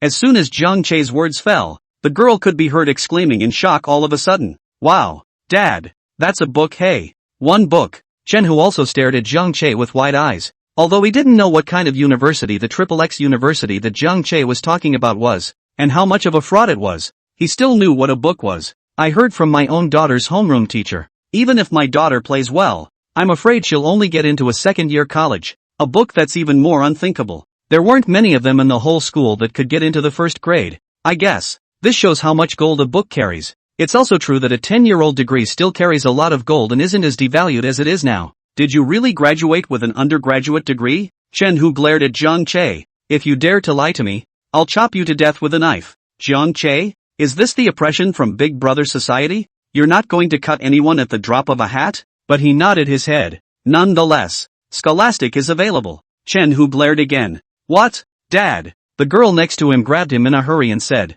you don't want to scare my teacher away. Old Lee. Chen Hu was still a bit unconvinced, grabbed Mr. Lee and walked to the side. That kid really didn't cheat? Or else the old man will really cut someone, huh? Mr. Lee had a helpless face, but he also had to pat his chest to ensure that although I don't know what university Xiao Jiang graduated from, but it's definitely a college student. You can definitely rest assured of this. Just be college. Ha ha. Chen Hu suddenly became happy. Only you can give me a big favor this time. Do you know just now? That made me worried to death. Other side. Jiang Che had already sat down in one of the bar's booths under the girl's guidance. Did you really graduate from XXX University? The girl looked at Jiang Che with a curious expression. Aha. How many points did you get then? To get into times university nearly 500, I think, and the scoreline, back then, wasn't as high as it is now. Jiang Che casually explained a sentence. Taking the exercise book from the girl, she was guided to the puzzle, knowing that 3x 1, 3, such that 2 minus 4x plus 6 minus m is equal to 0 inch is a true proposition. Note that the range of values of the real number m is the set A. 1, find A. 2, let the set be equals, ZLA. Chapter 137, take a walk to that fraternity and see how crazy they can be. Why wouldn't it? This was a question that Jiang Che honestly hadn't studied. But all math is connected. And it didn't take much time to solve it after a little thought. Listen to the brush of the pen tip on the paper, as well as Jiang Che's explanation of looking up from time to time. The girl's eyes were even more colorful. Looking at Jiang Che, it was nearly all wow. Not far away, Mr. Li, who was watching this scene, also finally revealed a smile. Chen Hu, I didn't lie to you, did I? Ha ha. Chen Hu let out a laugh. Spinning his head, he looked around at his minions and yelled, "Y'all step on the horse and watch and learn. It's really brown. So many people can't even do a math problem. What's the point of having you guys? It's a shame that we still have to rely on other people." Shunjiang. The surrounding minions all looked sad, but they also breathed a long sigh of relief. They have to be able to do the questions? What's the point of socializing with you? What's the point of chopping people up? Isn't that funny? It didn't take long. Jiang Che then put his pen on the table and, "It's not done. Brother, you're really too good. Not many people in our class can actually solve this problem. I've asked several close ones too, and none of them will." The girl looked at Jiang Che with a face of adoration. Chen Hu couldn't help but applaud, and while laughing loudly, he approached. "Good. Ha ha, it's true that you've graduated from a prestigious university. Ha ha, you boys have done me a great favor today." Otherwise the old man was really stumped by the question. "Xiao Shi, why don't you thank your brother, so you can call on him if you have any problems in the future?" Nice guy. This was wanting Jiang Che to tutor her directly. "Thank you, brother." Chen Shi also looked at Jiang Che. "Then if I have any other questions in the future, can I ask my brother as well?" Jiang Che smiled bitterly, but at this point, it was a request, so he had no choice but to nod his head and agree that "Sure, just call me if you have a real problem, and I'll come over as soon as I can." "Ha ha, no need. How can I use you to come here in person?" Chen Hu once again laughed out loud. "I'll personally have someone bring Xiao Shi to you. You don't know what neighborhood outside of that well." "I know. It's okay." Jiang Che nodded his head. That would have saved a lot of time. "In that case, hey, you go back first. I have something to talk to your brother and the others." Chen Hu looked at Chen Shi again and said, "You guys going out to fight again?" Chen Shi frowned and looked up. "No." Chen Hu smiled and looked at his daughter with a very doting gaze. "This time it's a favor. Then this brother of yours settle something. This time don't worry, we definitely won't fight." "That's fine." Chen Shi nodded his head and looked at Jiang Che. "Brother, please keep an eye on Dad for me, and don't ever let him get into a fight." "Good." Jiang Che nodded his head. "I'll be sure to watch it for you." It wasn't until he saw Chen Shi walk out of the bar that Mr. Li sighed and asked, "Tiger Chen, look how nice your daughter is. How long are you going to hang around?" Chen Hu also shook his head and sighed. "If it had been a few years earlier, I might have quit, but not now. With such a large group of brothers under your hand, you've offended a lot of people in the past few years. In our line of work, how can you say no and quit? That's what they say once you're in the jungle, you're in the sea. When you're in the game, it's hard to get out." "Xiaojiang, tell me about you. How did you run into Yang Hao's rash gang?" Chen Hu looked at Jiang Che and asked in a deep voice. Most of an hour later, a black business car then slowly departed from the front of the bar. Target, Grand Docks, Grand Marina. Supposedly in the old days, it's just a ferry. A lot of people who are begging for a living are here to earn money to support their families by lifting and carrying bags. This manly place. Naturally, that's where the three religions run rampant. Thus it was from here that the various gangs of the south side were derived. However, after the founding of the country, the Dragon Kingdom has been strict against these three religions. That's what keeps them out of the climate. Until now, when ordinary people talk about the Grand Wharf, it only represents a restaurant that has been around for a long time. Jiang Che and his group were driven by Chen, whose little brother finally arrived under the Grand Marina Hotel. "How many of you are waiting here?" Chen, who got out of the car and rushed to the two little brothers to order. "Okay, boss." The two minions just sat in the car and nodded. Let's go up there. It's still early. Those guys might not be here yet. Chen Hu looked at Jiang Che and General Li again and nodded. Okay. The three of them went upstairs together. The big pier was a quaint two-story building that did a decent business. Plus it was almost mealtime and there were quite a few people coming and going. Mr. Li booked a private room. In accordance with the rules of the Jianghu, incense was inserted inside. Guan Erji was hung. And there was a large copper basin filled with water. It is said that this is called inviting Guan Yi to be a witness. As long as you promise, you can't go back on your word. They believe in that when they're in society. While waiting, Chen, who had been resting his eyes, Mr. Li, on the other hand, is holding his cell phone and doesn't know who he's chatting with, smiling and cozy. Jiang Che had nothing to do and followed Chen Hu's example of leaning on the back chair to take a nap. The time was fast approaching 12 o'clock. This is the appointed time. But the box remained silent. There was no sound except the occasional sound from Mr. Li's cell phone. Jiang Che opened his eyes to look at his cell phone. Take it easy. Mr. Li looks up. It might be okay to be a little late. The mouth said it was fine, but in the bottom of the eyes there was no smile. It was all gloom. Even if it's late. That's kind of slacking on the old-timers of the Tao. It's even a sign of not putting it in perspective. Aha. Jiang Che nodded his head. Time continues to pass. 10 minutes past 12. 12:20. 12:30. Chen Hu also snapped his eyes open and coldly got up and said, Go. No wait. Waiting half an hour was the limit. Go. Mr. Li also stood up. And I don't know when he had put his cell phone away. At this time a face was also extraordinarily cold and, there's no point in waiting. Jiang Che's heart was heavy. What that meant was equally clear to him. Koto. After sitting in the car, Chen Hu turned his head and looked at Jiang Che and said, Since I promised Old Li I'd set this right, you don't have to worry about the rest. Just go back to your business in peace. I'll make sure that what's-his-name fraternity doesn't dare come after you again. Jiang Che's heart was shaken. Boss Chen. Tiger Chen. Mr. Li was also shocked. Chen Hu, however, craned his neck and, these newcomers really don't know what they're doing. Do you really think that with two men under your hand, you can leave anyone out? Chen Hu looked at one of the juniors in front of him again. Panther. Call back. Gather the brothers. Let's take a walk to whatever fraternity that is and see how crazy they can be. Chapter 138. If you don't apologize, you'll have to chop people.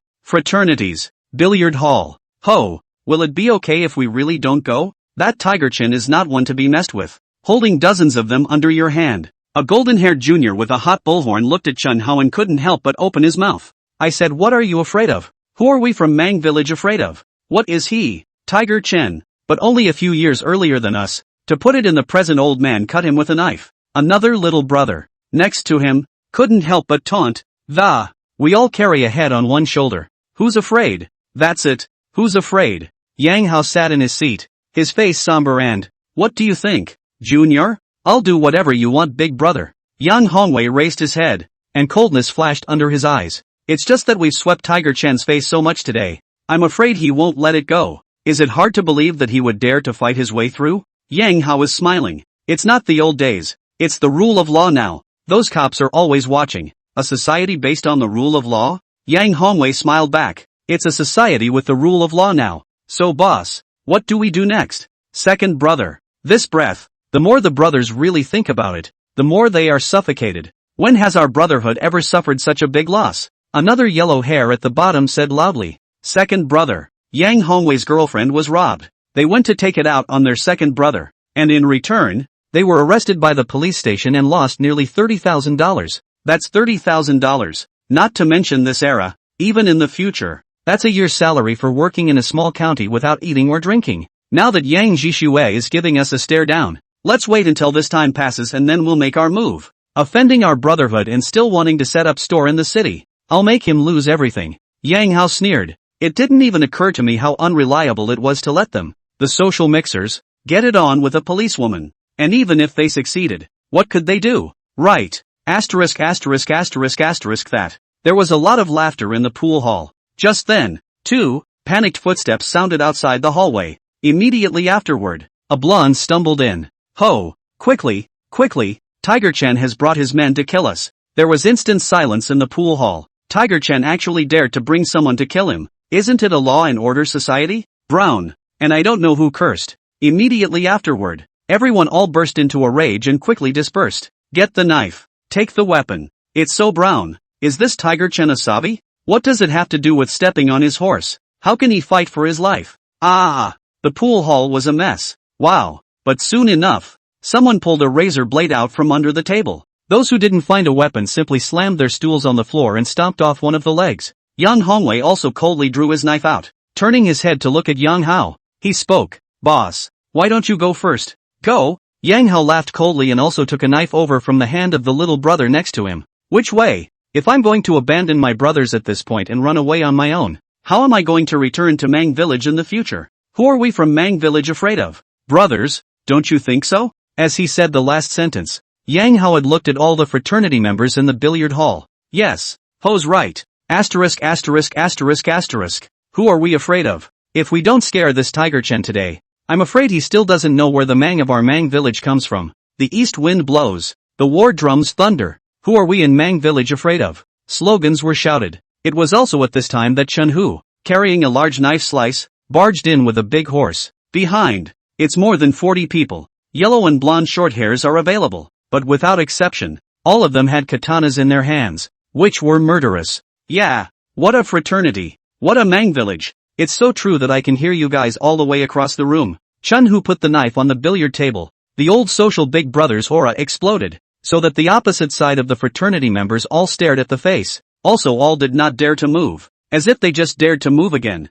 Tiger Chen, on the opposite side, would just pounce with his knife, and the 40 or so people behind him charged up without hesitation. There were only about 20 of them, and they weren't even armed. So what were they going to do to fight the other side? Come, let's see how sharp your manga mora swords are? Don't put me, Tiger Chen, in your eyes. Who is Yang Hongwei? The fraternity's 20 or so men with blades and stools to break their legs were all silent. The incomparable stared at Chen Hu. I'm stepping out of the way and don't want to say it a second time. Chen Hu stormed into a rage, his voice aggravated. Who the is Yang Hongwei? Taken by his aura. Some of the Brotherhood members' faces went white. Me. Yang Hongwei could only come forward and, I'm Yang Hongwei. That's right, Chen Hu smiled. I thought you were going to be a shrinking violet all the time. Yang Hongwei's face was ugly, but at this point, the situation is stronger than the people. Although the Brotherhood had more than 20 brothers, the opposite side had significantly more, and every one of them seems to have cut someone. The aura is strong. What could he do? Koto. Chen Hu twisted his head and shouted behind him. Come over here and see if this guy is Yang Hongwei? Xiao Jiang? Yang Hongwei's face was stunned. Couldn't help but raise his head towards behind Chen Hu, only to see the crowd disperse. The slender silhouette walked out from within, and it was none other than Zhang Che. Yang Hongwei's face was ugly. Boss Chen, that's him. After just sweeping Yang Hongwei's eyes, Zhang Che nodded at Chen Hu. Okay. Chen Hu also nodded his head. And who is Yang Hao? Once again, looked to the fraternity members. Yang Hao's face was unsightly, and he also walked out, carrying a knife. Tiger Chen, I am Yang Hao. You're Yang Hao? Chen Hu raised his head, his gaze slanting downward with extreme disdain. What is it? Just your kind of you goods? Yang Hao's face was ugly. Tiger Chen, don't bully people too much. Our brotherhood is not something to be messed with. So what do you want to do? Cut me? Tiger Chen stretched his neck forward and, come on, cut me. Slash me to death and I'll count you as a man.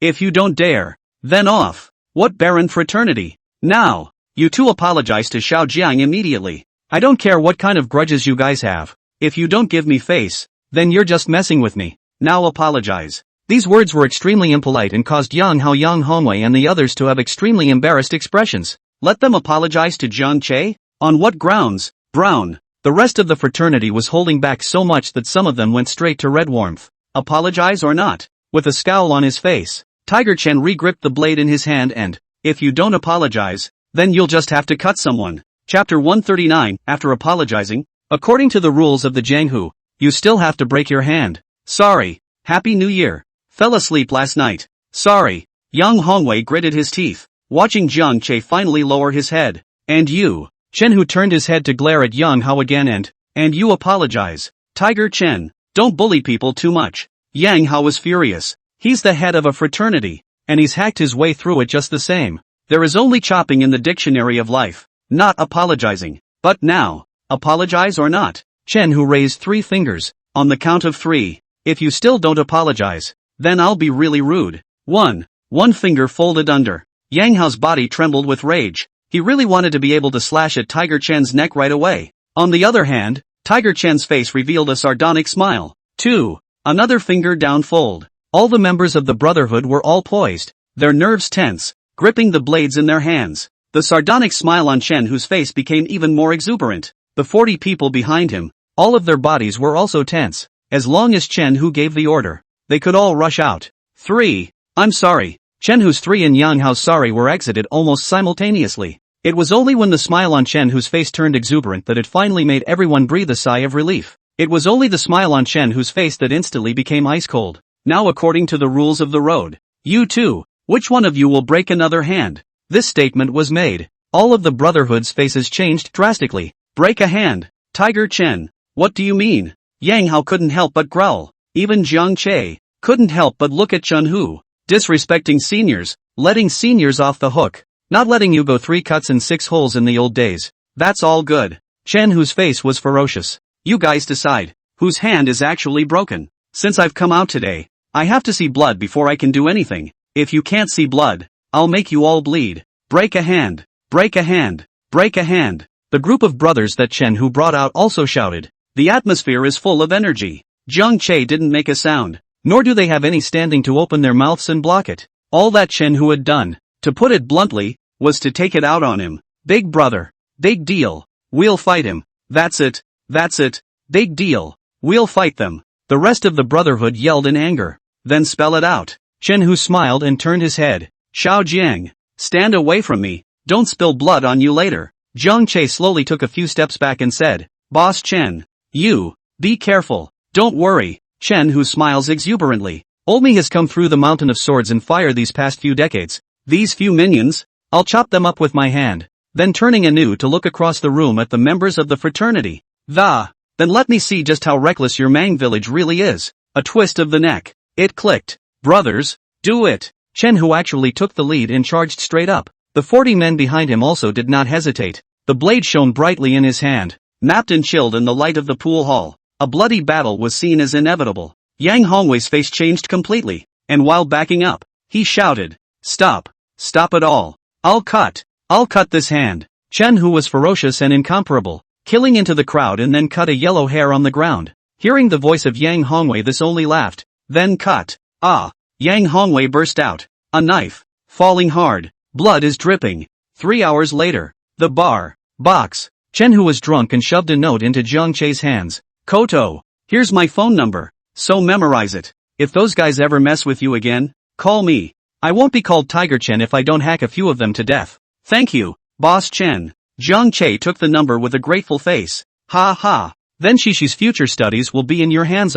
If Shishi fails to get into a school in the future, I'll have to cut you too. Chen Hu looked suddenly serious. Jiang Che was stunned and could only nod his head with a bitter smile. I'll do my best. Not trying my best. Chen Hu patted Jiang Che's shoulder. My oldest wish is that I can get Heishi into a good college. There's no need to go down the same old road as the old man. This mixing society. You do not look at the old man now scenery, but maybe one day on the road to be hacked to death. Dad. Shan Shi, who was next to him, looked up and, what are you talking about? If you're going to be golden now, then surely you'll be fine. Ha ha ha. Chen Hu threw back his head and laughed with great bravado. The old man's greatest pride in his life was never the number of men he cut down. Rather, I have you as my daughter. Ha ha ha. A slight smile also appeared on Chen Shi's face. Brother Jiang Che, are you going back? Do you need me to drive you? You can drive? Jiang Che was surprised. Chen Shi shouldn't be an adult yet, right? Aha. I'm good at everything. Chen Shi smiled mischievously. Forget it. I'll just take the car back myself. Jiang Che shook his head. He also drank a bit of alcohol. For safety reasons he still couldn't drive. What's more, if Chen Shi dares to drive, he doesn't dare to sit. Anyway, my address is known to Boss Chen, so if you need it then you can just come over directly. Jiang Che looked at Chen Shi and made his own promise as well. I can't guarantee I'll get you into a school, but a better college should still be fine. That'll do. Chen Hu laughed out loud. Lao Si, give it away. Hospitals. Yang Hongwei broke his arm. Although he was taken to the hospital in time, medical technology in the south side is ultimately relatively backward. Can't do a broken hand splice. It can only be broken just like that. At this time, the remaining people of the Brotherhood were all gathered in the hospital room, looking at Yang Hongwei on the bed, their faces full of anger and suffocation. Big brother. Ergo, the brothers really can't swallow this. If it wasn't for second brother stopping me just now, I damn well wanted to fight them with a knife. That's just it. Big brother. We must avenge second brother. The brothers can't swallow this. In the ward, a number of yellow and golden hairs roared. When have they, the Brotherhood, ever suffered such a big loss? Not only were they beaten to the door in daylight, but they also caused the second-in-command to break his own arm. Yang Hao's face was also extremely gloomy. What do you say, Dick? Boss. Yan Hongwei raised his head and gritted his teeth. I want Tiger Chen dead. And that Jiang Che guy, I want him dead too. Good. Then we, the Brotherhood, will take note of this revenge today. Will him up whenever we get the chance. Yang Hao nodded ferociously. Same time, Park Fruit Exchange. When a drunken Jiang Che is sent back by a blonde whose eyes are covered by her hair. Just get off. Just happened to see. Yang Zhixue was standing in front of the store with the roll-down door. Chapter 140, the calmness that belongs only to an old artist.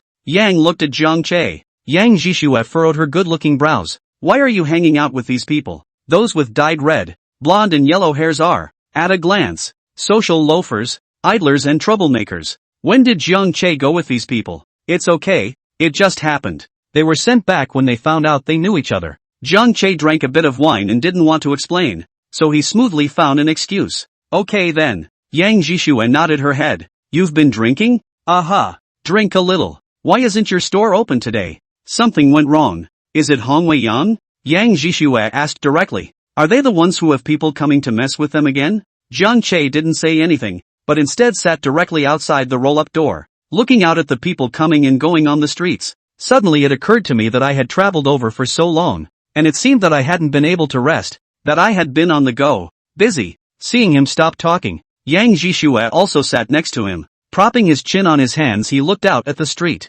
Jiang Che. Yang Zhixue suddenly spoke softly, her words full of self-blame. Sorry, it's because of me that I got you into this conflict. If you don't want to see me, I can go. Jiang Che slightly twisted his head and looked at her, looking at the fluffy hair on the side of her face, gently swaying with the cold wind, the snow-white fur collar lining her skin even whiter and more pure and moving. I don't mean to blame you, Jiang Che said softly. I'm just feeling a little tired. Tired? Yang Zhixue also turned her head and met Jiang Che's gaze, and an exquisite face suddenly turned red. That. Why don't you rest on my shoulder for a while? Aha. This time, Jiang Che didn't have any hesitation. Gently, he rested his head on Yang Zhixue's shoulder. Just for this moment when the two of them just touched, Yang Zhixue's body tensed up and quickly relaxed again, allowing Jiang Che to lean against it. I don't know when. Nightfall. Fine snowflakes were flurrying. The two just sat quietly on the side of the road, letting the snowflakes fall on their heads and drape over their bodies, and time seemed to have been stood still at that moment. If we shower together in the snow in the morning, we can be considered to have white heads together in this life. Provincial cities. My dad got arrested. Jiang Lily was completely dumbfounded. This news, she also only just learned about it. No wonder that when she called Jiang Bankai in the past few days, the other party was always off the phone. Yeah, Lily, didn't the town officials call you? On the phone was one of Jiang Lily's relatives. No, I don't know, Jiang Lily said blankly. Guess your dad's side of the family is carrying everything. Then, the caller said again, bitterly, Lily, how are you doing out there? Can you earn money? Come back if you can't earn any. I'll tell you a good in-law. It's the town. Their family has several stalls in town that sell rice and noodles, so you can be the boss's wife if you go. You're a college student. You can do the math. And people's families are missing housekeepers like you. When the time comes, you can just take some money and pay it back. Cousin. Jiang Lily's face sank. Don't bother with me. I can make money, and it won't be long before I can pay it back. With a pop, Jiang Lily hung up the phone. She had known that this cousin's aunt must have had bad intentions when she called, but she hadn't realized that she was even hitting on her. After hanging up the phone, Jiang Lily's expression remained ugly. Turn on your computer and check your wallet. There's almost $10,000 in the account already. This is still the pure profit after deducting the platform's share, so it can be seen that this business is really lucrative. But that money can't be touched right now. She still has to give it back to Tiger. By the photos you took in the first place from Tiger. Dad, I'll make lots and lots of money. And when you come back, I'll give you a pension. Jiang Lily gritted her teeth and gave herself a pep talk. Turning around, he went into the shower inside the rental. After taking a shower, Jiang Lily walked out in her cool pajamas. Turn on the live feed. She is now. Face the camera and wipe the edges. There has been a calmness that is unique to the old artist. Even a new way of rubbing it in yourself. Shower, pajamas, blow dry hair. The rubbing edge. You can't rub it directly or hard. Gotta give those gringos room to fantasize. It's the hidden, the hazy, that stirs up their latent hormones. Hard rub. It's cool, but it's easy to get aesthetic fatigue. Only the kind of space that offers him room to fantasize and masturbate is king. I have to say, John Lilly is really worthy of being a college student. This business is smart. Have your own unique insights. Same time. It's right next door to John Lilly. Lu Fei Yen was sitting on the bed wearing a cool dress. Her breasts are half naked, and she's full of dusty air. And she's using computer QQ to open a video with Tiger. Tiger, you're so new to this. Is this a sign that you don't like me anymore? Ha ha. Tiger smiles broadly. How? You've been a little heartbreaker for the old man. It's just that I think that John Lilly is also flavorful enough. When will you bring her to me for fun? People won't give you that chance yet. Lu Feiyan rolled her eyes and laughed again. She's got her heart set on making money now. You can be on the air 12 hours a day. And you say you're going to fight for it. And you'll pay you back when the new year is over. Pay back? Tiger laughed disdainfully and really think the old man's money is so good to pay back. You were not in the beginning also. Oof. Lu Fei Yen snorted coldly. And you say, ha ha ha ha ha ha. Tiger laughed. But after a couple of laughs, the voice tightened up and smoke. When the new year is over, I plan to open another cabaret. And I need a group of loose, educated, and good-looking ladies. See if you can get in touch with those women you went to school with. Come on man. I'll give you $2,000 in draws. Okay. I'll help find it. Lu Fei Yen hung up the phone directly after thinking about it. The gaze, however, fell on the wall of the next room. After smiling, Lu Fei Yen swayed her ass towards John Lilly's room. The next day, town of Green residents, town officials, early in the morning, a dozen or so Jiangjia village villagers, then blocked the door of Qin Sheng's office with a petition. Asked town officials to make Zhang Hai the new village chief of Jiangjia village. Qin Sheng was helpless. Just have to ask the town manager for instructions. Mayor, you lost patience with Jiangjia village a long time ago. They can screw it up all they want, so they just agree to it straight away. Qin Sheng sighed as he looked at them, already able to envision the future of Jiangjia village. The mayor agreed. I'll call my superiors later. Appoint Zhang Hai as the new village head of your Zhang family village. But before I do, I'm going to ask one last time. Are you sure? He, Tong Yi, is a graduate of a prestigious university, and it took the mayor a lot of effort to get him from the next town over. It's not going to happen after this village. Chapter 141, Yang Hongwei's Revenge. Killing the bar. We don't need to. College students we don't even want. What's the big deal about a kid who doesn't even have hair? Just because he reads more? The people of Jiangjia village all shook their heads vigorously. The mention of Tong Yi was simply avoided like a snake. Okay then, you guys go back. Anyway, Old Lin from Shunjiang village said that he's getting older, so let Tong Yi go over to their side. Qin Sheng said with a sigh. Child benefit. It was the mayor who had the good sense to ask for it from another township. How is it possible to send it back again? Since Jiangjia village doesn't want it, it will be arranged to go to Shunjiang village. Yeah. You town officials. Just arrange that Tong Yi to Shunjiang village. Let that Tong Yi go and scourge Shunjiang village. Don't come and scourge our Jiangjia village. A group of people from Jiangjia village left with joy. Ha ha. Who let those people from Shunjiang village think that when they get on Jiang Che's little pussy brat, they'll be tugging like a 580,000 all day long. Now send a blood-sucking college student over to him. Ha ha.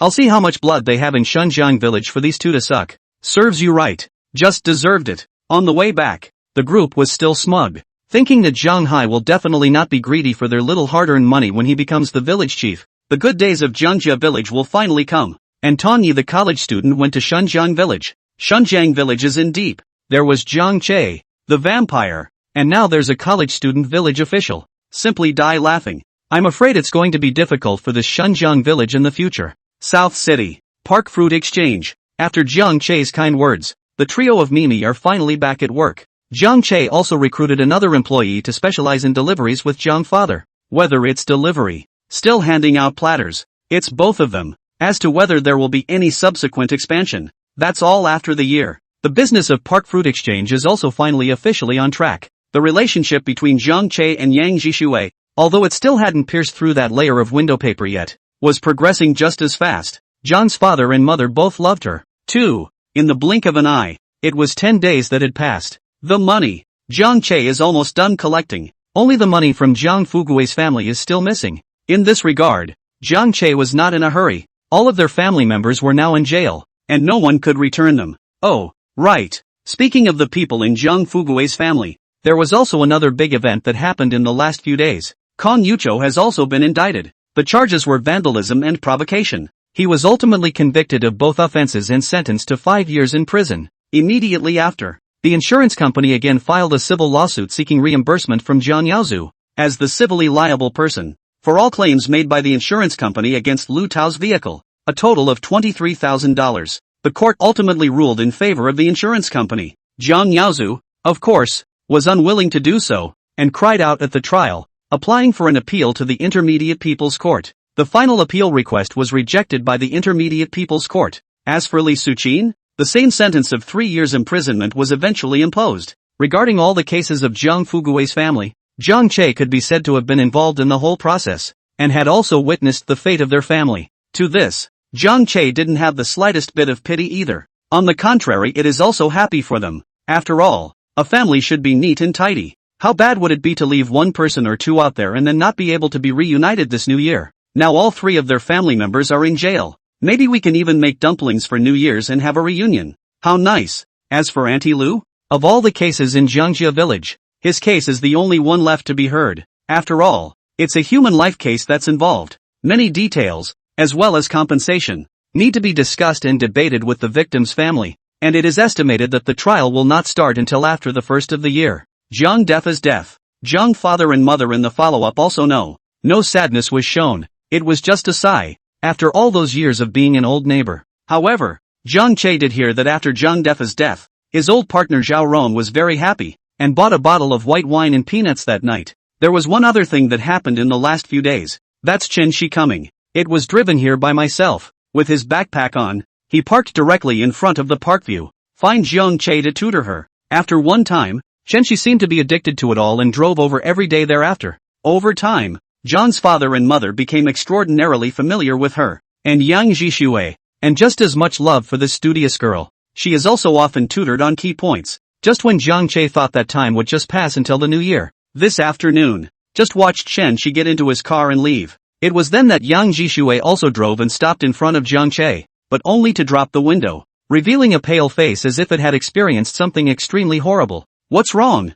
Zhang Che asked curiously. I came to see you. Yang Jishue looked at Zhang Che, panic flashing under her eyes. Zhang Che, you must be careful next. Anything? Zhang Che's heart sank. Such a Yang Jishue was something he had never seen before. Just now, one of the gangs over on the east side of town mowed down another gang. I just got back from the scene. A couple dead. Yang Jishue's face was also a bit pale. Zhang Che's face also changed slightly. What's that got to do with me? It's Yang Hongwei and the others. Yang Jishue took a deep breath and said, they didn't know what had gotten into them, but they brought people into a bar in the afternoon and cut down everyone they saw inside. The bar. Boom. Zhang Che was struck by lightning. The face changed completely. The bar. Tiger Chen. Doesn't Mr. Chen run a bar? What bar? He asked quickly. Night color. Boom. Zhang Che's face changed drastically. It's just nighttime. Tiger Chen's bar is called Night Color. Where's Tiger Chen? Where's Tiger Chen? Zishue? Where's Tiger Chen?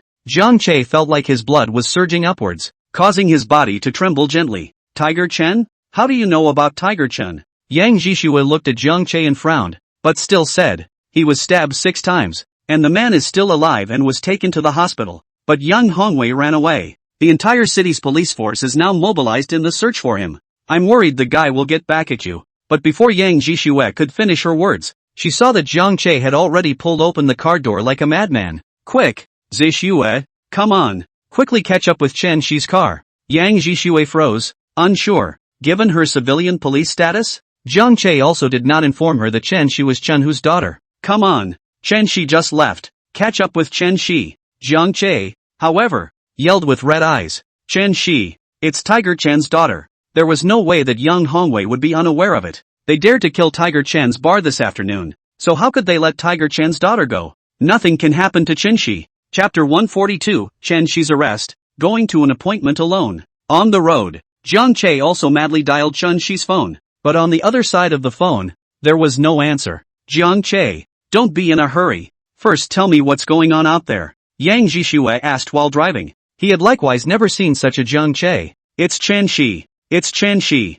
Chen Shi is Tiger Chen's daughter. Zhang Che would no longer hide it at this point. Thumbs up. Yang Jishue was shocked and subconsciously kicked the brakes, stopping the car on the road. It also nearly rear-ended the car behind it. couldn't help but press down on the window and break into a fit of rage. You in the front, do you know how to drive? Brown. The driver's license was paid for, wasn't it? What did you say? Yang Jishue glared at Zhang Che. Chen, she is the daughter of Tiger Chen. Aha. Zhang Che was still calling again and again. Tiger Chen was nice to him. And the reason why he was feuding with Yang Hongwei was all because of him. Tiger Chen cares most about this daughter. Zhang Che could never let anything happen to Chen Shi. Absolutely not. So you're worried that Yang Hongwei will go after Chen Shi. Zhang Che, why are you hiding such an important matter from me? Just how many other things are you hiding from me? Yang Jishue glared at Zhang Che, clearly angry as well. Find Chen Shi first. I'll tell you the rest when I find Chen Shi. Zhang Che said anxiously. When the car behind saw that Yang Jishue in front of her had not been leaving,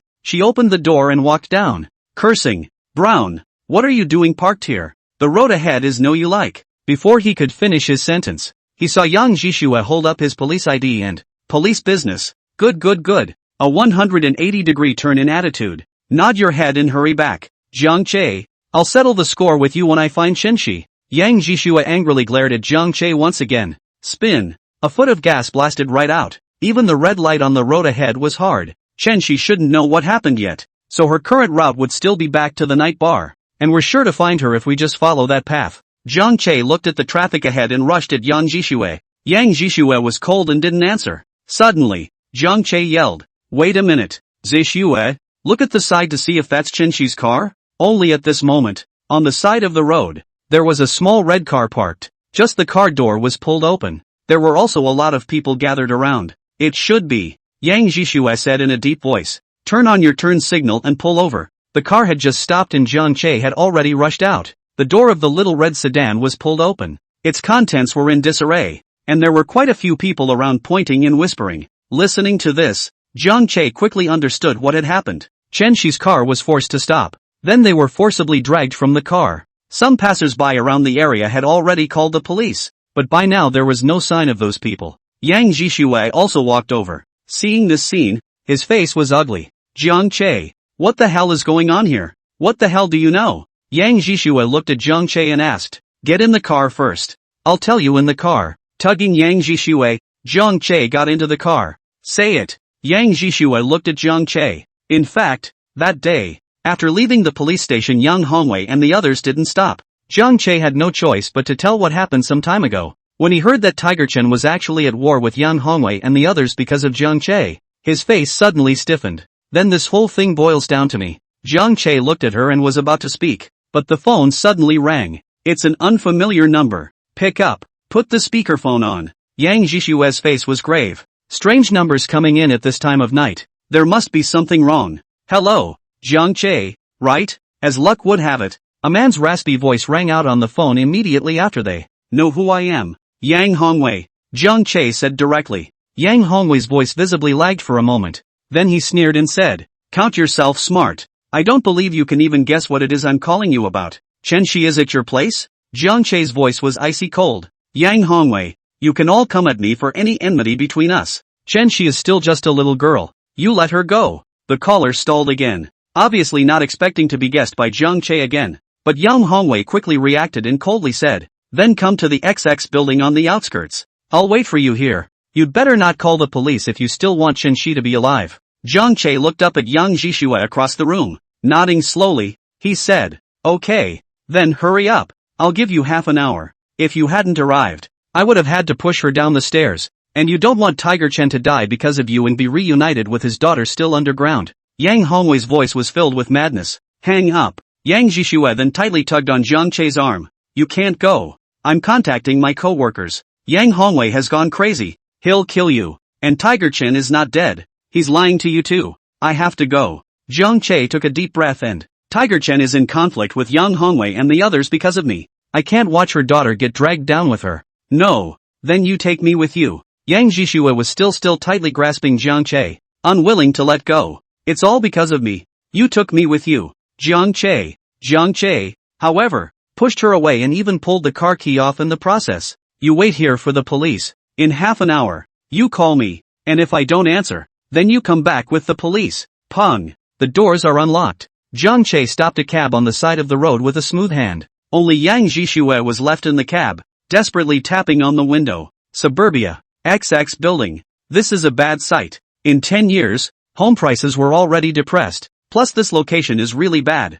So the property was only 7 or 8 floors into the construction before it went to. Jiang Che arrived here by car. From a distance, he saw the old, beat-up, crappy van parked right outside. He walked over and pulled the car door open. Just a mess inside. There was also the blood strewn about the carriage, and there was another sinking of the heart. Still, he found a large circle of white cloth in the car. Then he hurriedly took off the down jacket he was wearing and wrapped the white cloth around his stomach and his shirt, before redressing and heading upstairs. In a dilapidated, crappy building, the ground was overgrown with weeds and discarded construction tools. Jiang Che carefully went up the stairs and picked up another piece of rebar on the ground and stuffed it inside his sleeve, until it was time to walk to the 4th floor location. It was only then that he finally saw Yang Hongwei again, as well as Chen Shi, who was tied to a stool and in a coma. Chapter 143, I'm a cop. You introduce a big asshole to me? Half an hour later. It was getting late. 3 police cars came crowing in from the distance. Immediately after, a dozen heavily armed police officers flew out of the car and rushed toward the rotten building.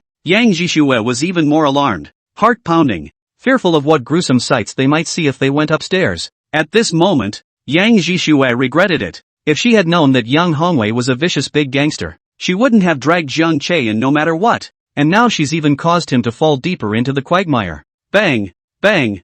Bang! Bang! Bang! Yang Jishue's ears seemed to be completely still. There was no sound, only the sound of my own heartbeat, with my eyes in a trance. Finally, she followed a group of police officers to the 2nd floor of the rotten building. 3rd floor, 4th floor. Upon seeing the 2 silhouettes lying on the ground of the abandoned platform on the 4th floor, Yang Jishue shifted once again. Jiang Che. Straight up. The first one. It's Jiang Che. He was stabbed. A gash was opened in his stomach, but fortunately there was a white cloth wrapped around the inside to stop the wound from expanding as much as possible. He was lying on the ground, eyes open, and was gasping for air. When he saw Yang Jishue, he was even grinning. Ji Shui. I didn't kill anyone. It's fine. Yang Jishue at this moment where can still care so much. Large tears, like a broken string of pearls falling down. He jumped on Jiang Che's body and just straight away cried. Jiang Che. Sorry. Ouch. Jiang Che yells out in pain. It's pressing on my wound. At this time,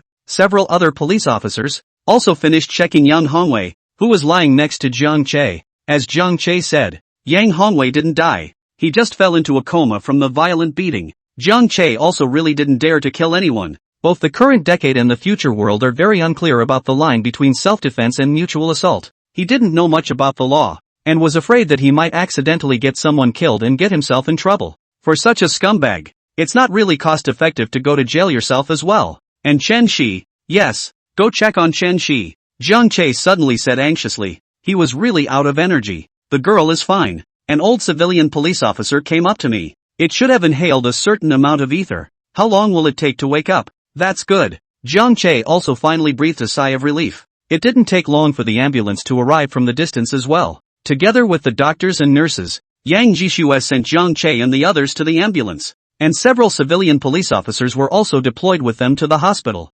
Original. Yang Jishue is trying to get together, but he was stopped by Captain Zhang of the police station. Yuki, why don't you stay here and film the crime scene? Aha. Yang Jishue took the camera and went upstairs. Suddenly, the cell phone in his pocket was ringing unexpectedly. Just by glancing at the caller ID, Yang Jishue's brows furrowed. Mom, since the last time I left from Mang Village, the mother and daughter never contacted each other again. What's Mom doing on the phone this time? But now being at work, Yang Jishue thought about it and then just hung up the phone. Photographic evidence of signs of a struggle at the crime scene was begun. It's a routine operation, but it didn't take long for the hung-up phone to ring again. Caller remarks. It's still Mom. Yang Jishue finally got a little impatient. Why? More and more now. I find Mom incomprehensible. Woo. Is it okay to take my picture? I'll take a call? Yang Jishue found a co-worker to hand him the camera. Okay. Yang Jishue took the phone and walked to the side, taking a deep breath before saying impatiently. Mom, is something wrong with you? I'm working and you keep calling and calling. It's already seriously interfering with my work. Know what? Yuki, can't Mom even call you now? Jan's mother whispered. Okay, but not now. Now that I'm at work. At the crime scene. Busy? Yang Jishue said helplessly. Okay then. Jan's mother's voice was even lower. Say, what's the matter? I'm going to hang up if there's nothing. Yang Jishue continued. that someone called for you this morning. Yang's mother spoke in a whisper. It's that little fat guy from middle school. You remember? He even liked you back then? He said it's not the new year soon and wants to hold a class reunion to ask if you're going. No go. Yang Jishua shook her head directly. We have rules. What a chubby little guy. Of course she remembers. That guy was a real pain in the ass. Other people like girls, that's all about pleasing them. Only him. To like a certain girl is to try desperately to catch and tease each other. If it wasn't for Yang Jishua's character, which was already very large and bold, how many times have I been scared? As for why the call went to Jan's mom, this is better explained by the fact that the homeroom teacher of Yang Jishua's junior high school class was Yang's mother. The class likewise knew about their mother-son relationship. After Yang Jishua graduated, she directly deleted and pulled the blackout of many of her classmates who were not on good terms. What's the point of keeping it? New Year's? I think maybe you should check it out. That fat little guy is doing pretty well now. Knowing the snow. Mom! Yang Jishua's voice suddenly intensified. What's gotten into you now? How did you get so snooty? Is it true that when you see a rich man, you hate to marry me to him? I'll tell you what. If you keep this up, I'll volunteer to stay at the office when the new year rolls around, and we'll just talk on the phone from now on. Hang on. Between words, Yang Jishua was about to hang up the phone, but violently once again came out the voice of Yang mother. Shui shui. If you really can't, you can bring Hongwei with you. Magnificent. Yang Hongwei. It's okay not to mention the name. At the mention of this name, Yang Jishua burst into a rage. Mom, in the future, you'd better not mention that name in front of me again. I'm telling you, you're being lied to. Yang Hongwei is simply a big punk. Ah. Yang's mother on the other side of the phone seemed to freeze and, Yuki, what does that mean? What do you think? Mom, tell me what you think. Your daughter, I'm a cop, you know? Yang Jishua took the phone and continued to the side. Anger was building up in her chest, making her want to explode out of it. Mom, I'm a cop, you know? I'm a serious graduate of the Dragon Police Academy, you know? Do you realize what you do? Do you realize how outrageous what you do is? Ha! I can't believe you introduced a big asshole to me. Are you trying to hurt me? Is it trying to get me killed? Ha! Mom, I asked you. Ha! Are you trying to get me killed? Yang's mother on the other side of the phone was completely dumbfounded, directly shocked by Yang Jishua's words. Yuki, what do you mean? Isn't someone else Hongwei a big boss? Chapter 144, his last name is Jiang or Lin Ah. Why the factory built to Shunjiang village? Yang's mother was completely dumbfounded. What do you mean? Isn't Hongwei the big boss? How did you become a big asshole? Mom, did I just say if I was on a case? Was I at the scene of the crime? Yang Jishua inhaled deeply, once again suppressing the anger in her heart. Aha. I'll tell you what. The case will be in the papers by tomorrow at the most, and it will be broadcast on South City TV. It was Yang Hongwei and his gang who led an attack on a bar this afternoon, hacking people on site inside and killing several. What kind of big boss did you say he was? Yang Hongwei, along with some other people from Mang village, have formed some kind of fraternity in the city, and all of them are participants this time. What big boss did you say he was? Mom! Yang Jishua shouted heavily again. Even if you're not doing anything on your winter vacation, can you just stay home and don't cause me any trouble? Please? If I listened to you and became Yang Hongwei's girlfriend, do you know how much trouble I'll be in this time? Mom, I'm begging you. Will you stop giving me a hard time? The phone hung up straight away. On the other side of the phone, Yang's mother was dumbfounded with her cell phone, and her face gradually turned white by inches. A big asshole? Stormed the bar with a knife in the afternoon, seeing people and cutting them down. Yang's mother's body was trembling. Fear, dread, and celebration. Jiangjia village. At this point there are less than 10 days left before the new year. All the people from Jiangjia village who had gone out to work have also returned. Under the proposal of Jian Hai, Jiangjia village each household $50. A total of a few $1,000s was raised. Finally buried Wu Dahua. And the other side, the village of Sooner River has also seen new personnel changes. The new college student village official Tong Yi, with the support of the old village head of Shunjiang village, finally sort of handed over all the work, and it was also recognized by a group of villagers in Shunjiang village. The village of Shunjiang has wanted a college student for a long time, especially after practically enjoying the benefits brought by Jiang Che. It is even more to the college student village officials. Unconditional support. Today, it was also the last meeting of the town of Greenhouse before the year. Town officials are also getting ready for vacation. Therefore, the mayor of the township called all the cadres of the entire township to the conference room, which also included the mayor of each village. Arrange all matters during the vacation period, and the caveats. Among them, the the mayor highlighted the construction of a factory in the village of Shunjiang. In particular, the new village head Tong Yi was asked to absolutely cooperate and urge Jiang Che to start work as soon as possible after the holiday, to complete the first project in Qingzhou town to start successfully and land. Regarding the building of the factory, Tong Yi had already heard from the old village chief when he handed over his work. For this kind of industrial factories fall in the village. Tong Yi that is both hands and feet in favor. With this factory in place, it would undoubtedly provide a strong arm for his plans to revitalize the countryside, and at once stood up and assured the mayor that, "Mayor, wait for me to go down and I'll contact Jiang Che. Although the construction will start after the year, you can bring the materials in half a year ago. All of us in Shunjiang village are waiting too. Everyone is at home and can contribute to help, can't they? Okay, it's best if you can bring the materials in advance. Ha ha, it's true that you're a college student. That old mayor of your village, at first, didn't have this advanced sense of yours." The mayor laughed out loud.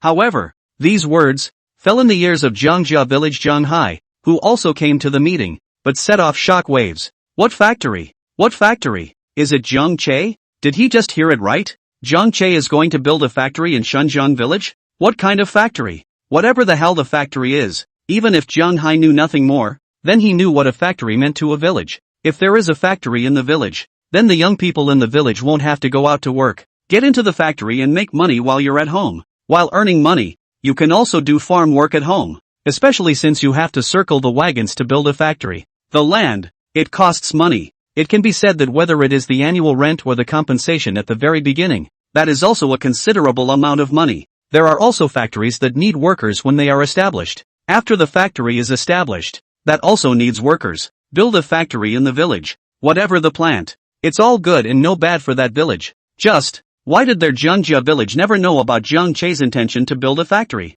Why build to Shunjiang village? Is his surname Jiang Che Jiang or not? At that thought, Jiang Hai couldn't help but stand up. Mayor, anything? The mayor looked at Jiang Hai, his attitude that was obviously much colder. He really didn't treat the people of Jiangjia village well. They were given a university student to be the village head who disagreed, and they had to die to get rid of the person. So they had to let this person, who obviously knew nothing, be the village head. Then we'll see. Let's see what the future holds for this Jiangjia village. Mayor, I just heard you guys say that Jiang Che built a factory in Shunjiang village. What kind of factory is it? This one is from our Jiangjia village. How come I've never heard of him before? He's from our Jiangjia village. What gives this factory the right to be built in Shunjiang village? Jiang Hai was a little out of control. Why? It was said that Jiang Che was a white-eyed wolf, and now it seemed that he really was a white-eyed wolf. On what grounds? What gives this factory the right to be built in Shunjiang village? Is his last name Jiang or Lin? Are you questioning me? The mayor squinted at Jiang Hai.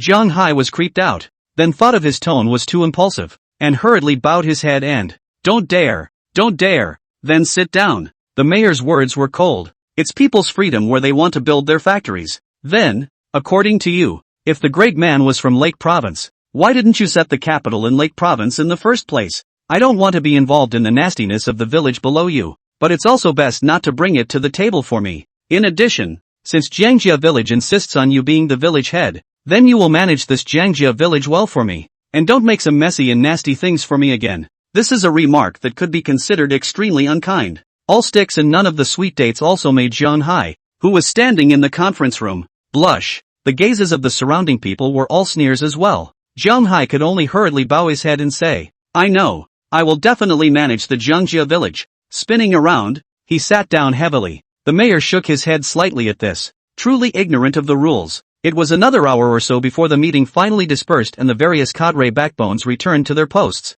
A few of the subordinate village chiefs also greeted each other and then left on their own. But no one gave Jiang Hai a greeting. No one is blind. The mayor's attitude towards Jiangjia village can be seen by anyone. The sedan chair is carried by everyone. But who's going to carry your rotten sedan chair? Jiang Hai also had a dark face and rode back to Jiangjia village without saying a word. Turn the speaker on. Call everyone in the village. I want a meeting. Once at the village office. Jiang Hai then hurriedly turned on the village loudspeaker. Chapter 145, he is counting his roots and forgetting his ancestors. He is to be poked in the backbone. Village council office. The crowd of villagers from Jiangjia village filled the entire conference room. All of them looked at Jiang Hai with a satisfied expression. It's still good to be in Jianghai. When there is something, you know, to notify everyone to meet and discuss it together, instead of deciding it all on your own like Jiang Benkai did. Later, under the leadership of Jiang Hai, It's hard not to be rich in Jiangxia village. Hi Z, what did you call us over for? Is it possible that the town officials also know that our village is in difficulty and are going to give us money?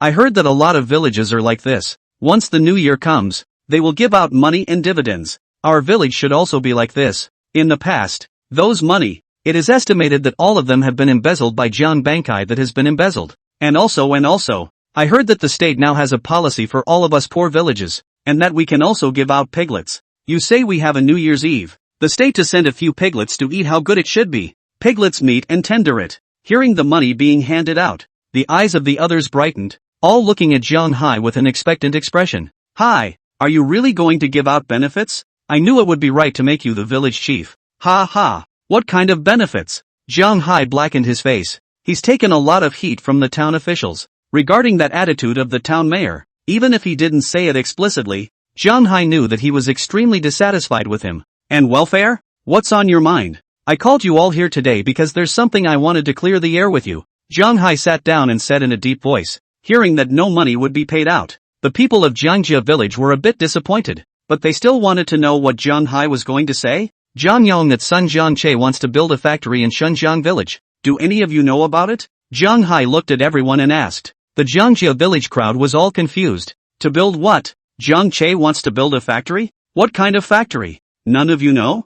Zhang Hai lived speechlessly. If Zhang Che wanted to build a factory, why didn't anyone in Zhang village know about it? Brother Hai, what do you mean? What kind of factory? A villager below couldn't help but ask. In fact, it wasn't their fault that they weren't well informed, but rather, Zhang Che had instructed the people of Shunjiang village from the beginning that this matter should not be leaked out as much as possible, and Zhang Bankai is the village chief. It's all in the background, too, but at that time he was busy giving his daughter Zhang Lily get out of the matter, which has not been taken into account. The back again by the Commission for Discipline Inspection double regulation, taken away to be investigated. This matter naturally went unheard of with Zhang Bankai. To Zhang Hai didn't go to the meeting today. The mayor didn't mention it again. I'm afraid that when all the factories in Shunjiang village start to move, the people in Jiangjia village will only know about it. It's Zhang Che. He's going to build a factory in the village of Shunjiang.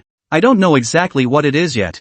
Zhang Hai grimly told what happened in the meeting. After listening, the crowd in Jiangjia village was in a frenzy of excitement. On what grounds? Laozi really didn't see wrong. Zhang Che, that little pussy brat, is really a white-eyed wolf that can't be bred. Brown. Eating our Jiangjia village. Drinking our Jiangjia village. Building a factory, such a good thing, but didn't think of us. But instead, it's still cheaper than Shunjiang village's gang of people. That's it. That's it. Is his surname Jiang or Lin? It's so brown. It's shameless. No. This factory must be built to our Jiangjia village. What does it have to do with his Shunjiang village? The world is really going downhill. These readers are really all wolf-hearted things. And when they have money they don't think of helping the people in the village, but they want to go to other villages to build factories. I'll be damned. Since he's so oriented towards the people of Shunjiang village, let him get out. Get out of my Jiang family village. What a thing. I've seen for a long time that guy is no good. The conference room erupted in curses, enough to listen to the scolding of Zhang Che's family for half an hour. Zhang Hai then lifted his palm and pressed down the road. You guys knock it off for a minute. And don't curse yet. Can you guys scold Zhang Che's family back? Now I've come to you, mainly to ask your opinion on what to do about this matter. It's about Zhang Che building a factory in Shunjiang village. What to do? Building a factory. How much good can be involved in this? You should all be aware of it. No need for me to say more. Compensation for land expropriation. Annual land rent. Brick and mortar workers when the factory is built. Workers needed after it is completed. It's all money. You could say it's just this one plant. As long as they landed in the Jiangjia village, the benefits were endless. What else can be done? This factory has to be in our Jiangjia village. Immediately, a Jiangjia village elder slapped the table and yelled. Is that little brat's name Jiang or Lin? Does he know the rules? Does he know how to support each other? He's forgetting his ancestors and will be poked in the backbone. At once, there was renewed clamor in the conference room. Exactly. Exactly. This factory must be in our Jiangjia village. Quiet. Quiet. All be quiet. Zhang Hai's brain hurt from the noise, so he could only say again. I didn't realize that his factory had to be placed in Jiangjia village. We also need this factory in Jiangjia village. But the mayor said that where the factory is built is Zhang Che's own freedom, and we have no right to interfere. Let the ing dog get his ass together. What baron mayor is he? And what does he say? What do you mean by his freedom? This is how we have been in these villages since ancient times, and what the mayor says is what he says. In the past, the village chief that was equivalent to the patriarch, especially in villages like theirs that were dominated by family names. The power of the patriarch was even greater. Basically the absolute authority. What freedom? That's bull ***** in front of the patriarch. Hi Z. You're the village chief now. You're the boss of the village. You'll call that little brat Jiangche right now, and tell him that he must move the factory back to our Jiang family village, or else he'll get the hell out of our Jiang family village. And it's best to change his last name as well. And don't take on our last name. We surname Jiang can't afford to lose this person. And we can't afford to raise this kind of white-eyed wolf either. That's right. That's right. Hi, you call him now. So much money. Why should it be cheaper for those outsiders? Yeah. What about a village for all of us? Or relatives? We can still charge him less rent. All quiet.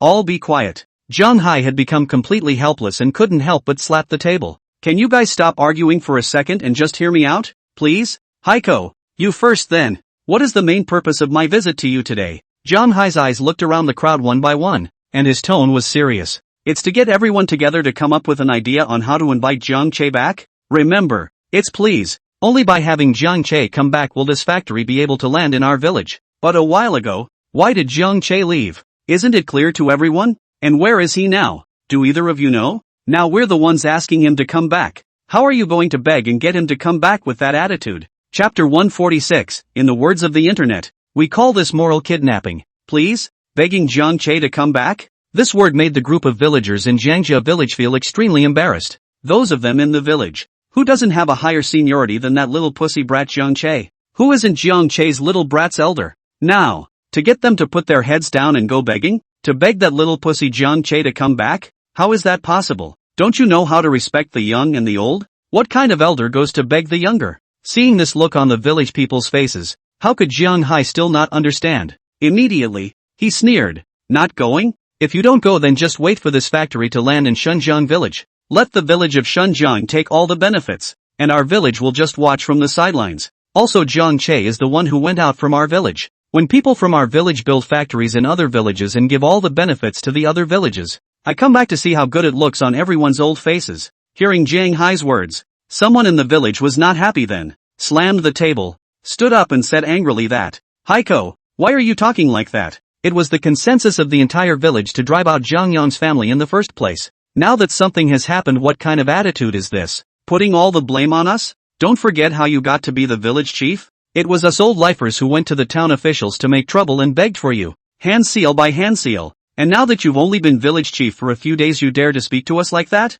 Do you even know the rules anymore? Yeah, you still got this village head by relying on us. And now you're talking to us like that. It's really chilling. Brother Hai, you're the village head. You should be the one to think of this solution. Even if you want to go and beg Jiang Che to come back, that's for you to do. What's it got to do with us? What's the point of you looking for us? Hi Z, why are you so like this? You changed once you became the village chief, didn't you? I'm telling you, you village chief, we can make you or we can get you off. All of a sudden, the conference room was a mess. All the villagers all turned their words around and began to accuse Jiang Hai. Thinks he's drifted a bit now that he's the village chief, and dares to talk to the village's old life like that. Listening to this, Jiang Hai's entire body went numb. He knew that these people in the village were unbelievable, but he didn't expect to reach this point. After Jiang Bankai stepped down and ousted Tong Yi, they no longer had any reverence for the position of village chief, especially after ousting Tong Yi. They even think that the village chief is just that, a new one if this one doesn't work.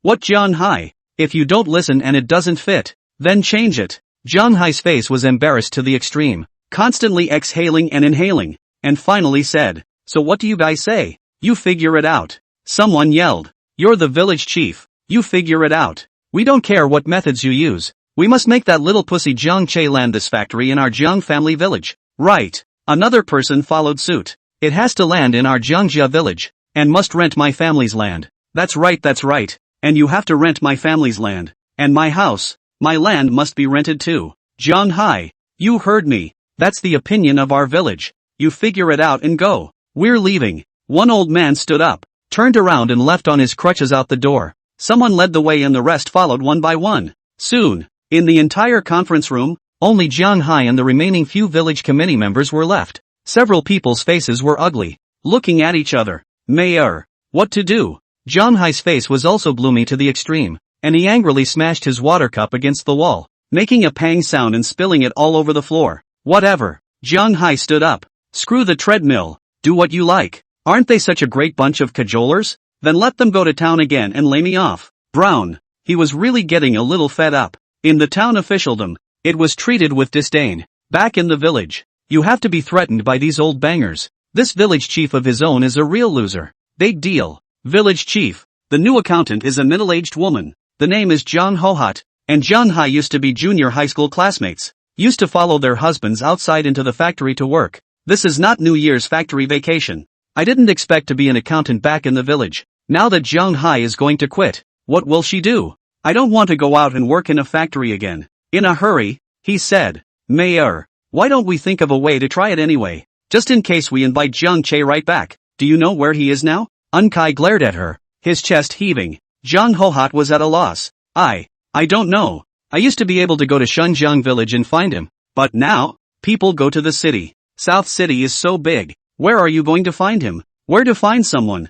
Jiang Hai said with a sigh. South City is only a small town, but it's still big to most rural people who haven't traveled far. But we should always try. Let's call him. Jiang Che is pulling the plug on the rest of our village, and he definitely won't tell us where he is. But what about Jiang Yong and the others? If we can't find Jiang Che, is it any wonder that we can't find Jiang Yong? If we can't handle Jiang Che, can't we still handle Jiang Yong and the two of them? The more Jiang Hohat said, the brighter her eyes became. Mr. and Mrs. Jiang Yong is a good old man in the village, warm-hearted, who usually have difficulties, who need help are the fastest run. They went to that little heartless bastard Jiang Che and moved the factory back to Jiangjia village. He definitely wouldn't agree. But what about taking the curved route to save the country? Start with Mr. and Mrs. Jiang Yong. Just convince both of them, and then for the two of them to convince Jiang Che. Wouldn't that be much easier? Hey, you're pretty good at that. Jiang Hai's eyes also lit up for a moment, but immediately, they dimmed again and,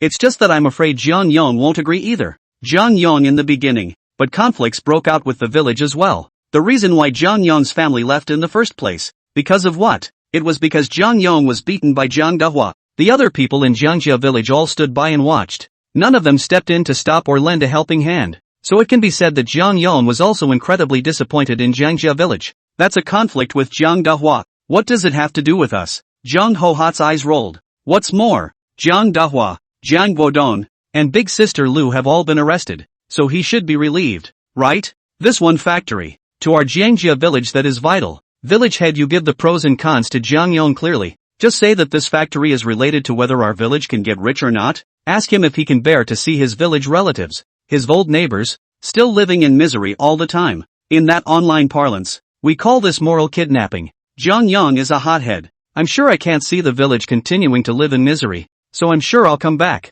Chapter 147, Trying to Morally Kidnap Jiang Yong. Moral kidnapping? Jiang Hai thought the analogy was very good. Yes, just use morality to kidnap Jiang Yong. As long as Jiang Yong and his family agreed, then how could Jiang Che not listen to his father? Then I'll call Jiang Yong here. Jiang Hai took a deep breath and said, aha. But village chief, I think it's more sincere to say such things in person. We could start by asking where he is, and then go to town on him. Jiang Hohat hurriedly said again. Makes sense. Jiang Hai nodded along with him, thinking that Wu Guihua was his military advisor, and that bringing her in as an accountant was simply the best decision. For a while, Jiang Hai even felt that Jiang Hohat was full of flavor. But that said, Jiang Hohat used to be quite pretty when she was in middle school. It's only after all these years of getting married and having babies, working in factories, and running the household that it's gotten a little rougher. But the foundation is still there after all. Especially since what you can't have is always stirring. Jiang Hai hadn't felt anything before. Now all of a sudden it just seemed like the yellow face in my own house was just a little bit short of flavor. Why aren't you as smart as Jiang Hohat? Nothing but bleep, bleep, bleep all day long. Well then, I know what to say. Jiang Hai pulled back his big, meaningful look. Taking out his cell phone, he found Jiang Yong's number and called it directly. But, after a blinding tone, but it showed that the other party was busy. What does that mean? Jiang Hai frowned. That's pulling the plug on you. Jiang Hohat sighed. I did not expect this Jiang Yong also so absolute. Out of the village. Even the village people do not recognize. Phone number also all black. In fact, where is it that Jiang Yong pulled the plug? It's Jiang Che. Not long after leaving Jiangjia village, Jiang Che found an opportunity to take the cell phone away from Jiang's father and mother. And as soon as he did, He blacked out all the numbers in Jiangjia village. Hit it with mine. I have nothing to do with their family. Jiang Hohot handed over her cell phone. My number definitely gets through. Aha. Jiang Hai took the cell phone. But I don't know whether it was intentional or unintentional. Jiang Hai felt that Jiang Hohot's finger seemed to have touched himself. It made one of his hearts flutter a little. He couldn't help but look up. But he saw Jiang Hohot's calm expression. Could it be that I'm overthinking it? Jiang Hai took the cell phone, stumbled slightly, and once again put the call to Jiang father. This time, sure enough it connected. Inside came Jiang's father's middle heavy voice. Hello, who? Hey, elder brother Jiang Yong. Jiang Hai laughed out loud. I'm Jiang Hai. Ha ha, it's been a long time. You wouldn't even be able to hear my voice, would you? Same time. Hospitals. Jiang Che was hospitalized, stabbed in the abdomen. Luckily, he was prepared and wrapped a circle of cloth around his abdomen, which prevented the wound from expanding. After being treated with stitches, he's recuperating in a hospital bed at this point. And after the initial shock, John's father and mother also flew to the hospital to take care of Jiang Che. Luckily, he had gotten his staff ahead of time. It was only then that the departure of John's father and mother did not affect the normal business of the 100 fruit exchange. Yang Jishue would also show up at the hospital right after work at noon. Tell him something about the case. So far, everyone in the Brotherhood has been apprehended. Tiger Chen is also out of life-threatening condition. But, as Tiger Chen's bar itself is of a hair-related nature, with hair-related gangs entangled under his hand, there is also the fact that the police investigated the bar's surveillance room and found that Tiger Chen had organized manpower to fight back, and that there was an organized armed fight between the two gangs, resulting in a large number of casualties. That means Tiger Chen, even if he wasn't hacked to death, it is also still difficult to escape justice. The charges stacked up to 20 years at the very least didn't come to a run, and because of the bad impact of the bar hacking case, the South City Public Security Bureau will also join with the police stations in each district to launch a citywide special HEI campaign in the near future. Hearing what Yang Jishue said, Jiang Che's expression was calm and he didn't feel sorry for Tiger Chen's end. Tiger Chen might be good for him, doesn't make him a good person. Anyone who violates the red line of the law will certainly be punished by the law. He was just a little saddened. Tiger Chen was arrested. What should Qin Shi do? At the same time, Yang Jishue brought Jiang Che another piece of good news. Although he was entangled with Tiger Chen's gang, he was credited with the arrest of Yang Hongwei, so the public security authorities decided not to pursue his case. This also finally allowed Jiang Che's heart, which he had been carrying all along, to calmly fall to the ground. At this point, Jiang Che was eating the fruit that Jiang mother peeled while looking up at the TV in the hospital room. Suddenly Jiang's father took the phone and stood up violently and, Jiang Hai? What are you calling me for? Jiang Che and Jiang mother both turned their heads at the same time. Jiang Hai? What's he calling for? When did you change your number? Did I pull the plug on you? No? Jiang's father looked confused. Jiang mother, however, took the opportunity to snatch the cell phone and turn on the speakerphone function. With that, Jiang Hai's bright laughter came out from inside. Ha ha, none of that matters. Jiang father looked at Jiang mother and then Jiang Che, and could only follow with a couple of sarcastic smiles. Yeah, it doesn't matter. Ask him what's up.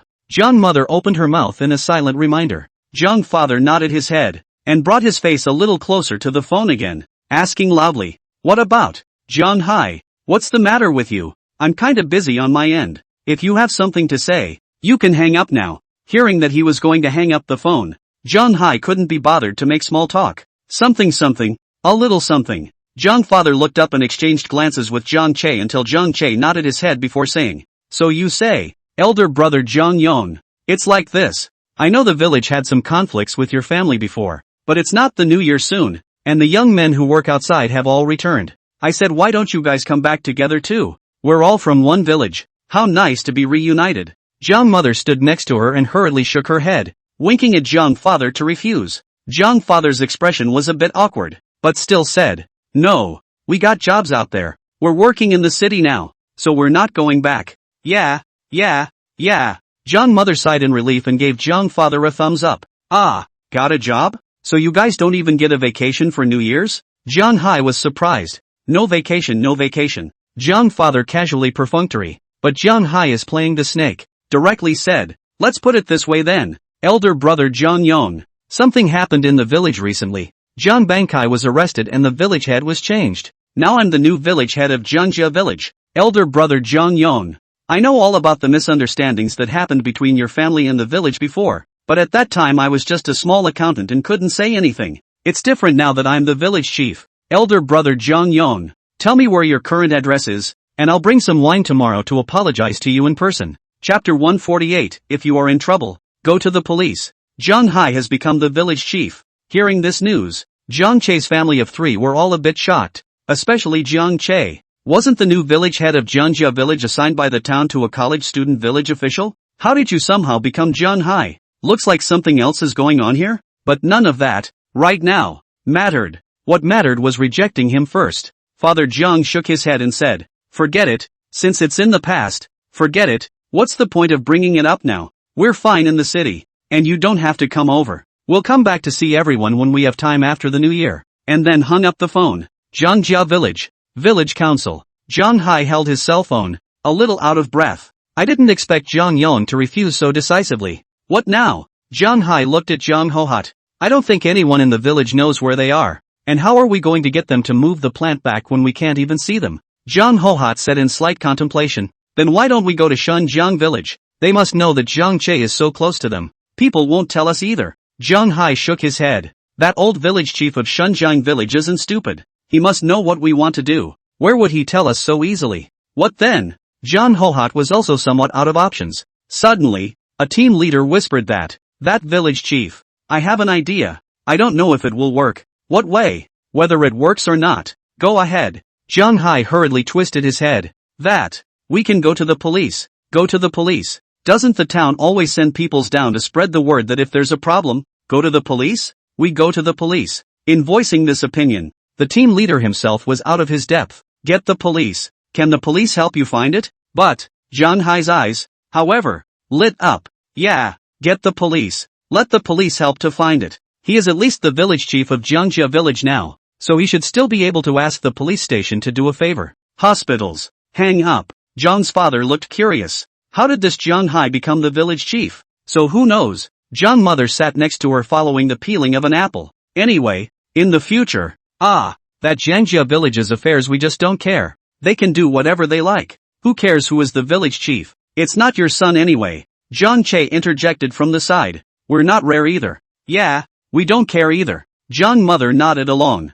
Jiang father was still a bit preoccupied and didn't know what he was thinking. Soon the time came to 6 in the afternoon. Yang Jishue got off work and walked in carrying the boiled soup. Uncle, auntie, greeted Jiang's father and mother affectionately. Ah, Snowy, you're here. What are you still making soup for? Jiang mother looked at Yang Jishue. Her eyes were full of love. She found an excuse and pulled Jiang father to leave with her. Yeah, what are you making soup for? On the hospital bed, Jiang Che also looked at Yang Jishue, a smile flashing under his eyes. You've got me factored into this anymore, and I'd feel bad about myself if I didn't take care of you. Yang Jishue said as she took the chicken soup out of the thermos. Taste. That's what I put in the pot before I left for work at noon. It simmered on a low flame all afternoon.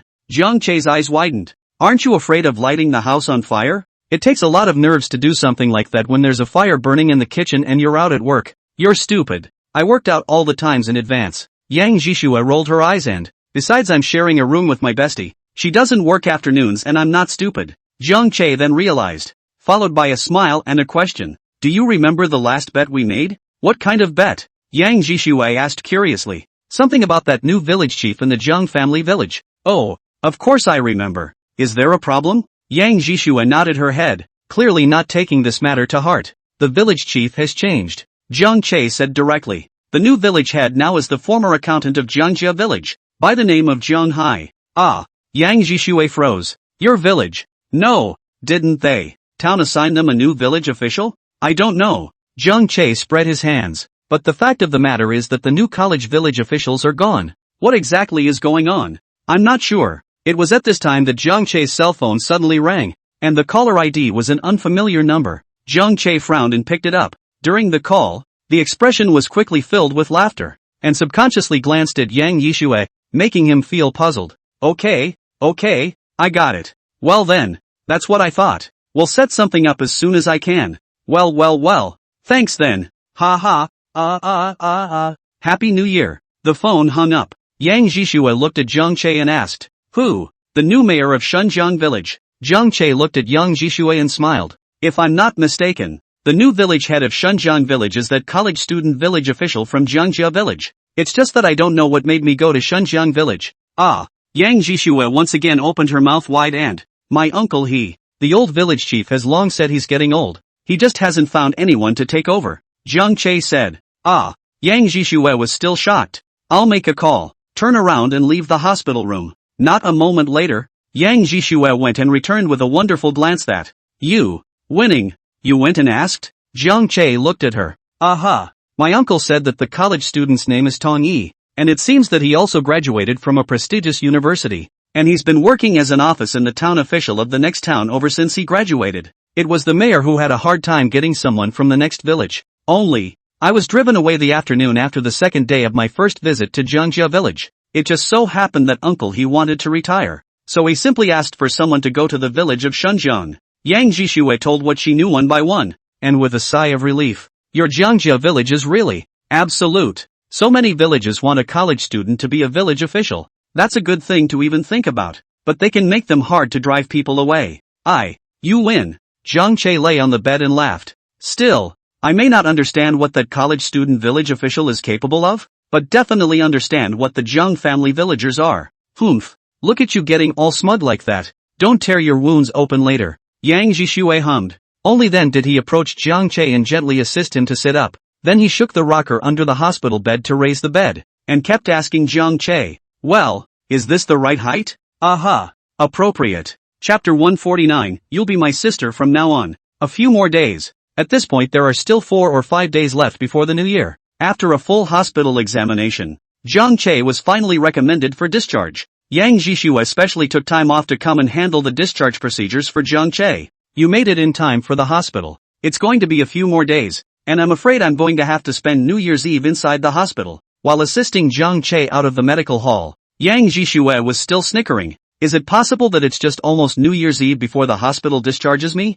Jiang Che also made small talk without a word. Yang Jishue directly drove Jiang Che to Baiguahui. This is what Jiang Che asked for. Wanted to check out the parkway. Approaching the end of the year, more and more people are coming back from outside, making the originally clear and cold small town gradually lively. Gangnam Court neighborhood. Ben is the largest neighborhood on the south side. The neighborhood is even more lively today. In addition to their stalls, there were quite a few roadside stalls branched out, as well as some elderly people from the surrounding villages who came up to sell vegetables. It also adds more fireworks to the whole south side. Business is also a little better at Parkview. Lanlan summarized the sales to Jiang Che every night, and the sales volume grew every day. The most intuitive was yesterday. Sales of fruit platters alone reached nearly 3,000 servings. John's father and the other employee that was running with their legs broken. Lanlan also thoughtfully reminded Jiang Che if he could find 2 winter vacationers to run errands with him. Why are you looking for a winter vacation job? Chillers are cheap. The sales in the Parkview supermarket,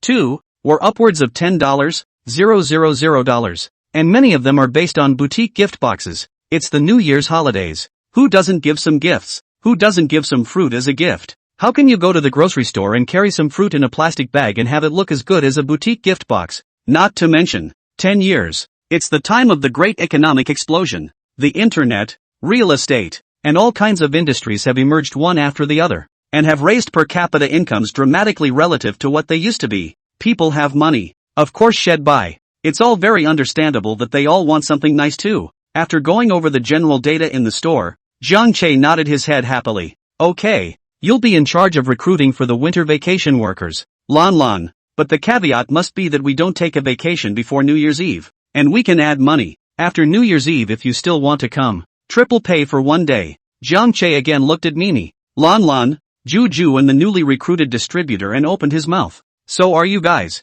You can take a shift if you want to take a vacation, and you'll get triple pay for working. Anyone who doesn't want to work can come. Also triple pay. New Year's Eve. Maybe all walks of life will take a vacation, but it is the service industry that will be busier, especially behind their supermarket, which is a busy snack street. Too many fried snacks of all kinds. It's easy to catch fire. So of course you need to eat some fruit, especially if it's something like a fruit platter, where you can have a variety of fruits for a minimal amount of money. After setting up in the store, Jiang Che then thought of going back to the rental room to rest first, but only just walked out of the 100 Fruit Exchange supermarket with Yang Jishue. He saw a young girl standing on the street outside. The girl is alone, standing in the wind. Only a stale black suitcase stood upright next to it. There was a wind that blew her hair up, and her whole body radiated despondency and sadness from the inside out. Chen Shi. Jiang Che's footsteps lurched. Spinning around, he hurried forward and said in a warm voice, "Why don't you go inside? What are you standing here for?" Jiang Che. Chen Shi looked up, his eyes red. "I don't know where to go anymore. My father has been arrested, and my relatives don't want me. I don't know where to go." Jiang Che's body trembled slightly. During the time he was hospitalized, Chen Shi came twice. The first time was to see him, but Chen Shi had been extraordinarily silent by then, just sitting on the edge of the bed in a daze. The second time was to say goodbye. The police contacted relatives for her to adopt, but I didn't expect. The relatives who had once been sucking up to their family had quickly changed their faces after Tiger Chen's downfall, and had been sneering at Chen Shi until today when she couldn't take it anymore and ran out. But where should she go in the big south city? Ghosting. That's where Chen Shi arrived. Looking at Chen Shi, Jiang Che said nothing. Instead, he bent down and just lifted her suitcase and turned toward the car, which was not far away, but only just 2 steps. The wound in his abdomen then ached, causing him to stop again. Yang Jishue hurriedly went forward and took the box from Jiang Che. "You still have injuries, and the doctor warned you not to exert yourself." Ji Shui. Jiang Che looked at Yang Jishue. "Please help me put the boxes in the car." "Aha." Yang Jishue nodded. "Pull the box and leave." Jiang Che turned to look at Chen Shi behind him, and complex colors flashed under his eyes. "Chen Shi, from now on, you're my sister, okay?" Tears. Instantly the eyes took over. Chen Shi directly went forward and hugged Jiang Che tightly. "Brother, I don't really know where to go. My dad was arrested and I have no family." "Brother, far away." Yang Jishue had just stuffed her suitcase into the trunk when she happened to turn her head to see the scene. "Can't help but shake my head. Go. Take you home." Jiangjia Village. Village Council. After answering the call from the police station, Zhang Hai hurriedly stood up and put on his clothes. "There's news." Zhang Hohat, who was lying on the table, couldn't help but turn around and roll her eyes. "Look at you. More excited than when you just had sex with me the day before yesterday. If you didn't know, you'd think you had someone else on the outside." That said, but Zhang Hohat's movement of putting on clothes and lifting pants, that was not slow at all. It was quickly cleaned up. "Where is anyone else?" Zhang Hai hemmed and hawed, raised his hand and slapped Zhang Hohat on her ass. "Having you is enough. I can't afford to have anyone else." "That's." Zhang Hohat was smug. "And you don't have it in you to go back to eating other wild game." "Okay." Zhang Hai's face grew serious. "This Zhang Yong guy isn't honest now either, and lied to me about working in the city. I didn't realize it was Jiang Che who also opened a mini-mart in the city. No wonder he still didn't want me to go to him that day. So it's because he's rich now and despises the wine I gave him. So what now?" Zhang Hohat also frowned and asked. "It's almost New Year's. If the materials are shipped, it'll be in the next 2 days, or it'll be troublesome to try to move back from Shunjiang village by then." Meeting. Zhang Hai nodded his head. "Those in the village just want me to step in. It's not like I'm alone. Brown, get them all over here for a meeting." "Okay." Zhang Hohat turned around and headed for the propaganda room. "Turn on the loudspeaker and call everyone in Jiangjia village over for a meeting." Chapter 150, as long as Jiang Che comes back to build the factory, it's still up to them? Jiangjia village. Village council meeting room. Looking at the crowd of Jiangjia village villagers in the conference room, Zhang Hai's face was unpleasant, and I don't know why. In the past, when I looked at these people in Jiangjia village, they all felt okay. How come it's getting worse and worse now? "Heiko, what did you want to see us about again? It's New Year's Eve soon and we're all busy cleaning up," someone asked directly. "The main purpose of calling everyone here today is still because of the factory. It's almost New Year's. There hasn't been any news about this factory. Do you really want to watch Shunjiang village eat meat? We, as people of this village, can only eat some leftovers on the side? Or leftovers to eat?" Zhang Hai asked in a deep voice. "The factory, that's your business as a village chief, not ours. We've talked about this before. You're the village head. You have to get this factory back." Another loud old man's voice rang out from the bottom. "The main one is just a brute. Anyway, you're the village head, so you should take care of this. Otherwise, what do we need you for as village head?" Hearing such words, Zhang Hai's face became even more gloomy, and he directly turned around and left. "Since that's your attitude, there's nothing more to be said. So let's adjourn. If you guys think I'm incompetent as a village chief, that I'm not doing a good job as a village chief, then you guys can go to the town officials again and make a scene, so they can remove me and replace me with someone you're happy with." In the conference room, the group of villagers from Jiangjia village immediately looked at each other. Seeing that Zhang Hai is really going to rot, really want to leave it. At once there are villagers anxious again. "That's not what we meant. You've got it all wrong. You've got it all wrong. We don't mean what you think we mean? What does that mean? Jiang Hai stood in the doorway of the conference room, his back to the crowd. Hi. Jiang Yan immediately smiled and came up, grabbed Jiang Hai's arm and, we're all uneducated. We talk hard. So don't take it personally. We certainly don't mean what you think we mean, right? This village chief. Of course, it's still your job. Besides you see who else we have this ability? Yeah. Hi Z. Look who else we have besides you. This village head must still be you. Of course. Everyone is just complaining. You are a big man. The Prime Minister can hold a boat in his belly. Don't take it to heart. Don't take it to heart with us. The others hurriedly opened their mouths with smiles. Is it really that easy to change a village chief? There's also the fact that, with Jiang Hai out of the picture, they can't really think of anyone who can do this village head job for a while. Poof. Jiang Hai turned around. The corners of his mouth curved in triumph. It's easy to take these guys down. The matter of the factory is supposed to be everyone's business. When did it become the business of me, the village head? The factory fell in the village. That's for the benefit of our entire Jiangjia village. Isn't it everyone's business? Jiang Hai looked at the crowd and said loudly. Yeah. Yes. You're right, Hai. We were the ones who said the wrong thing before. The group of people from Jiangjia village also hurriedly nodded their heads. So can I keep talking now? Jiang Hai resumed his position as the village chief. Can. Hai Z, you can say whatever you want. We all listen to you. Another person rushed to pick up the conversation. Only then did a smile appear on Jiang Hai's face as he slowly said, actually, what I'm going to say is also very simple. The main reason I'm looking for everyone to come together in the conference room today is that I want to brainstorm on how to invite Jiang Yang's family back. The spilling and rolling thing doesn't work, and if it did, people wouldn't leave. What's more, I have news. Jiang Che, that little brat, opened a fruit supermarket in the city. The family in the city small life is good. You want to shout the previous attitude. What makes people come back? Heiko, so what do you think? That little brat should be ironclad. And there have been a lot of lawsuits with the village as well. Sending a lot of people in. We wouldn't dare to make a scene even if you asked us to. An old man with a face full of old age spots spoke up in the conference room. The muscles in his face sagging and twitching. The rest of them are the same way. The looks were all complicated. Jiang Che. The name. For many people in Jiangjia village, it was hate and fear. As for why they hated it, they couldn't say, but they hated it anyway. Why are you afraid? That explains a lot. Who in Jiangjia village who had gone against him hadn't been in jail? Playing the emotional card. Zhang Hohat stood up from the side and said, Zhang Yang and his wife, after all, are from our village. It's useless to look for Jiang Che, so let's go find Jiang Yang first. Looking for Jiang Yang's daughter-in-law. That little heartless Jiang Che has no feelings for the village, doesn't know how to be grateful, and is a white-eyed wolf. But Jiang Yang isn't. Zhang Hohat was full of smiles, self-satisfied, very much enjoying the feeling of being watched by everyone at this moment. If we can't handle Jiang Che, can't we still handle Jiang Yang and his family? As long as Jiang Yang and the two of them are willing to come back. Does that little brat dare to disobey his old man? As long as the people come back,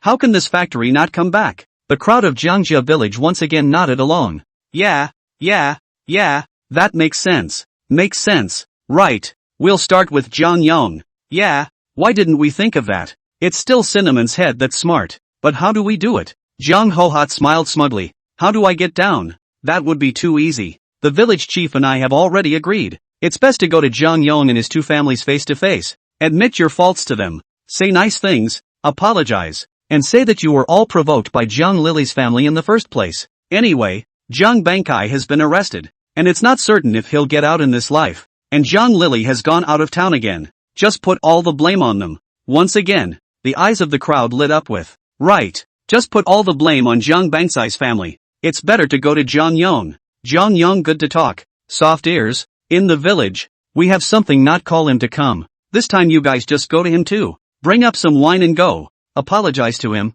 Say a few kind words. And things will surely work out. Zhang Hohat said again. After taking care of Jiang Yang and then his wife. Are you still afraid that Jiang Che won't come back? When the time comes, the factory will fall in our village. The annual land rent. The factory definitely needs workers. Everyone's a village. That money can still be less for us. The main thing is that as soon as the factory is built, isn't that land rent up to us? Tens of millions of dollars of investment. And you can just say you're going to move it? What do you think? This statement was made. The eyes of the Jiangjia village crowd immediately lit up. What's wrong with taking a little heat for going to invite Jiang Yang's family back now? As soon as the factory is built, then Jiang Che will still be flattened by them? Not listening? Then roll. Don't you want to lose the millions of dollars you've invested? Chapter 151, You're in love now. You'll be living together soon. It's called cohabitation. Discussion to come. Discuss to go. The Jiangjia village crowd finally reached a consensus. That is to go to Jiangyong.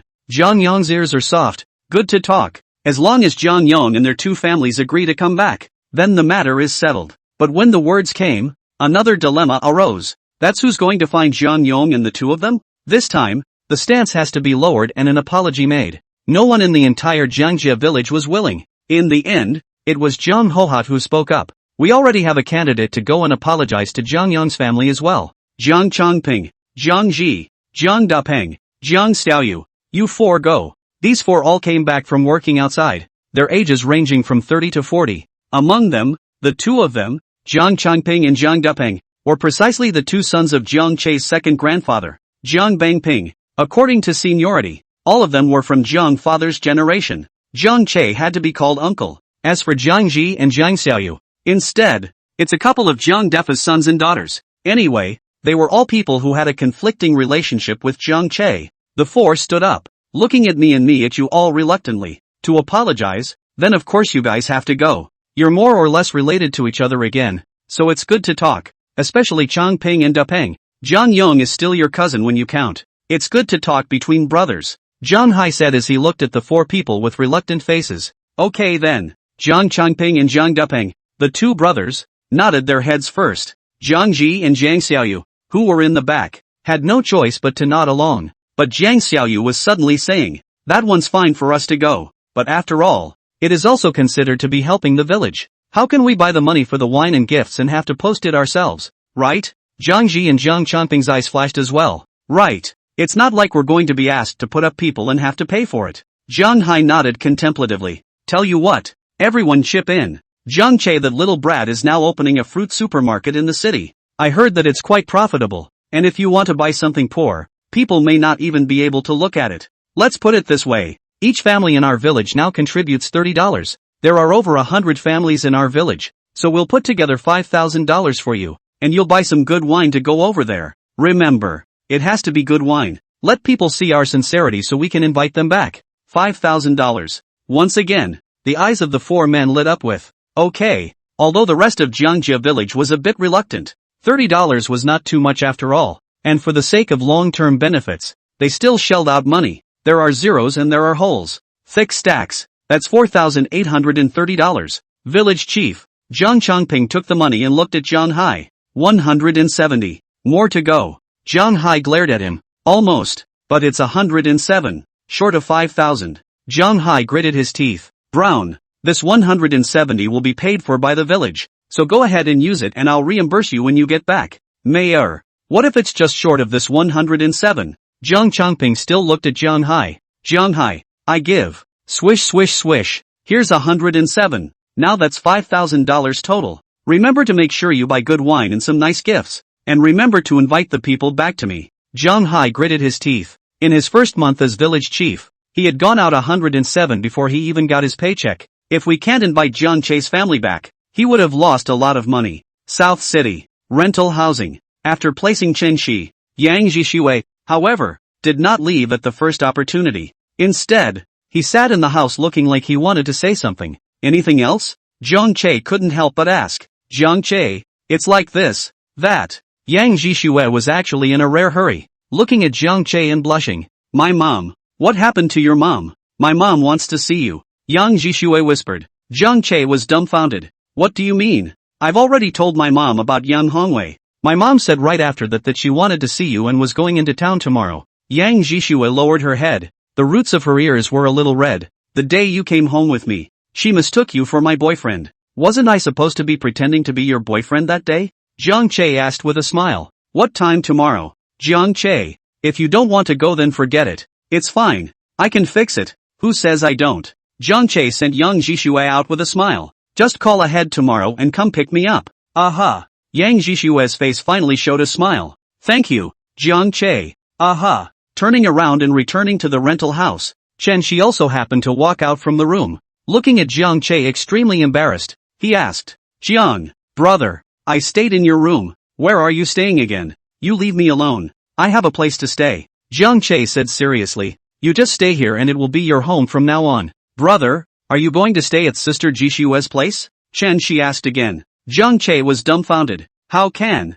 I can tell you like Sister Jishue, and Sister Jishue likes you too. Chen Shi looked at Jiang Che with a serious expression. That's how it's done on TV. You're in a relationship now, and soon that means you're going to live together. That's called cohabitation. Jiang Che was stunned. Yang Jishue likes herself too? It's kinda possible though. Why else would she let herself pretend to be her boyfriend and take care of him in the hospital for so long? But he still rubbed Chen Shi's hair without a good reason and said, what a mess of a TV show to watch all day. Go get your winter break homework out. I'll check yours. Have you fallen behind in the last few days?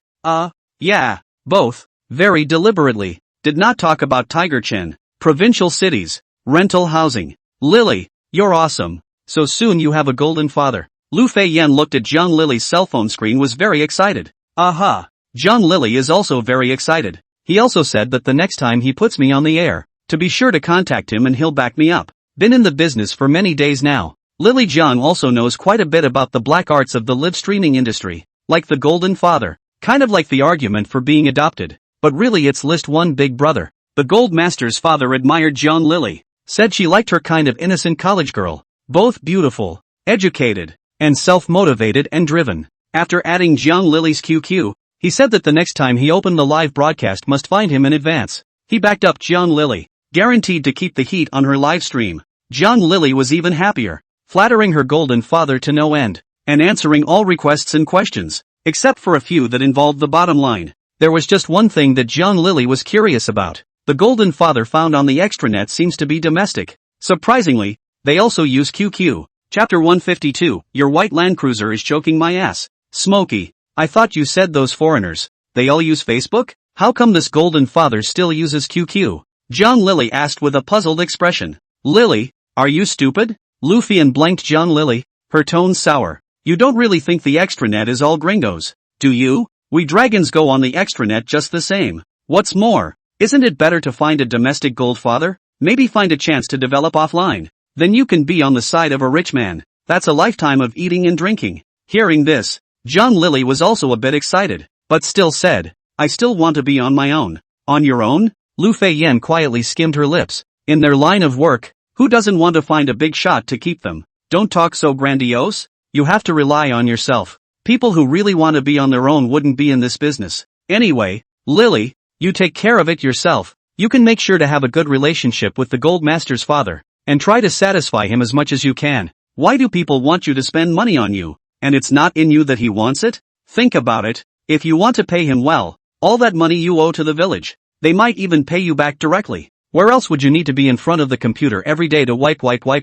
Before leaving, Lu Feiyan also said plausibly. Aha. Zhang Lily nods her head. Smokey, I know. I'll listen to you. Walking out of the room, Lu Feiyan skimmed her lips and cursed in a low voice. The next day, just got off work at noon. Yang Jishue then drove outside the Parkview. After exchanging pleasantries with Zhang father and mother for a while, they drove Zhang Che's car and left together. Traveled to a restaurant in a busy downtown area. This is the place I chose. There were enough people and no booths. As she got out of the car, Yang Jishue said softly, that way my mom has to be concerned about the stares of the people around her in case she has to say something nasty. And don't be afraid. I'm here. You've given it a lot of thought. Zhang Che smiled. By the way, give me the keys to your car. Just before stepping into the restaurant, Yang Jishue extended her hand to Zhang Che again. Ha? What do you want my key for? Zhang Che was surprised. Just give me the key. Yang Jishue urged. My mom, who's weird as hell right now, is just sick. You gave me the car keys. Zhang Che had no choice but to give the key to Yang Jishue, who also grasped the key in her hand and smiled smugly at Zhang Che. Don't be mad if my mom says something nasty later. I'll buy you dinner afterward. Aha. Get in. Zhang Che nodded his head. After all, he took the brunt of it and headed inside. Wait a minute. Yang Jishue suddenly called out to him again. Anything else? Zhang Che turned back and looked at Yang Jishue in doubt. Yang Jishue, however, extended her palm to him and, then you're my boyfriend and we're going in holding hands. Holding hands? Zhang Che's gaze instantly shifted downward and landed on Yang Jishue's palm. The 5 fingers were slender. The skin was fair. The bones were distinct. The nails were not too long and not too short. The arc was rounded, with a healthy luster. These hands, they're beautiful. It's like the palms of those heroines in idol dramas that are carefully chosen. What? You don't want to hold me? Yang Jishue blushed a little. Then it's okay if I hold you on my arm. Hold it. Jiang Che finally revealed a smile and covered Yang Jishue's palm down with one hand. Can feel it. The instant Jiang Che wrapped Yang Jishue's palm in his large hand, her body instantly stiffened down. Cheeks, a reddish color. Go. Jiang Che said as he looked at her. Aha. Yang Jishue bowed her head. The blush was overwhelming. Soon after, walking into the restaurant, Jiang Che also finally met Mother Yang again. Jan's mother changed into a black down jacket. Sitting in his seat, he watched the two come over in style, especially seeing their palms holding each other's hands with complicated eyes. Sit down. The look quickly returned to coldness. Auntie. Jiang Che looked at her and nodded gently. Mom, Che heard you wanted to see him last night and took me to the mall overnight to personally pick out the necklace for you. Yang Jishue, on the other hand, took out a jewelry box from her bag as if it was a magic trick. See if you like it? Aha. Mother Yang glanced at Jiang Che again and nodded her head once more. Sit down. The gaze softened a bit. Jiang Che looked at Yang Jishue rather unexpectedly. Yang Jishue, on the other hand, quietly winked at him, and her palm, which was wrapped around him, also gently rubbed against Jiang Che's palm. Jiang Che was helpless, but a small sweetness rose in his heart. Just sit down. Yang Jishue again seemed to be choked by something, fumbling for half a day underneath, and finally touched Jiang Che's car key and put it on the table. Che, you got out of the car without even taking your keys. It's a good thing I tucked it in for you. It almost choked me to death just now. Keys placed on the tabletop. Also made a point of getting the rear decals out. Toyota, Land Cruiser. That's how careful the Prado is. With other car keys, there's usually only a car logo on the front. But the Prado is different. The low-end key also only has a badge, but the higher-end Land Cruiser has a string of English letters behind it. Translated, it's a Land Cruiser. Seeing the car keys, Yang Mother's eyes seemed to flash again, before she looked up at Jiang Che. Prado? Oh Jiang, you bought a car? When they first met, although Mother Yang's impression of Jiang Che was quite good, but that's just limited to strangers. To be your own son-in-law? Of course not. Her daughter is so good. Then she must find a rich one. When we first met, Jiang Che didn't even have a car, so how could he be worthy of her daughter? What's that now?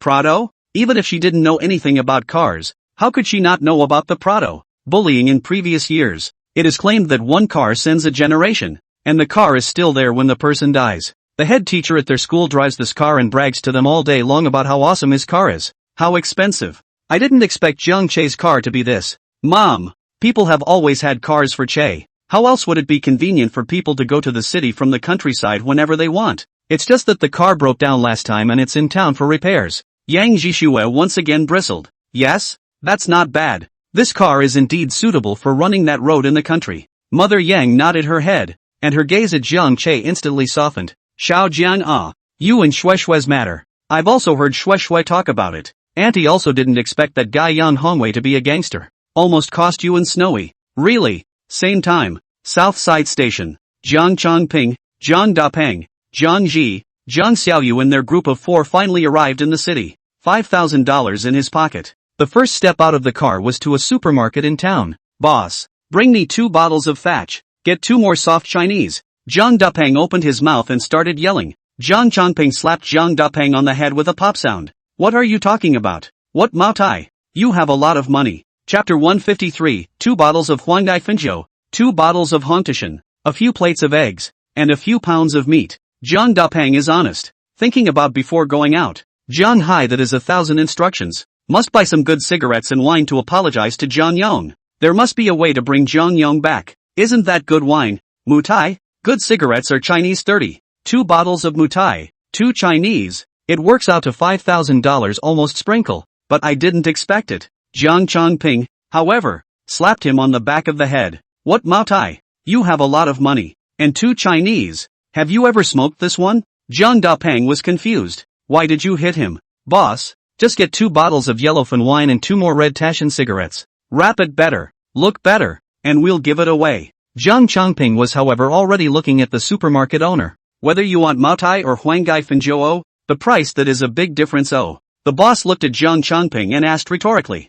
Huanggai Finjiu, do we look like we can afford to drink Mao Tai? Jiang Chongping hurriedly said. That's true. The supermarket owner turned around and quickly took out 2 bottles of yellow Capfin wine along with 2 red Tashan cigarettes from under the counter. then got another rag and wiped it clean, which went into a black bag. 2 bottles of Huangai Finjo for $100. 2 bottles of Hontishan for $100 apiece, counting you in at $200. 303 in all. The supermarket owner handed the black bag to Jiang Chongping. Boss, seeing as we bought so much, change the bag for a better one line 30. Looking at the black plastic bag, Jiang Chongping's face was a little ugly. More or less shabby. What's the use of more? It's not profitable. You want to buy 2 bottles of Mao Tai. I promise to fill them properly for you, the owner said impatiently. Okay, I'll give you another $5, and you can change the bag for me. Make it a better one, can you? Jiang Chongping glanced away. The supermarket owner looked at the 4 of them, and for the sake of the money, he nodded his head and agreed. Good. 335 in all. 1 hand to pay, 1 hand to deliver. Leave the supermarket. Jiang Dapeng and the 3 of them all looked at Jiang Chongping, not understanding why he was doing this. What are you all looking at me like that for? Jiang Chongping glared back. I'm doing this, and that's not for you guys? Buy Mao Tai? Buy China? Have ye drank? Have you ever smoked? Jiang Yong, he's nothing. It's amazing that we can go and apologize to him and buy him Mao Tai? Jiang Chongping is very disdainful. Leave the rest of the money for us to take for ourselves. Wouldn't that smell good? Keep $4,000, 1,000 for each of the 4 of us. There's almost 500 left, so just go buy something else. This statement was made. The eyes of the remaining 3 all lit up at the same time. 4,000 left, 1,000 each. Yeah, why didn't they think of that? In the past, when my dad was still at home, he said that every time he looked for Jiang Yong's help, he gave him a few eggs afterward, and he stayed home to eat a meal on the line. Jiang Yong that happy with the little cutie. Like, Jiang Chongping continued. Don't like eggs? Go to the supermarket and buy a few more slabs of eggs. If he wants to like it, buy him a few more live chickens. Pack them up and say you brought them from home, plus these 2 bottles of wine and 2 cigarettes. Then he won't be happy. Give him Mao Tai? Is he worthy? The 3 nodded again, also deeply impressed. Yeah, can't they keep the rest of the money? Do you have to buy Mao Tai and Chinese cigarettes to give them away? Thinking of this, several people ran towards a large market not far away in a hurry. Eggs bought 3 plates, 2 live chickens were bought, also cut a few pounds of pork, especially Jiang Chongping, but also greedy cheap from the hands of an old lady to buy some vegetables. That vegetable leaves are yellow, shriveled. Brother Chongping, you don't need to buy this one.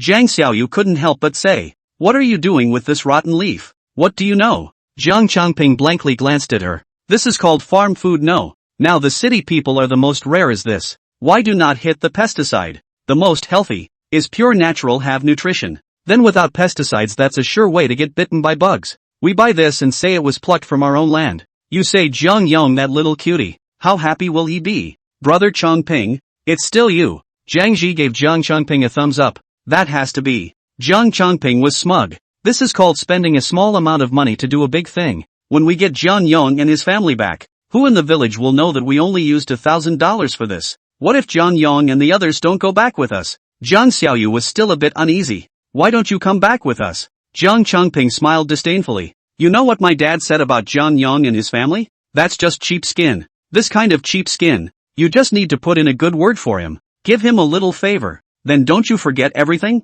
Don't you see he's so big? He's a few years older than me. And when I was a kid, I beat him up once. And he didn't even fart? And the next day you come over here on your ass to hang out with me? For this kind of person, we've personally come to our door today to apologize. And he still won't leave? Makes sense. Brother Chongping, you have a point. Several people nodded along, remembering something from the past. Jiang Yong, that is indeed the village, is known as a good old man. Good temper, character, or good. The village, but wherever there is something, as long as he shouted, he will be able to rush over to help. There's also that kid Jiang Che who is actually like that. I just don't know why. This sudden change of temperament. Otherwise this entire Jiangjia village can eat their whole family. But this is also alright. Such as the factory in Jiangjia village landed. The future Jiang Yong family do not still have to be retaken by them to pinch. There will be plenty of opportunity to clean up after them later. Thinking of this, the 4 of them got re-excited and walked out of the market with their big bags, heading towards the address of 100 Fruit Exchange supermarket given by Jiang Hai. A few people couldn't even afford to take a cab. After walking for half an hour, this finally arrived outside the Jiangnan Court neighborhood. But the Gangnam Court neighborhood is so big. They searched around the neighborhood for half a day and didn't see the fruit supermarket of any kind. Plus carrying a big bag of things, at this time and to the noon, that is tired and hungry. Finally, Jiang Xiaoyu grab a passerby asked, "Hey, do you know where Parkview is?" The passerby gave her a look and just walked away. That's a very reasonable question. As if he owed her. Who asks for directions like that? Hey, did you know that or not? Jiang Xiaoyu was a bit angry. These city people are all so dead. Pulling a pussy face, just look down on them rural people. Wait a few days and they'll have a factory in their village too. And also let these city people come to their village to beat the screws and see how good they can be. What's so great about it? Hey, do you know where that Parkview supermarket is? Finally, someone did point them in the right direction. 100 fruits. Oh, that's good business. Are they relatives? It's right this way. Just follow the road all the way down and you'll be there in another 10 minutes or so. Chapter 154, Weasel gives New Year's greeting to chicken. Really gives her face? Park fruit exchange. Jiang Changping and his party of 4. Big bags of stuff. Like fleeing refugees. Standing on the street outside the 100 fruit exchange at this time. He looked at the busy business and brightly decorated fruit supermarket inside. Already scantily clad inside. When the mother of the river who was busy with her work. All were shaken in their hearts. And then couldn't help but look down at himself. Grabbing chickens. Carrying meat. His clothes are old. His shoes have been worn for a year and he didn't bother to change them. That's even more sour. And then there's jealousy. Why? We're all from the same village. Everyone is equally poor. How come your family got so rich when you were poor? It's not a bad business to be able to afford such a nice store. Why don't you join us if it's such a lucrative business? Didn't we agree to enrich one group of people before another? How is it that your family is rich and we are still living in misery? In fact, this is the most typical mentality of many people, who are afraid of their brothers having a hard time and driving a Land Rover at the same time. You can be rich, you can be well off, but you can't be richer or better off than me, especially in the past. We are all from the same village, we all have the same starting line. Why your family is suddenly so rich, and money to open a factory. That's tens and millions of dollars invested. The 4 of them stood outside the store. You looked at me, I looked at you, and for a while they were a little afraid to go in. Actually, Jiang mother had already seen them, just had the presence of mind not to bother, so he pretended not to see it and went on about his business. But Jiang's father came back from delivering goods from the Jiangnan court neighborhood at this time. He was so happy that his son was making money that he became very light in his walk. Full of smiles, just arrived at the entrance of his supermarket. He saw Jiang Changping and the 4 of them, and was surprised. Yikes, Changping, what brings you here? Hearing voices, Jiang Changping and the others turned back in a hurry. Sure enough, they saw Jiang Yong standing right behind them, his face full of surprised expressions. Jiang Changping opened his mouth. Jealousy intensified. Why? Jiang Yong was clearly the same as them, even a few years older than them, aged over 50. But Jiang Yong seems to be younger than them now? Clean clothes too. Hair is also neatly cut. Why? Are you really that good? What are you doing standing at the door? Come in and sit down. Come in and sit down.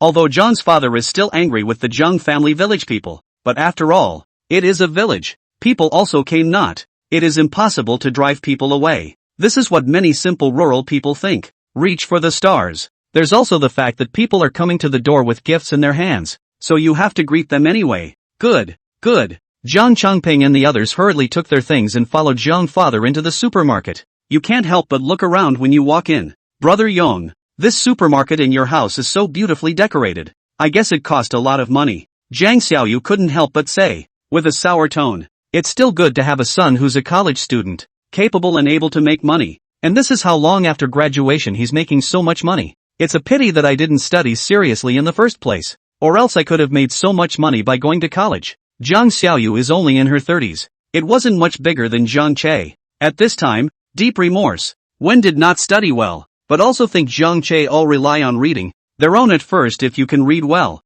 they must also line. Again, this is a common thought now. Seeing others succeed makes you think you can too. Ha ha, I do have a good son. When Jiang Che was mentioned, Jiang father was satisfied beyond measure. Poof. Jiang mother, however, came over at that moment and glared at Jiang Changping and the others. How did you get here? Sister-in-law. Sister-in-law. It's been over a year since we've seen each other, and we came all the way here to see you. Jiang Dapeng hurriedly grabbed the 2 live chickens in his hands. Both of us brothers know about my dad, and we came all the way over here this time to apologize to you. You know, my dad, he's that guy, and both of us brothers are out all the time, and if we were at home, surely these things wouldn't happen. It's not my father, he's been duly punished. And after discussing it with Jade and the others, we brothers decided that it would be better to come to your house and apologize to you in person. Our two families that are authentic close relatives. We can't hurt our feelings because of a little misunderstanding, can we? Don't look at Jiang Debang's honesty, but this is a really beautiful thing to say.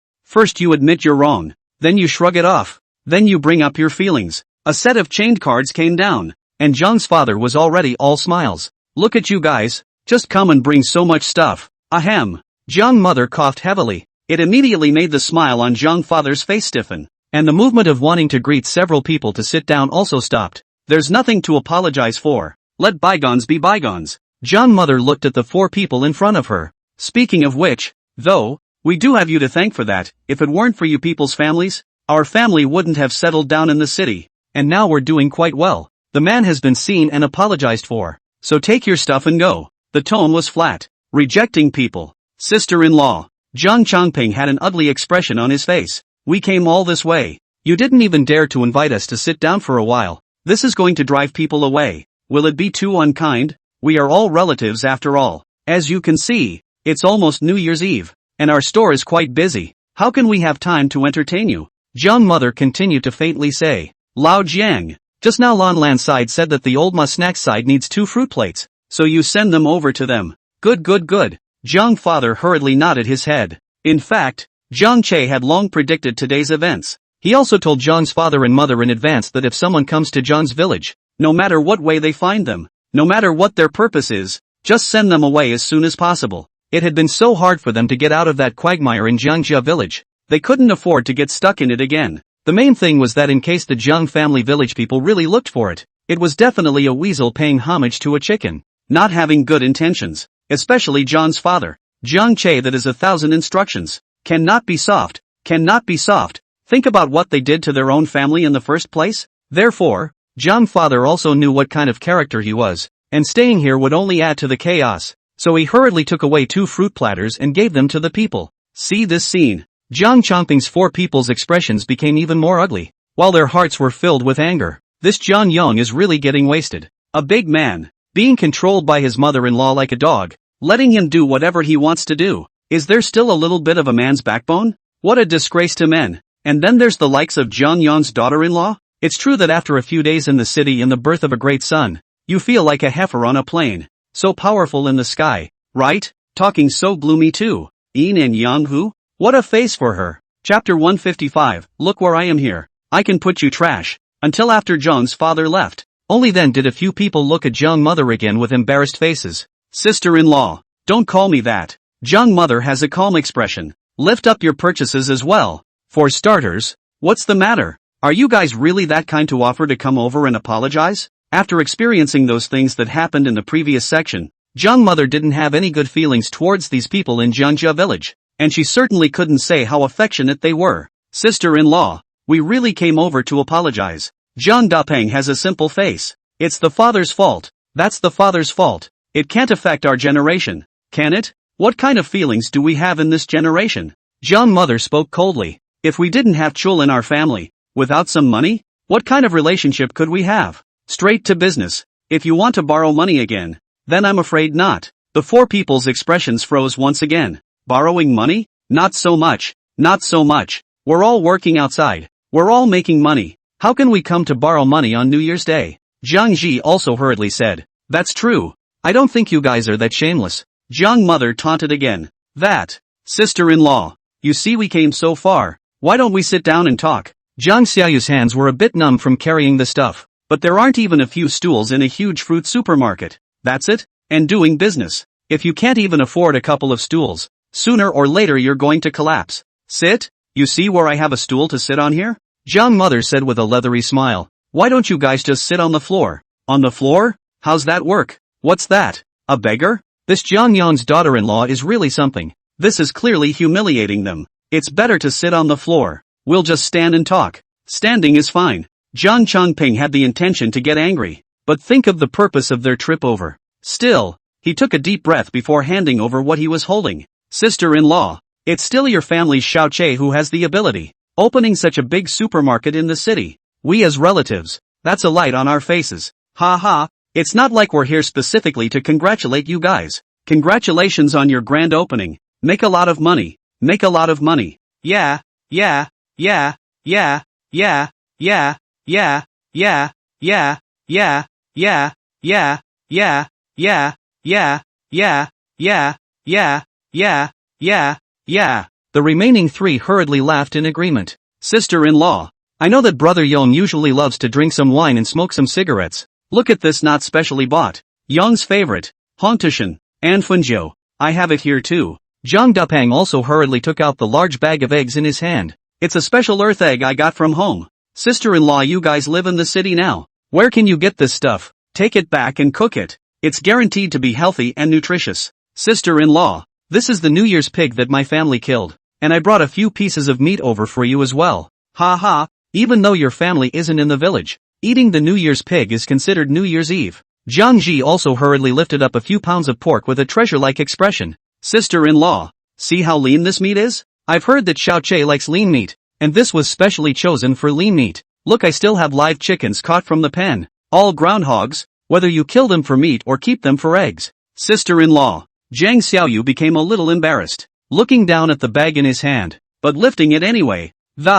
This morning I specially pulled from the ground of the farm vegetables. You do not see it sells poorly, but not a bit of pesticide. Absolutely nutritious. We're all from the countryside, and as you know, sister-in-law, we don't have much to show for it. Just these things. A few people spoke up, as if offering a treasure. He handed something in front of Jiang Mother. Incredibly expectant, he looked at Jiang Mother and waited for him to take the things away. In the past, when I was in Jiangjia village, anyone who had something to do would look for Jiang Yong's family, and Jiang Yong, the 255, would run over in the ass, and help out for half a day just to eat some of these things. Take some eggs, fry some small dishes, a few glasses of white wine. That Jiang Yong is not happy with the little cute, and patted him on the back for the next time something came up. Although Jiang Yong's daughter-in-law was a little better. Every time he watched them take a few eggs over, that was also full of smiles. Seeing them bring so many things over this time, wouldn't that be a happy takeoff? But, and they don't know it, it's not the same. Nothing has been the same since those experiences a while back, especially after entering the city. Zhang's mother's eyes have been widened. Long ago, I didn't want to fudge with those people in the village anymore. Therefore, Zhang mother just lightly swept a glance, then withdrew her gaze and said, take all this stuff back. My family Jiang Yong now does not smoke $10 of Hongtushan, and a yellow cover Finjo. Jiang mother bristled. Is she not drinking? But Father Jiang is drinking, with her ear to the ground. How could she not know what Huangai Finjo was? That stuff is the next best thing to crap wine. It's also the cheapest and hardest to drink. $50 a bottle. Buy more and even cut the price. In the past, Jiang's father drank this Huangai Finjo. That is, the family's condition is really general, but can save a little bit to save a little bit. Now, Jiang father stopped drinking this a long time ago. That's all 1 or 200 Luzhou Laojiao. Or go to town and buy one of those old privately brewed wines. Sister-in-law, what do you mean by that? Looking down on what we gave you, right? Being repeatedly squeezed by Jiang mother, Jiang Ji had long been somewhat unable to suppress his anger. We came up here in good faith to apologize. Is that your attitude? There is no, brother. Jiang Xiaoyu yanked Jiang Ji to his feet as she, what nonsense are you talking about? Other people's sister-in-law is now a city dweller. Her family owns a big supermarket, and she earns several $100s a day at the very least, so it's normal to look down on these things of ours. In the end, Jiang Xiaoyu still couldn't help but be sour. Sister-in-law, this is our intention no matter what, so just take it. Jiang Chongping took a deep breath. As the saying goes, a gift is a gift. No need. Jiang mother's attitude is resolute. You see where I can fit you trash in here. Garbage. As soon as these two words came out, all four people's expressions changed. Garbage. Jiang Yong's daughter-in-law went so far as to say that everything they brought was garbage. That's too blunt. It's too much for them to get down. Sister-in-law, look what you're saying. Jiang Xiaoyu's expression stiffened with embarrassment. Jiang Ji dropped the meat he was carrying with the live chicken on the ground with a pang. Sister-in-law, this is authentic local pork with local chicken. City people can't pay for it, and you're calling it trash? Sister-in-law, how many days are you staying in the city? How did you get like this? Zhang Dupang also took a deep breath. If you want to despise us poor relatives, you can say so explicitly. There's no need to be so shady. Sister-in-law, you really know how to joke. This is called that what? Humor. Yes, humor. Jiang Chongping's expression was also ugly. Chapter 156, completely tearing down the face. Mother Jiang explodes. What is it? Just stayed in town for a while. How come people's personalities change so much? The Jiang Yong family in the past, who was not a rebellious, Mr. Nice guy, nice temper. Otherwise the people of Jiangjia village wouldn't dare to bully their family so much. Obviously the richest in the village. But he was bullied by the whole village. It's only been a few days since I came to town, and I've changed inside and out. Not only did that little brat Jiang Che become disowned, now even Jiang's sister-in-law has become so mean-spirited and hard to talk to. I'm not kidding you guys. Jiang mother smiled and shook her head, but the words in her mouth were even meaner. Jiang Chongping. Jiang Chongping. I've been married to your Jiang family for 30 years. Right, and I know what you guys are better than anyone else? A mouth that puts words in your mouth? Groundhogs? Do you still have an ankle bracelet on your groundhog's foot? Jiang Ji froze, hurrying down toward the live chickens in the bag. I saw that each chicken had an anklet pinned to its foot. I forgot to take this off. And the ground pork. The smile on Jiang mother's face became even more sneering. I haven't heard of anyone whose family kills a pig and has to send it to the slaughterhouse to get it stamped. When you kill a New Year's Eve pig in the countryside, it's all about your own family. It is definitely not customary to send them to the slaughterhouse for uniform slaughter. Only pigs from pig farms are sent to slaughterhouses for uniform slaughtering under uniform state regulations, and pigs sent to slaughterhouses are stamped with a red seal on the meat to indicate that the pork has passed inspection, and Jiang Chongping the annual pork in their mouth. It is also being stamped with 1.5 red seals. The expression on Jiang Ji's face completely stiffened in embarrassment.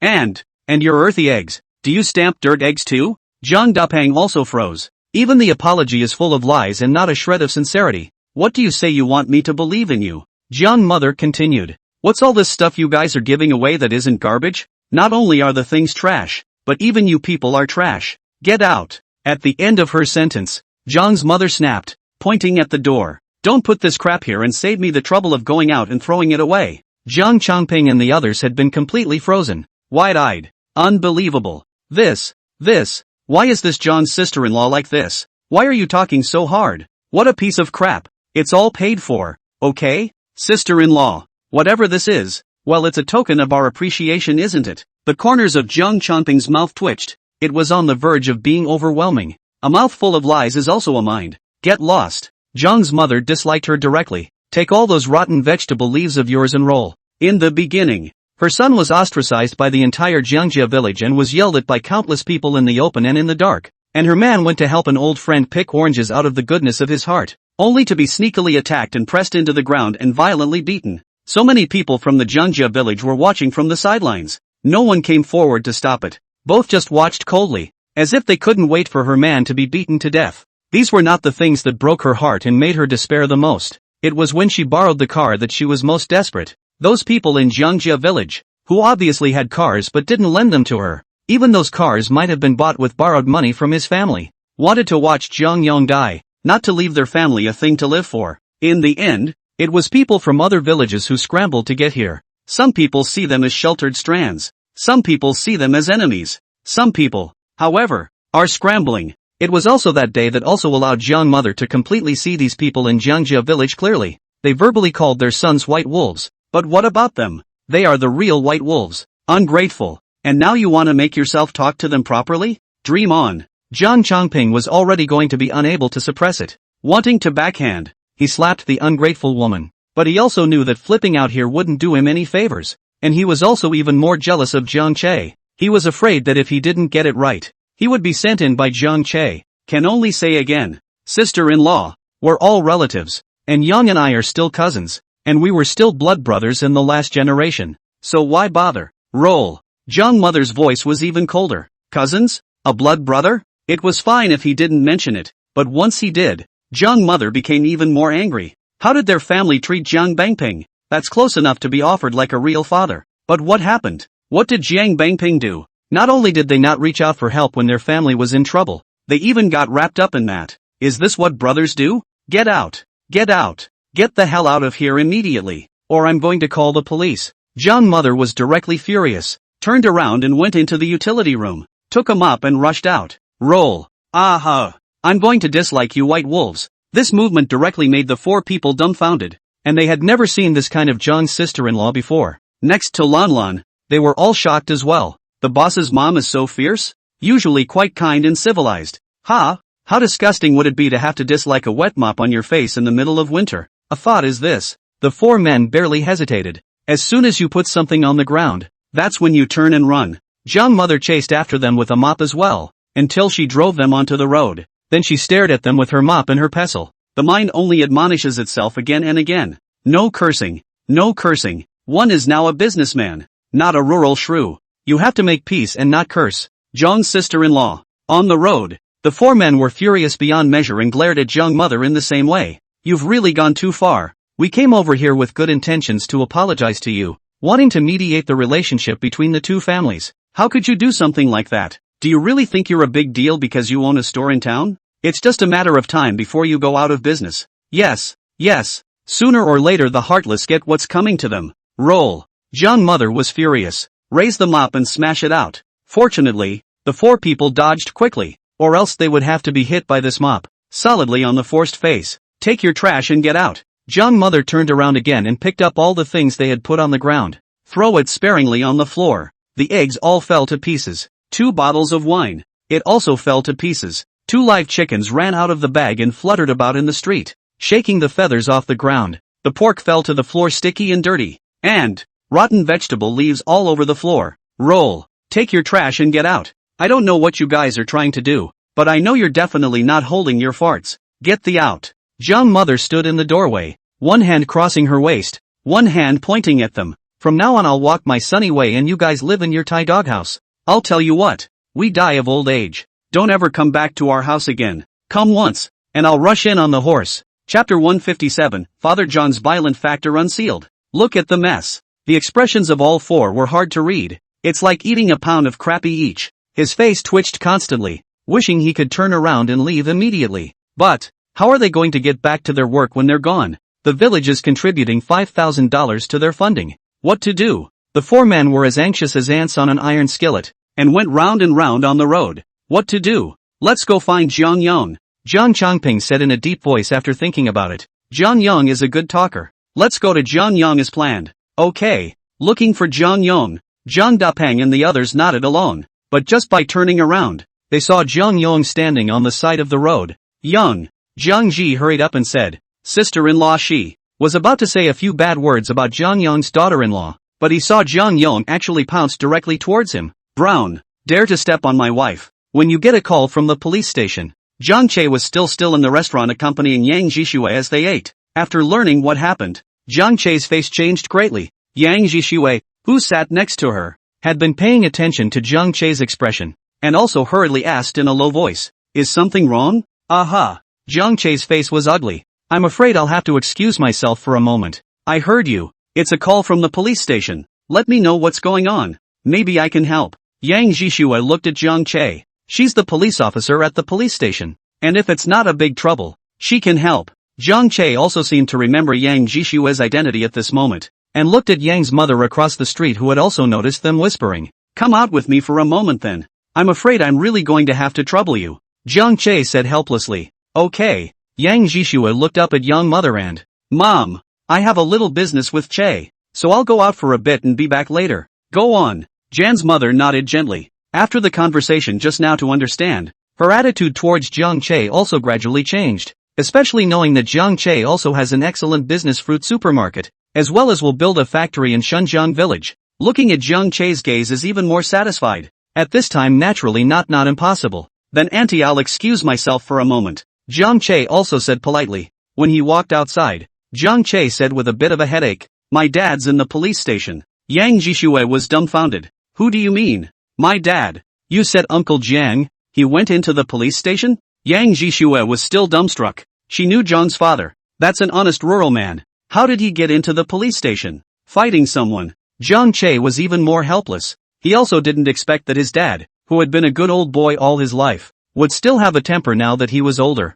moving around and fighting with people. Half a month ago, he intimidated a large group of non-mainstream gangsters with a watermelon knife, and today he beat up the Jiang family village. Really? Could it be that the fight with Jiang Dahua earlier had brought out the violence factor in him? Uncle Jiang fought with someone again? What's going on here? Can you tell me about it? Yang Jishue were crying and laughing, but after listening to Jiang Che's explanation, Yang Jishue revealed that she was puzzled. I probably get it. It's the kind of situation I used to learn a bit about when I studied criminal psychology. The reason why Uncle Jiang has become like this is probably because he blames himself and has been trying to protect you guys. Jiang Che was puzzled. And what's with the involvement of criminal psychology? You don't understand. There is a type of criminal who has always felt that he owes someone something, and therefore it leads to a drastic change of character, even to the point of going down the path of crime. I see Uncle Jiang is much like this situation. Yang Jishue said smoothly. I remember you telling me before that Uncle Jiang used to blame himself, believing that the reason why all these things happened back there in the Jiang family village was because of the trouble he caused you,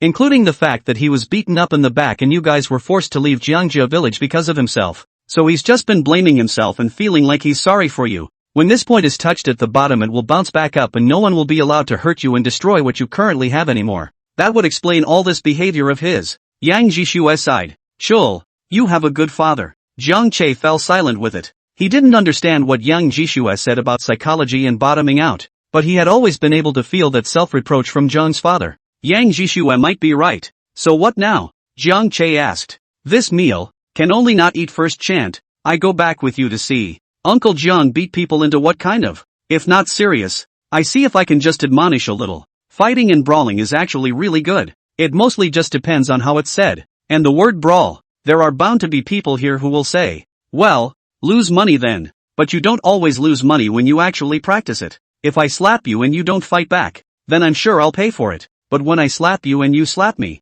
and then both parties are completely red warm and fight together, that's called a brawl. If the impact is large, the police station can directly file a case. Detention. 5 days, 10 days, 15 days can be. But if it's only a minor aspect, then it's usually based on both parties admonishing each other, and then going back to their own homes and mothers. After all, you fought back, too. It's impossible to tell. That's why it's often said nowadays that if someone hits you, then let him hit you, and never hit back, because once you do, the nature of the situation changes. A unilateral responsibility becomes a two-party responsibility. It's not pleasing to anyone. Also, the phone call from the police station just now made it very clear that it was a fight, which qualifies it as nothing serious if it's not serious. But Auntie's side. Jiang Che was a bit hesitant. Nothing. Can't you see my mom's pretty happy with you right now? Yang Jishue smiled but to say the problem is sort of solved. Well then, I'll have to trouble you again. Jiang Che smiled in gratitude. What do you call this trouble?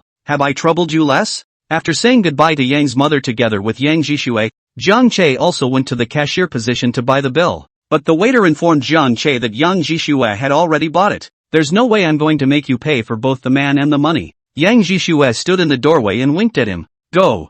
You drive. My mom can watch from inside. Aha. Jiang Che pulled open the car door and sat in the driver's side. And sure enough, he saw Yang's mother standing by the restaurant window looking this way. How much time is left? The car finally arrived at the police station. With Yang Jishue's inquiries and help, Jiang Che also finally saw the detention room and met Jiang father as well as Jiang Chongping and the others. Chapter 158. Do you think I should earn that 30 cents? Police stations. Retention room. Except for Jiang Xiaoyu, the remaining 4 were all bruised and swollen. Seeing this scene, Jiang Che was finally relieved. As long as nothing happens, Jiang father squatted in the corner of the detention room, his head lowered, and he didn't dare to look at Jiang Che. Thinking about Yang Jishue's words, Jiang Che's heart was extraordinarily sour. It turned out that Jiang's father's drastic change in temperament during this period of time was all due to his inner self-blame. It's what turned Jiang's father, who was originally a good old boy who could come and kick anyone's ass, into the fighting Buddha. Take it or leave it.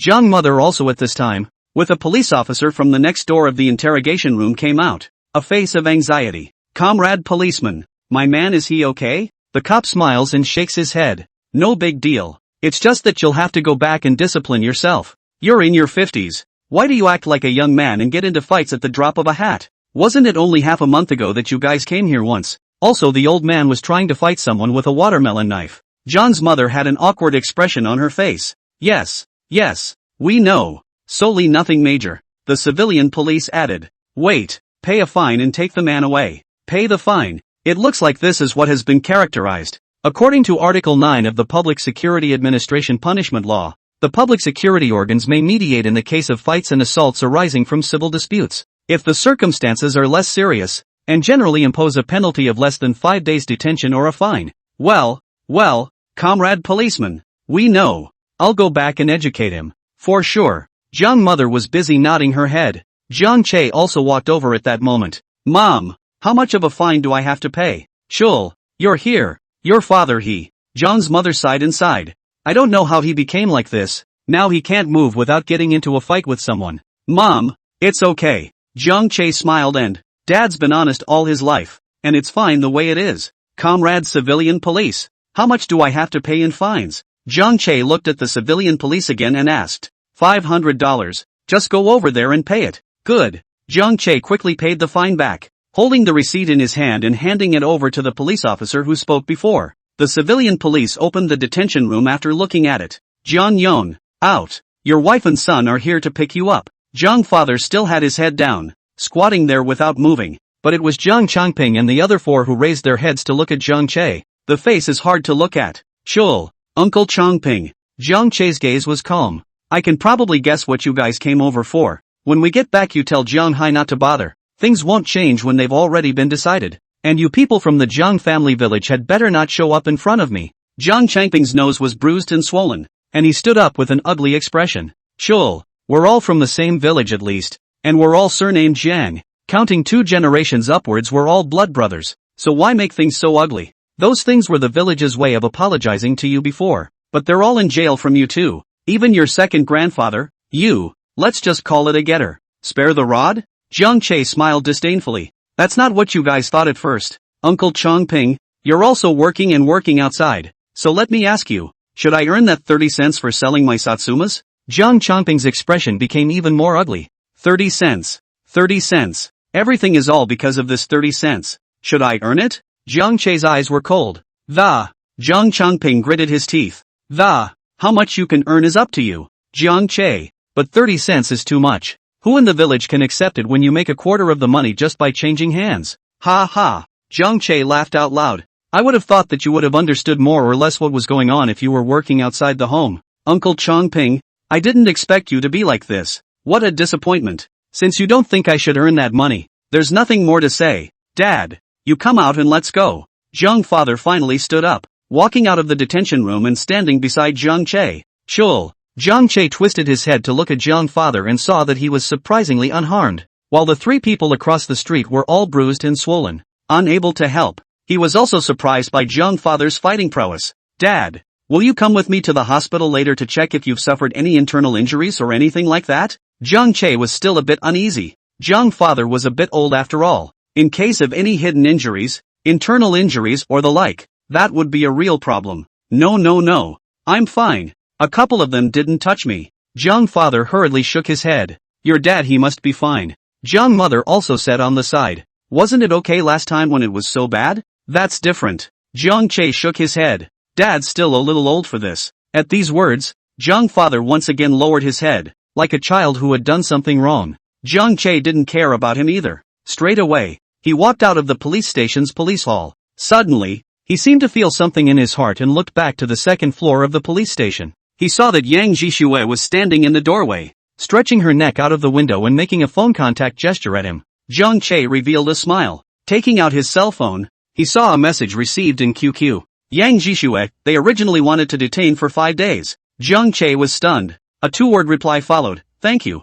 Jiang father Jiang mother they followed closely behind and also walked out. All the way Jiang mother complained. Jiang mother, Jiang Yong, tell me what this is all about. You're over 50 years old, and you still think you're a young man, so what's the point of showing off? Jiang mother, Jiang Yong, if you do this next time, I'll ignore you. Mother, do you hear me? Speak up. Mother, you are not allowed to eat at noon today.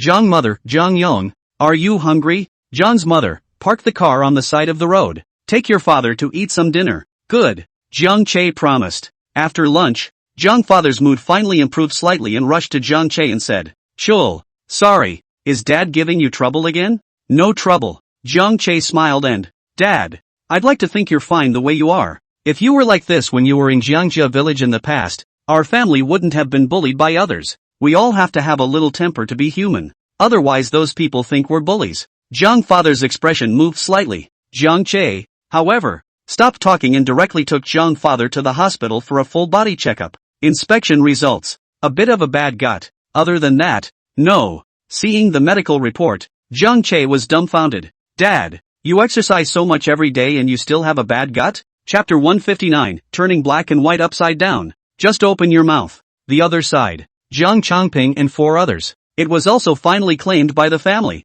who had hurriedly arrived at 3 or 4 o'clock in the afternoon, on the bus ride back. Looking at the snotty, swollen face of my own man, Jiang Chongping, Jiang Dapeng, and Jiang Ji's mother-in-law are all very angry. Jiang Yong the damn dog. How dare I hit you all? How dare I lay my hands on you so hard? It's unconscionable. With people like them, what makes them rich? What makes them money? Brown. All swearing and cursing. But after cursing, they fell silent again. For this mission, the village had put together a whole $5,000. Mission not accomplished? What should I tell the village? How about returning the money? Jiang Xiaoyu whispered. She was a woman and didn't take the beating. Just stood around screaming. Why should I give it back? This is the money we took a beating for. Jiang Ji bared his teeth. Jiang Yong, that maniac, was the first one to hit him, and he was the one who got hurt the most. Right. Now that this money is in our pockets, there's no way we can give it back. Jiang Dapeng also gritted his teeth and said, aha, yeah. Jiang Chongping also drew cold air. Jiang Yong that is really brown even if he lives in the city for a few days like a crazy person. And his mother-in-law, simply unreasonable. Not a bit of the woman's family's propriety. This kind of mother-in-law is just beaten less, but also dare to be stubborn with our men. Instructing our men to come. What's the use of talking about it now? Jiang Xiaoyu glared at Jiang Chongping. Brother Chongping, you have to give an idea before? If not, you let buy some cheap wine, things will not come to such a pass. Now how do we explain to the village? Since the money is not even willing to be refunded, there must always be an explanation. Wait for me to think. Jiang Chongping closed his eyes and leaned on the back seat, and it really made him think of an idea. That money, we'll just say we spent it anyway. As for where it was spent and what it bought, just say it was Mao Tai with China. The wine broke anyway, didn't it? And as for the cigarettes, it's a good solution to say they didn't ask for them. Threw them on the road, and they were picked up by a passerby. We'll just resist anyway. It's hard for them to, take a bite out of us. Is this really okay? Jiang Dapeng is a little worried. What if they go to confront Jiang Yong? Do you think it's possible? Jiang Changping squinted at them. Do you really think Jiang Yong is still the Jiang Yong of old? You forget how mean he looked today. Who of them would dare to go and confront him? In the end we got the short end of the stick. Brown and beaten up. I heard the police say. We were afraid that if we didn't fight back at that time, we could still ask for some money. Brown out. This time it's really a big loss. Toward the end, Jiang Chongping cursed. Okay, then we'll say so. The rest of them nodded. Finally, at the brink of darkness they returned to the village. As soon as they arrived in the village, the four were surrounded by people asking what was going on. Aren't you there to apologize? How did you get to the police station? Jiang Chongping had long ago brewed up his emotions, and with a face of sadness and indignation. It's not that we don't try our best. We've bought them all good cigarettes and wine. That's Mutai. 2 whole bottles of Mutai wine. It cost almost $3,000. And the cigarettes, those were Chinese. $400 or $500 a piece Chinese cigarettes. And live chickens. And eggs. And pork. We bought so many things. $5,000 and we still have to put money into it ourselves. But they didn't appreciate it. They threw everything we sent them on the floor. And the Maotai fell to pieces. The oldest two cannot be angry. Just said 2 sentences. Jiang Yong that is like crazy to beat us. Yeah. Jiang Ji rubbed his face with a pained expression on his face. People are now developed. Where can still look down on us poor relatives? That supermarket decorated like a palace. I think why don't you come up with a new idea? This one won't work. Jiang Hai's face was gloomy. The rest of the Jiangjia village, however, directly exploded. What? Mao Tai? Chinese cigarettes? Jiang Yong's family surprisingly didn't even want it yet. And the Mao Tai was smashed? You guys are so generous, buying such nice things to send over. Someone couldn't help but spit it out. For these rural people, Mao Tai wine and Chinese cigarettes that are limited to just heard, and even seen not seen. That stuff only rich people can afford to smoke and drink. What can be done about that? Haven't you seen that people don't even want Mao Tai wine? Jiang Dapeng sneered. We're going to have to buy some other over there. And I'm afraid we won't even see each other. What an abomination. This family of Jiang Yong is truly abominable. What's wrong with this bit of money? I'll be damned. The dog who is unkind to the rich, sooner or later he will be struck down by heaven. That's right. Even something like Mao Tai wine is spoiled. It's really brown and shameless. 1,000 knives to be 1,000 knives. Hi Z. I can't stand it anymore. This Jiang Yongyu family is really bullying people too much. Many people in the Jiangjia village were screaming. Furious. Jiang Hai, on the other hand, coldly looked at Jiang Chongping and the others. You're not lying? How could we possibly lie? Hi, what do you mean by that? Do you suspect us? Jiang Ji jumped straight up and, you see the bruise on my face? Is it hard to believe that I typed this myself? I was the one who beat myself to the police station. Hi, you have to speak with a conscience. What are we doing this for? Isn't that also for the village? For that factory to land in the village? That's a very hurtful thing to say.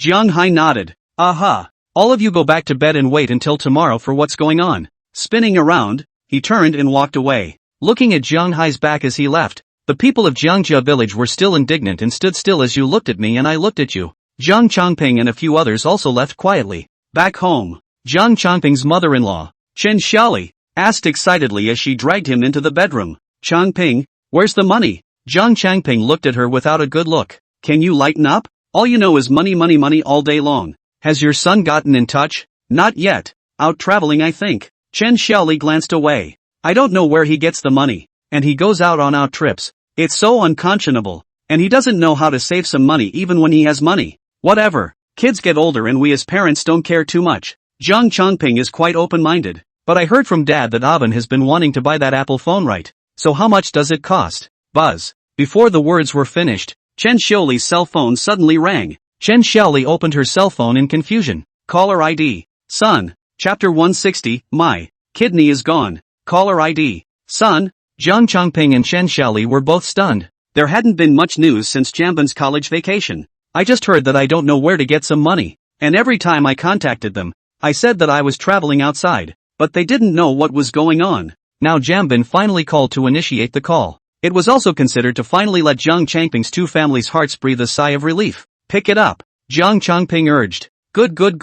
Chen Xiaoli hurriedly picked up the phone. Aben. Mom. A cry came straight from the phone. And, Mom. Help me. Jamban cried out. The crying made Chen Xiaoli and Jiang Changping on the other end of the phone all froze. And a large haze instantly rose in their hearts. Aben. Is something wrong? Tell me? Jiang Changping snatched the phone. Dad. I'm at the hospital. I'm at the provincial hospital. You have to come and help me. Come and help me. I'm dying. I don't want to die. Jamban cried out in pain. What the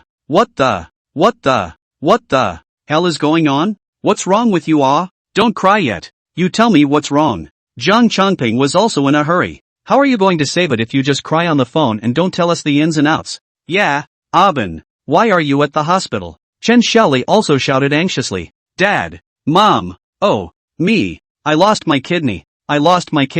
On the phone, once again came the wailing of Jiangbin. And this side of the phone, Jiang Changping and Chen Xiaoli, however, were struck by lightning. Kidney gone? What do you mean? The next day, Shunjiang village. As the new village chief assigned to Shunjiang village, Tong Yi did not have a house in the village, so he had to live in the village office. It's good to know that the people of Shunjiang village are pretty nice. No one did the thing of smashing his window in the middle of the night, and there were even people who enthusiastically sent coal so that he could burn it to keep warm at night, which scared Tong Yi. Hastily, he waved his hand in refusal, and gave strict instructions for the coal deliverer not to do the same. What's the difference between burning coal for heat in a closed room and asking for death? Therefore, the first thing Tong Yi did when he moved into Shunjiang village was to hold a village-wide meeting. The dangers of burning coal for heating were explained to all, especially at night. Even if you really want to burn coal to heat the house, then you have to leave the windows open. And this comment also creeped out a lot of people in the village. Turns out what they do every year is surprisingly horrible.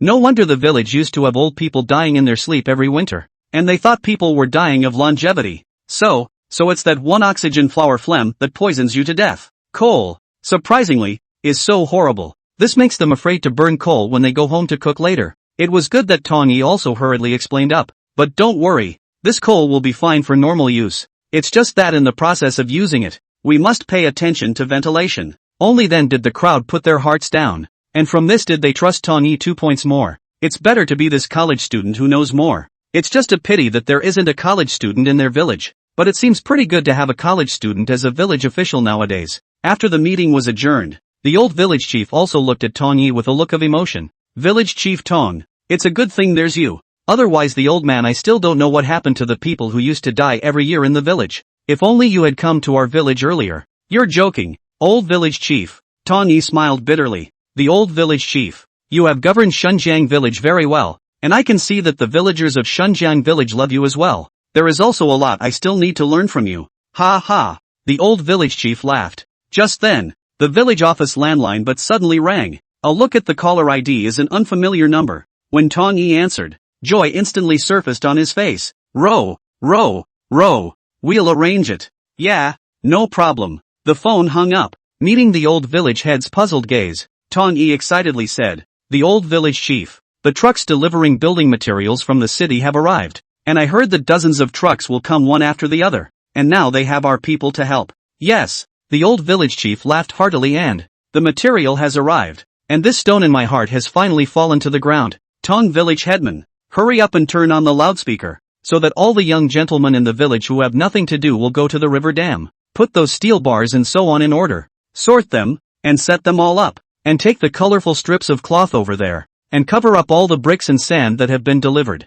"Good, good, good." Tommy also smiled joyfully and hurried towards the broadcasting room. Not for a while. A number of people from the village of Shunjiang then came out of their houses and walked towards the river dam from all directions. In the river dam, several large trucks loaded with materials sported. Pour the bricks together. Dump the river sand into a pile as well. There were also rebar, cement, and various other materials, all of which fell down as well. Jiang Che came down with them and was standing in the center directing the vehicles, greeting them on how to stop and how to back up. Village Chief Tong, that's Xiao Jiang. Seeing Jiang Che, the old village chief hurriedly pulled Tong Yi to open his mouth. Tong Yi also looked at Jiang Che in the direction of his finger. That name was the one he had heard the most times since he had been transferred to Qingzhou town. The people of Jiangjia village are also talking about him. People in the village of Zhenjiang are also talking about him. You directly, even the town officials are talking about him.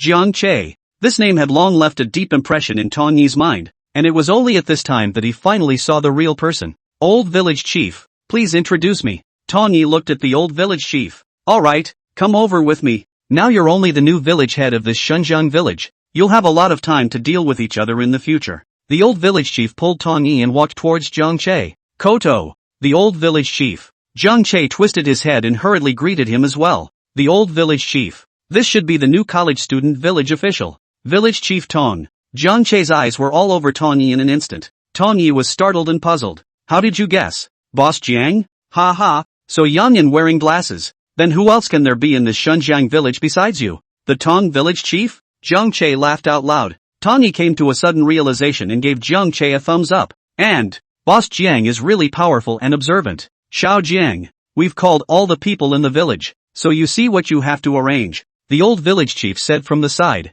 "Okay." Jiang Che had already seen it just now. Quite a few young men from Shunjiang village had arrived in the river dam, and there were also sparse people in the distance who were coming this way. "Tell you what, old village chief, you gather the brothers first. There's really nothing we need help with. We'll smoke first." Jiang Che turned around and pulled open the car door, and raised several cigarettes and drinks from inside. "We'll smoke first. Water first. Wait until these vans are gone. This chapter is free. Ask a question. Anyone know anything about computers? Can you help with the configuration? CPU, i5-12600KF. Motherboard, Jingyuebi 760M. Graphics card, 7 Rainbow 4060 Tomahawk. Memory, Jinbeta Silver Jade 16GX 3600. Hard disk, to Titanium Ti 600 Psi 4.01 TB solid state. Power supply, Centaur 650W power supply. Chassis, Playgroup Lone Ranger Full Vision Edition. Cooling, Yajun 240 water cooling. Fans, Prism Pro Plus hubs. Budget is around 5000 to 6000. Do I need to replace something? Mainly used to run AI and do video. Selling Satsumas for a dime and calling me conscientious? This chapter is free. Ask a question, it's being hand-typed. Please wait a moment. After the content is updated, please refresh the page to get the latest update. Chapter 161, Heavenly Bodhisattva. The adulterous affair has been crashed. P.S. Thanks to the guys who advised me on my computer configuration last night. Thank you. Took the advice of a certain bookworm and went to Salty Fish and paid for a consulting configuration. $4,900 offer. Shunfeng shipping, package installation. How's it going?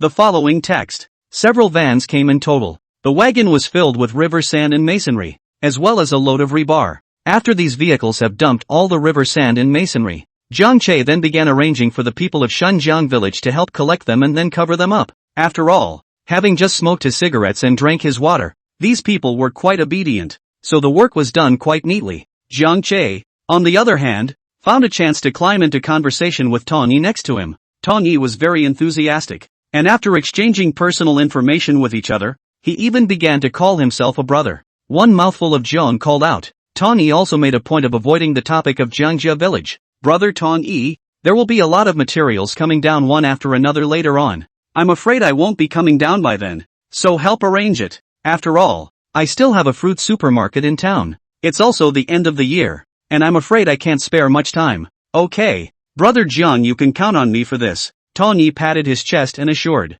Don't worry, I promise to finish the job. Ha ha. Jiang Che looked at him favorably as well. It was about 11 o'clock in the morning before the gathering in the river dam was complete. Jiang Che had originally planned to drive back, but it was impossible to resist the old village chief's repeated invitations. Brother Jiang, go ahead. Don't I have your favor to be able to rub a meal here? Or I'll have to go back to the office and eat instant noodles again. Tony stood pathetically to the side. Seeing him in this state, Jiang Che laughed out loud again and, good. Then, old village chief, I shall have to go and harangue you for another meal. Don't bother, don't bother. The old village chief grabbed Tony with one hand and Jiang Che with the other, and walked back with big strides. It's my luck to be able to invite you two capable young men to dinner. It's my luck, that's right. Ha ha. And you Xiao Jiang, have time for more to come to my walk. After all, our two families later, that is not relatives. Relatives? Tony was puzzled.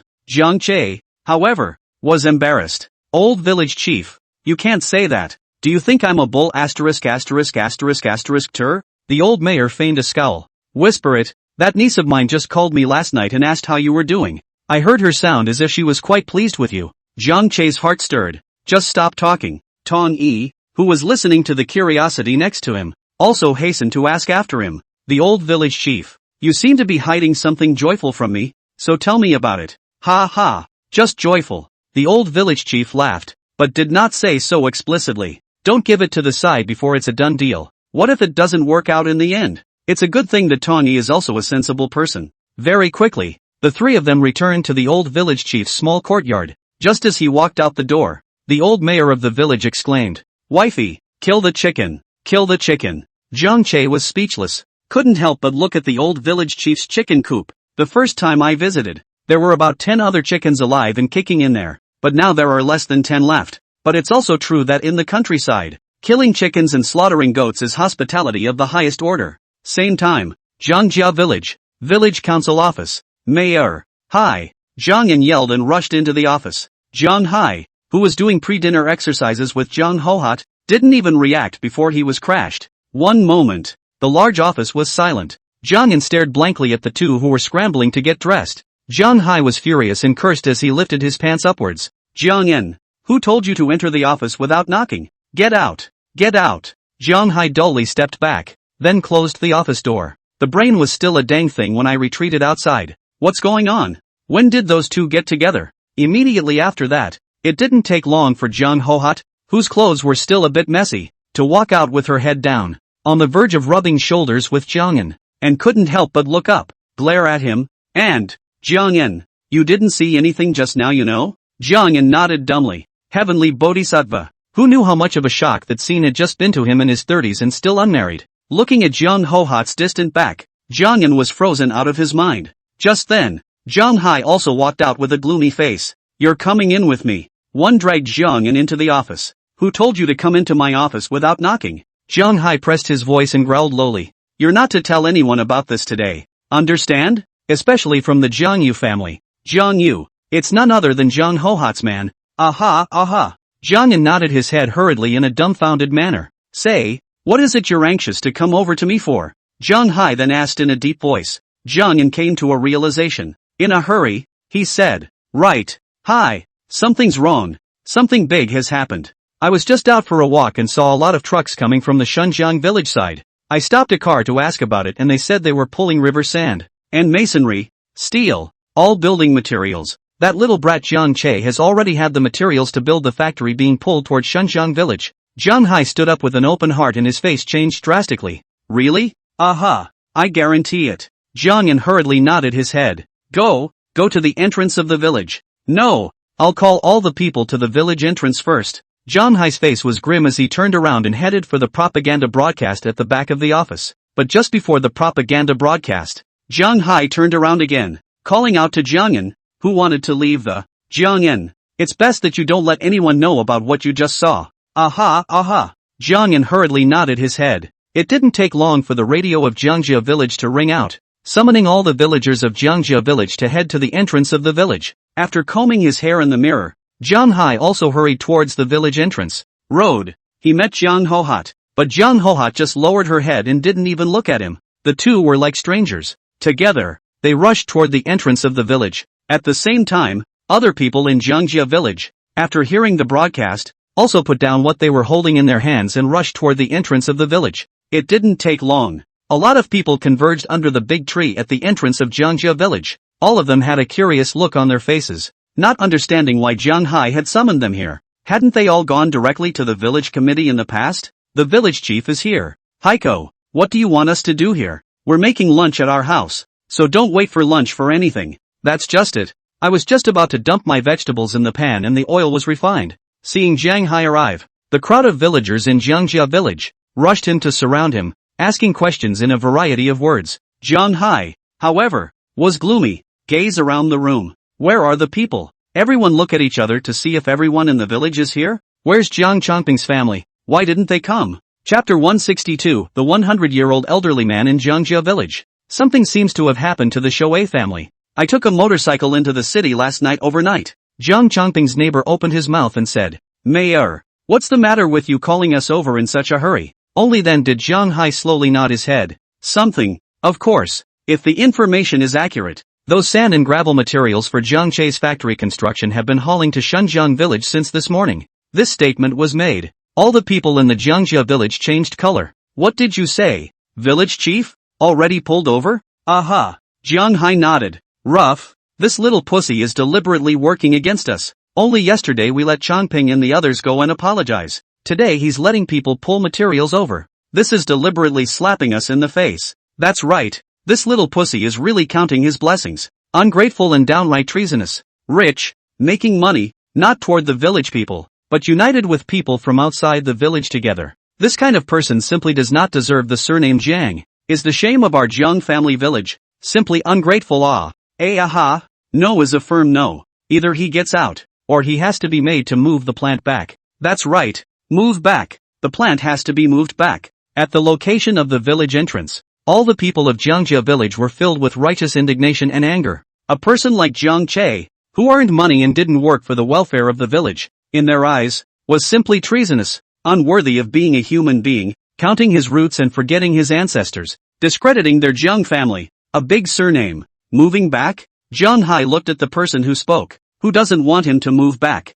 How is that so easy to say? And how is that going to happen? Come on, you guys, tell me. How do we get him to move back in? Did our whole village go and kneel before him and beg him to come back? Or what? Here, you guys tell me about it? Jiang Hai was cold. These people in the village really just open their mouths and don't think about anything? Moving back? If it was that simple, Jiang Chongping and the four of them wouldn't have returned in defeat yesterday. Now it's time to discuss what to do. Hai Z, the soft one doesn't work anymore, so we'll just have to hire that one. An old man in the Jiangjia village suddenly said. Who? Which one? Go and ask eunuch Zhang to step in. The old man who spoke again. Let eunuch Zhang go and put pressure on Zhang Yong. Zhang Yong is brave enough to disobey us. How can he dare to go against eunuch Zhang's words? Tai Gong. The faces of the rest of them changed. Even Jiang Hai, his expression instantly became ugly. No, Tai Gong is over 100 years old. No one can go tossing him around. Jiang Hai directly shook his head. Speaking of Jiang Tai Gong, he was a remarkable character, at least in Jiangjia village. In the early years of that has climbed the snowy mountains, fought the ghosts of the heroes, just behind the injury, only retired. Today's Jiang Taigong is already 104 years old, but his body is still strong, usually lives alone in the mountains, and does not care much about things the village people naturally rarely mentioned. But mentioning less does not mean that Jiang Taigong has no status. On the contrary, Jiang Taigong's status in Jiangjia village was all the highest. As long as Jiang Taigong gave the word, even the previous village Jiang Bankai that could only bow his head and listen. Hi Z, we also know we can't go and disturb Taigong, but there's no way out. Don't you know how beneficial a factory is?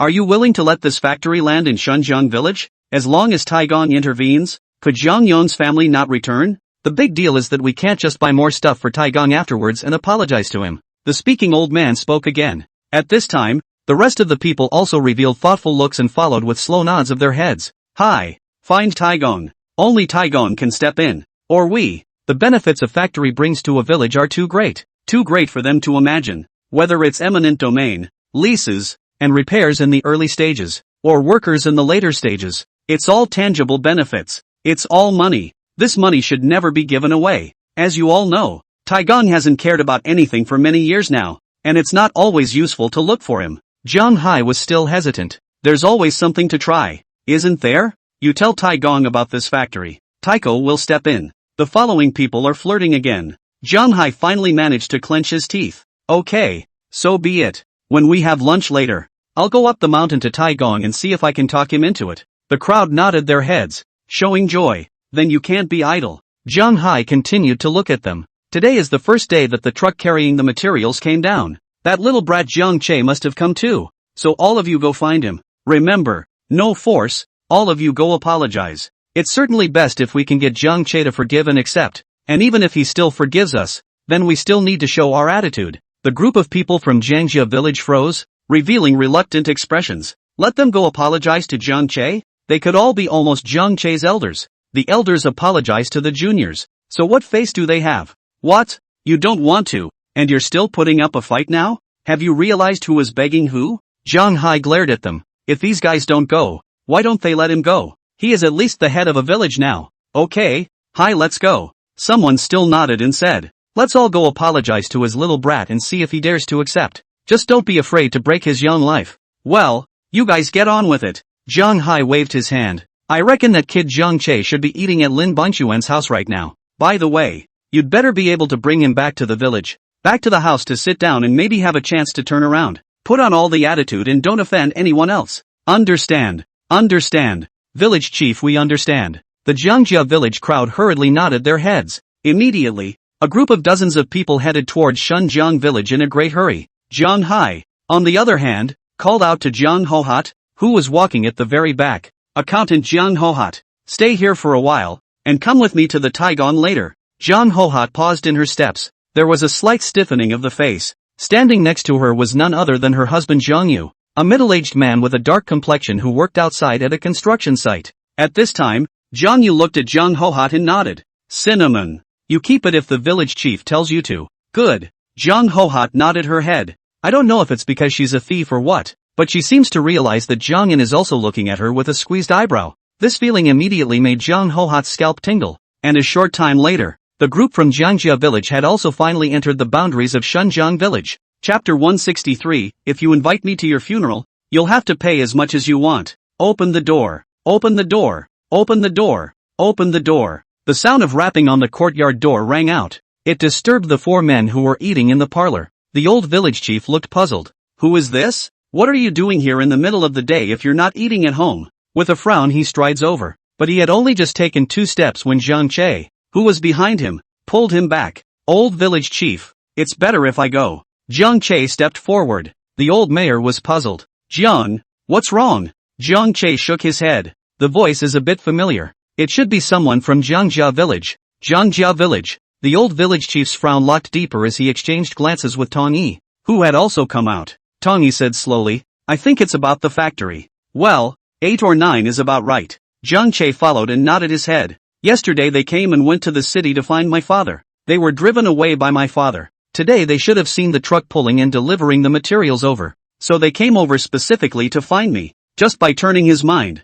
Jiang Che thought things through. Jiang, what then? The old village chief felt a little tricky. When these people from Jiangjia village spilled their guts, he had seen it before and it was quite a headache. It's okay, let me handle them. Jiang Che pulled the old village chief's arm. Since the trouble is due to me, it is up to me to fix it. Brother Jiang, how can you say it's because of you? Tong Yi had a stern face. You are now our Shunjiang village's honored guest. This matter is related to our Shunjiang village as well. So don't worry, I, Tong Yi, won't just sit back and do nothing. So are we. The old voice sounded again behind him. The mayor's wife came along, holding a flat stick by the threshold. Koto, don't worry, this is Shunjiang village, not Jiangjia village. There's no room for them to be wild here. Jiang Che cried and laughed. The old village chief also had a blackened face, and snatched the stretcher from his own old companion's hand. What's all the fuss about you, wifey? Why don't you go back to the hall and hide? Old thing, how do you talk to me? It made his wife's eyes glaze over and she was a good sport.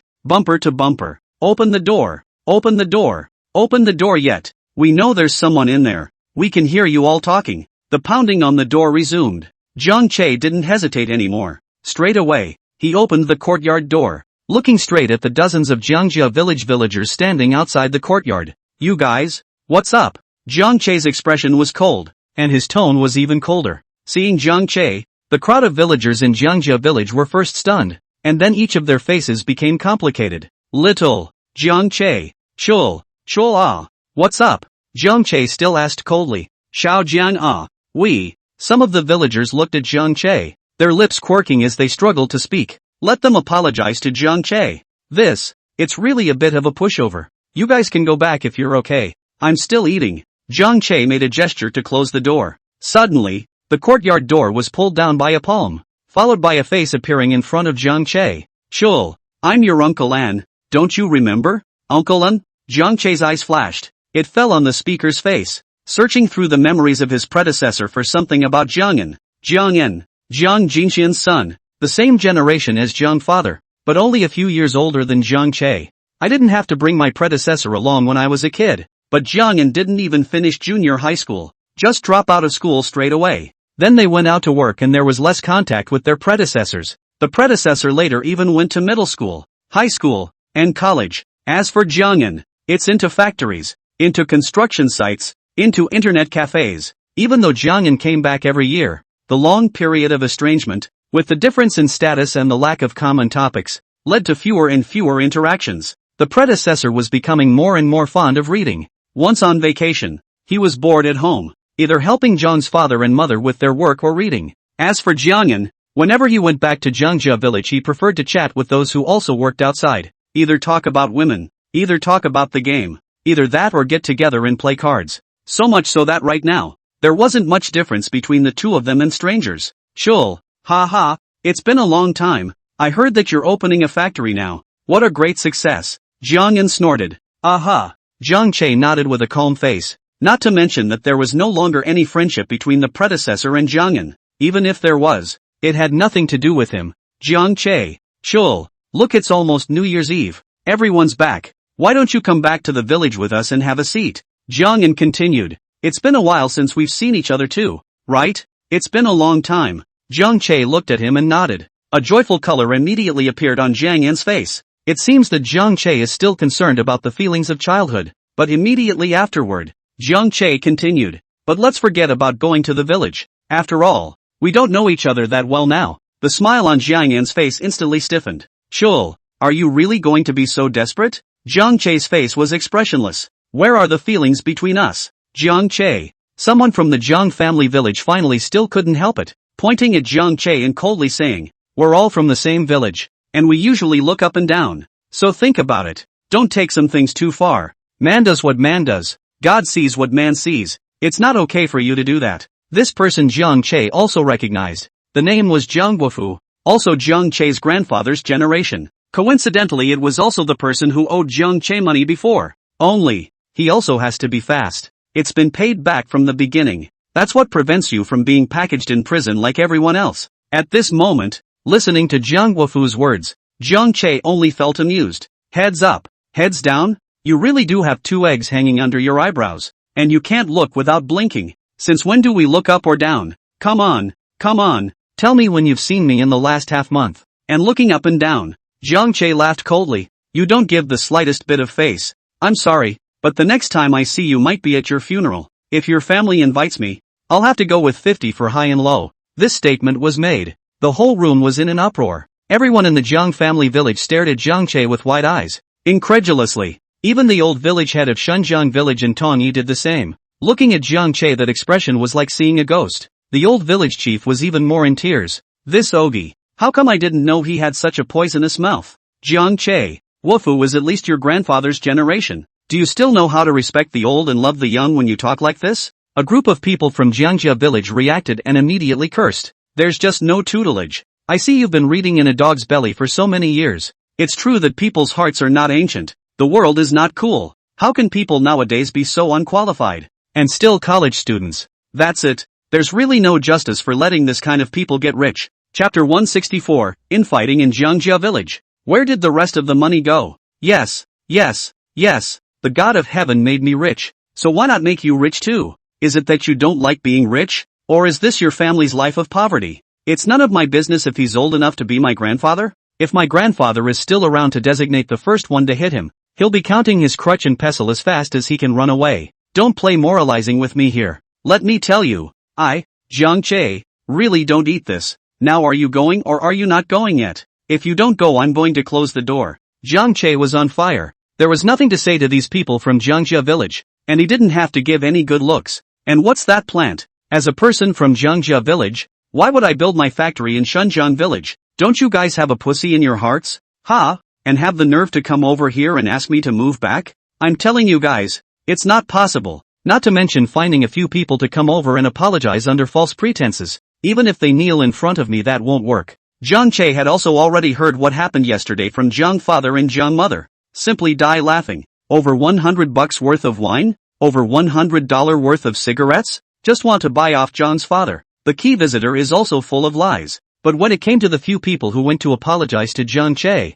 the group of people from the Jiang family village immediately became angry once again. Little brat. Pay back. What a waste. Pay back. Come on.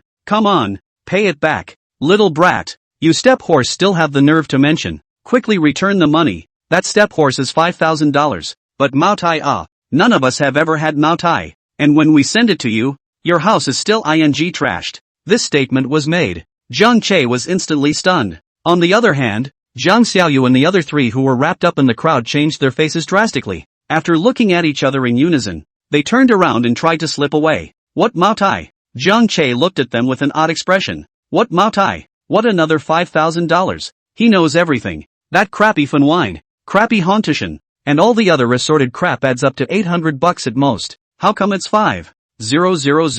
Mutai? Next moment, he then saw Jiang Xiaoyu, Zhang Dapeng, and Jiang Ji in the crowd, who were walking backwards. Heart, and in a short and succinct manner exclaimed, "Stand still." Jiang Xiaoyu's trio instantly paused. The face paled miserably. Let's get this straight before we go. Jiang Che looked at the three, and in his heart, he probably already knew what was going on, but that's a pot he'll never take. The Jiangjia village crowd also froze. Look at Jiang Che, and then he looked back at Jiang Xiaoyu and the others. Jiang Xiaoyu, Zhang Dapeng, Jiang Ji, where are you three going? Anyway, having already torn his face, Jiang Che simply stopped even calling his aunts and uncles and such and directly called them by their names. How come I didn't know you guys were still giving away thatch? TSK,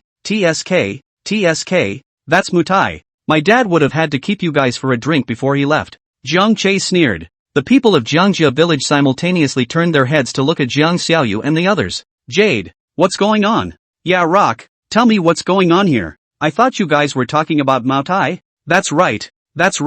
Come on guys, what's going on here? The three had their backs to the crowd. The face had been embarrassed to the core. Right. It's just embarrassing. There is no shame. They're just embarrassed. There is no shame in the dictionary of the people of Jiangjia village. Never. What's going on? An old man suddenly bellowed, jerked his cane and, say, didn't you guys say you were giving away Mutai wine? And Chinese cigarettes? What's going on? Jiang Xiaoyu's body stiffened. The old man who spoke was her own great uncle, almost 70 years old. Even his dad had to shout big brother when they met. Uncle. Jiang Xiaoyu's scalp went numb. One could only turn around with Enishi. Zhang Dapeng also drummed in his heart. Yesterday he did not agree to do so, but Zhang Chongping is after all his brother. There is a real $1,000 fell in the pocket. Tell me about it. And Chinese cigarettes. You guys are so generous. Jiang Che smiled. Replaced the Mutai with a yellow-capped fun wine. Chinese cigarettes were replaced with red Tashan. Without this today, I'm afraid that the entire Jiangjia village would still think that he,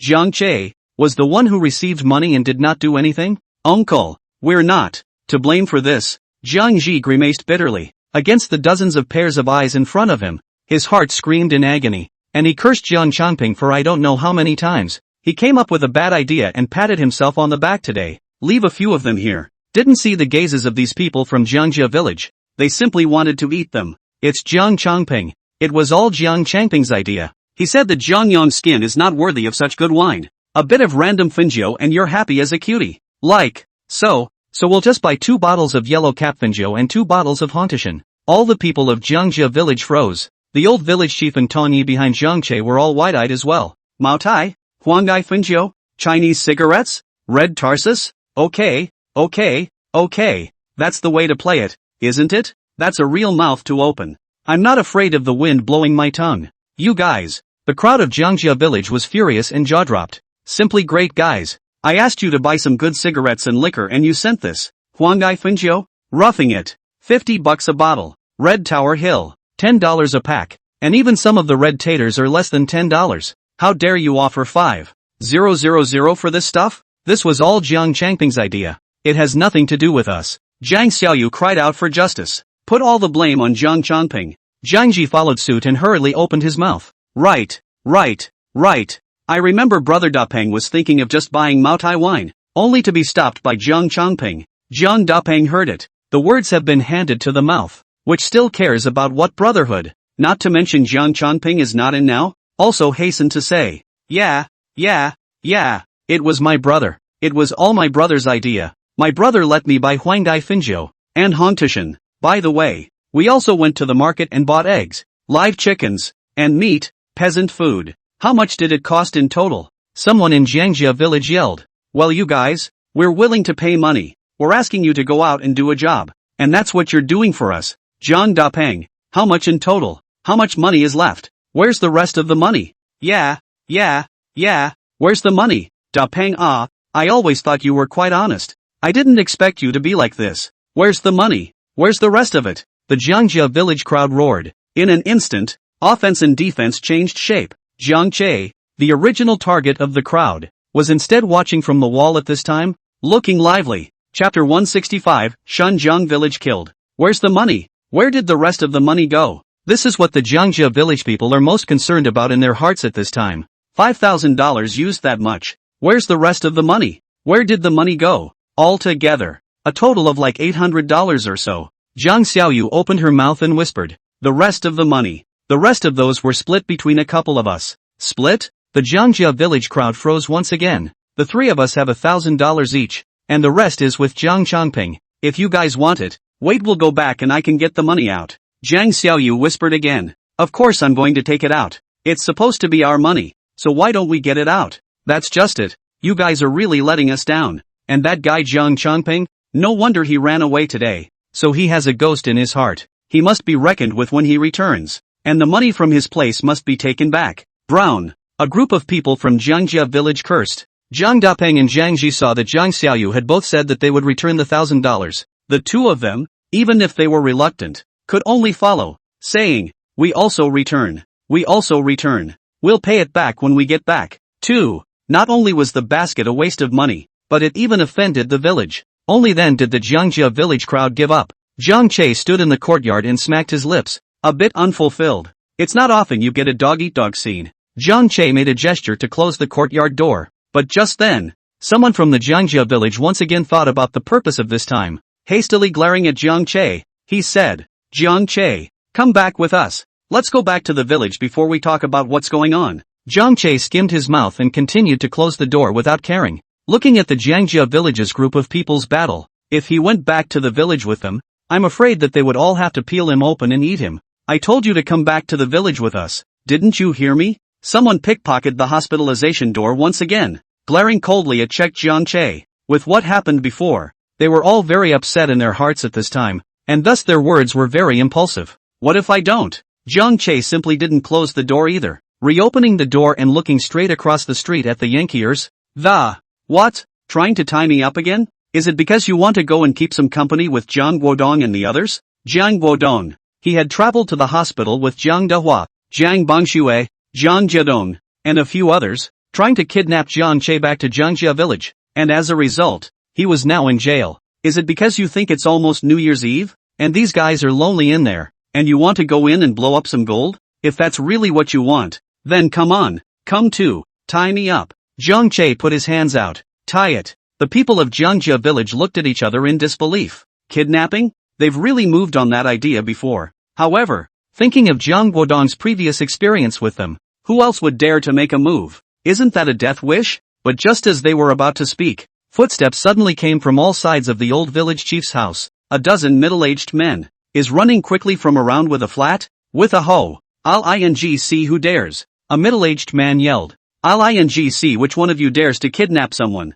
There was a middle-aged man who raised his arm. What? Come to our Shunjiang village to kidnap someone? You Jiang family village really think that we, Shunjiang village, are easy to bully? Now people, Shunjiang is our honored guest in Shunjiang village, and no one can take him away if he doesn't want to. The people of Jiangjia village once again froze. Are these Shunjiang villagers crazy? What is this? Village-to-village conflicts were honestly really rare a decade or two ago. Because of the land, the water, the crops. That's really a mouthful. It is also a big headache for the local police station. One of the most typical next-door Mang village. That is the most courageous and ruthless village. A Mang village of Mang is resounding throughout the Qingju town. This also brings us to the national policy of my dragon nation. Gun ban. How prescient. If guns weren't banned, it would be more than just a few injuries. It would be a straight-up war. How many villages can there be enough to fight like this? 2 strikes and the man is gone. But now, with the progress of the rule of law in society, the 2 villages are no longer fighting and so on.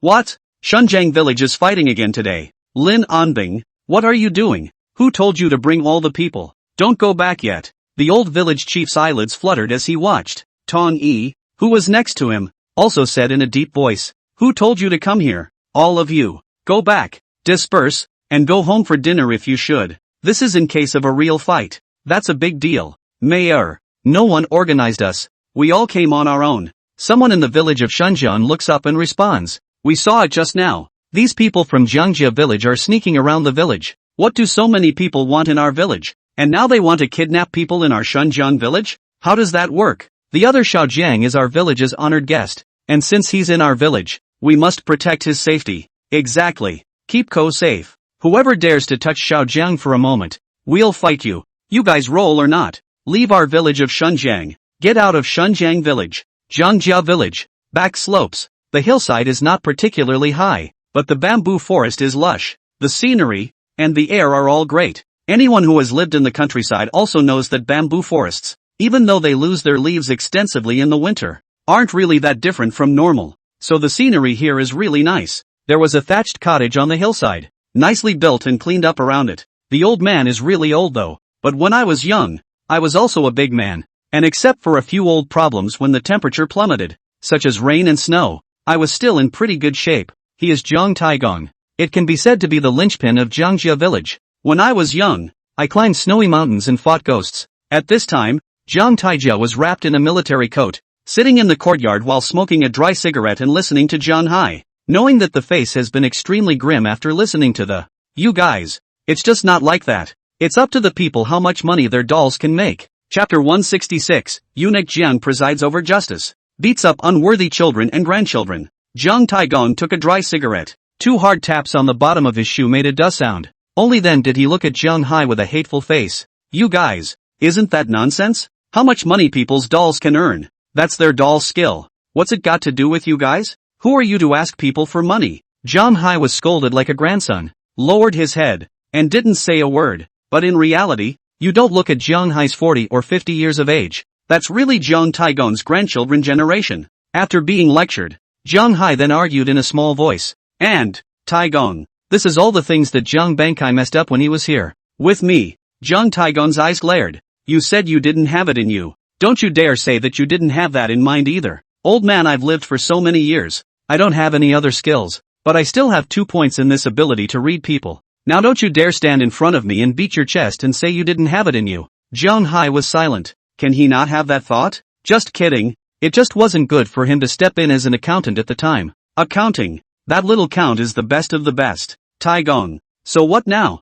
You've got to make a decision for all of us. Such a big factory. We can't just watch it land in Shunjiang village. Zhang Hai whispered again. You go and talk to Zhang Yong. Let them move the plant back. We can swear that we can forget about those previous conflicts, as long as the factory can land in our Jiangjia village. Taigong, our village will be able to have a factory, so we'll have money in the future. And haven't you been thinking about being able to build a shrine? Shrine. That's what a lot of the older generation thinks, especially in this kind of villages where the family name is the main focus. The tablet can be in the ancestral hall after 100 years. That is the return of the roots, but also to enjoy the blood food of the future generations. But Jiangjia village is too poor, not to mention the building of shrines. Even in the first few years, many families still had nothing to eat. Where's the money to build a shrine? But once the factory lands in Jiangjia village, the lives of all the people in Jiangjia village will gradually get better. With free money, then of course you can build a shrine. Mention the shrine. Zhang Taigong's expression finally loosened, but still didn't oblige. Just then, Jiang Hai's phone suddenly rang. Pulled it out and saw that it was Jiang An who called. Could it be that something happened? Tai Gong. I'll take a call first. Will you consider it? Jiang Hai took the phone and headed outside the courtyard. Outside the yard, Jiang Hohat was squatting on the ground playing with her cell phone. Seeing Jiang Hai come out, he hurriedly looked up and asked, Haiko, well, did Tai Kung agree? Not yet. Take the call first. Jiang Hai put the phone on directly. But the next moment, Jiang An's anxious voice came from inside. Village chief. Hi. You come quickly. Something's going on. Something might be going on. More than 100 men from Shunjiang village have surrounded us. Jiang Hai was struck by lightning. The cell phones both snapped to the floor. Brown. Something's really wrong. Haizi. Jiang Hohat stood up and said in surprise. What's wrong? Something happened? Jiang Hai pounded his chest, and his thighs were about to snap. What the hell was I thinking? Letting so many of them go to Shunjiang village to look for someone? Brown. In the event that the only thing that can happen is an armed fight between the two villages, his job as village chief will be over. Come on, let's go. Quickly go to Shunjiang village. Something big has happened? Jiang Hai was anxious. At that moment, but in the courtyard, Mrs. Jiang walked out with her walking stick. What happened? Panic. Taigong. Jiang Hai is anxious. The village. What happened to the village? Jiang Taigong frowned and asked. What did you make them do again? Meeting the gaze of Taigong Jiang Hai hardened his head and could only say, there are already trucks moving building materials over to Shunjiang village today, and I guess Jiang Che should be with them. So, that's why I had the village people go to Shunjiang village to invite Jiang Che back. There should have been a bit of a misunderstanding. Now that the people of Shunjiang village have surrounded them, I'm afraid they'll fight. You. Jiang Taigong raised his cane and tried to hit Jiang Hai, but in the end, he hated it and said, you. It's really going to be a big mess. Quick, take me with you. Be well. Jiang Hai hurriedly nodded his head. Together with Jiang Hohat, they assisted Mrs. Jiang and hurried away. Luckily their motorcycle was parked not far away.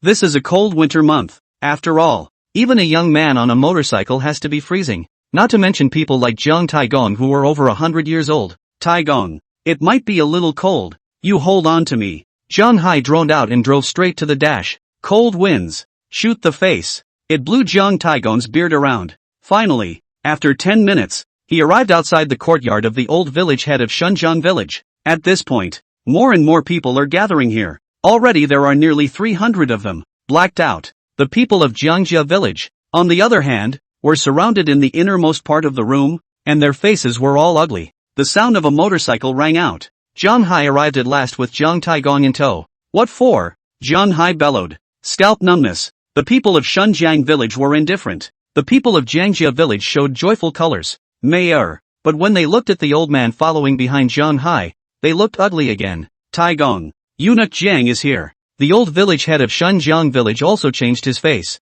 Jiang Taigong was holding his walking stick. One step at a time, he made his way to the very center of the room. When the crowd from Shunjiang village saw it was him, they also rushed to get out of the way and shouted, Jiang Taigong. Taigong. Not only Jiangjia village, even in the village of Shunjiang, there are also still many people who know Jiang Taigong. Taigong, what brings you here? It wasn't until Jiang Taigong walked into the encirclement that the Jiang family village crowd rushed to welcome him. But who knows? Jiang Taigong, however, raised his cane and struck. Bang, bang, bang on sight. The beating caused a group of people from Jiangjia village to hold their heads. The people of Shunjiang village, seeing this scene, also slowly backed away, making way for the venue. Taigong, you don't fight. Yeah, don't fight it. Ouch. Taigong hit me on the head. Ouch. I'll beat you assholes to death. But Jiang Taigong's hand movements, but there is no idle. Hand crutches fall every time. Are smashed in a person. Hand action without the slightest mercy. Smashed the person squealed, holding head and scurrying. How did our Jiangjia village's generation produce people like you? Bullying the small with the big. Pung. A cane landed directly on an old man in his 60s from the Jiangjia village, leaning on the old. Another crutch. Beat a middle-aged man in his 40s screaming. For old age. Another stick. Nearly knocked out another elderly Jiangjia village man in his 60s. Old things are an abomination.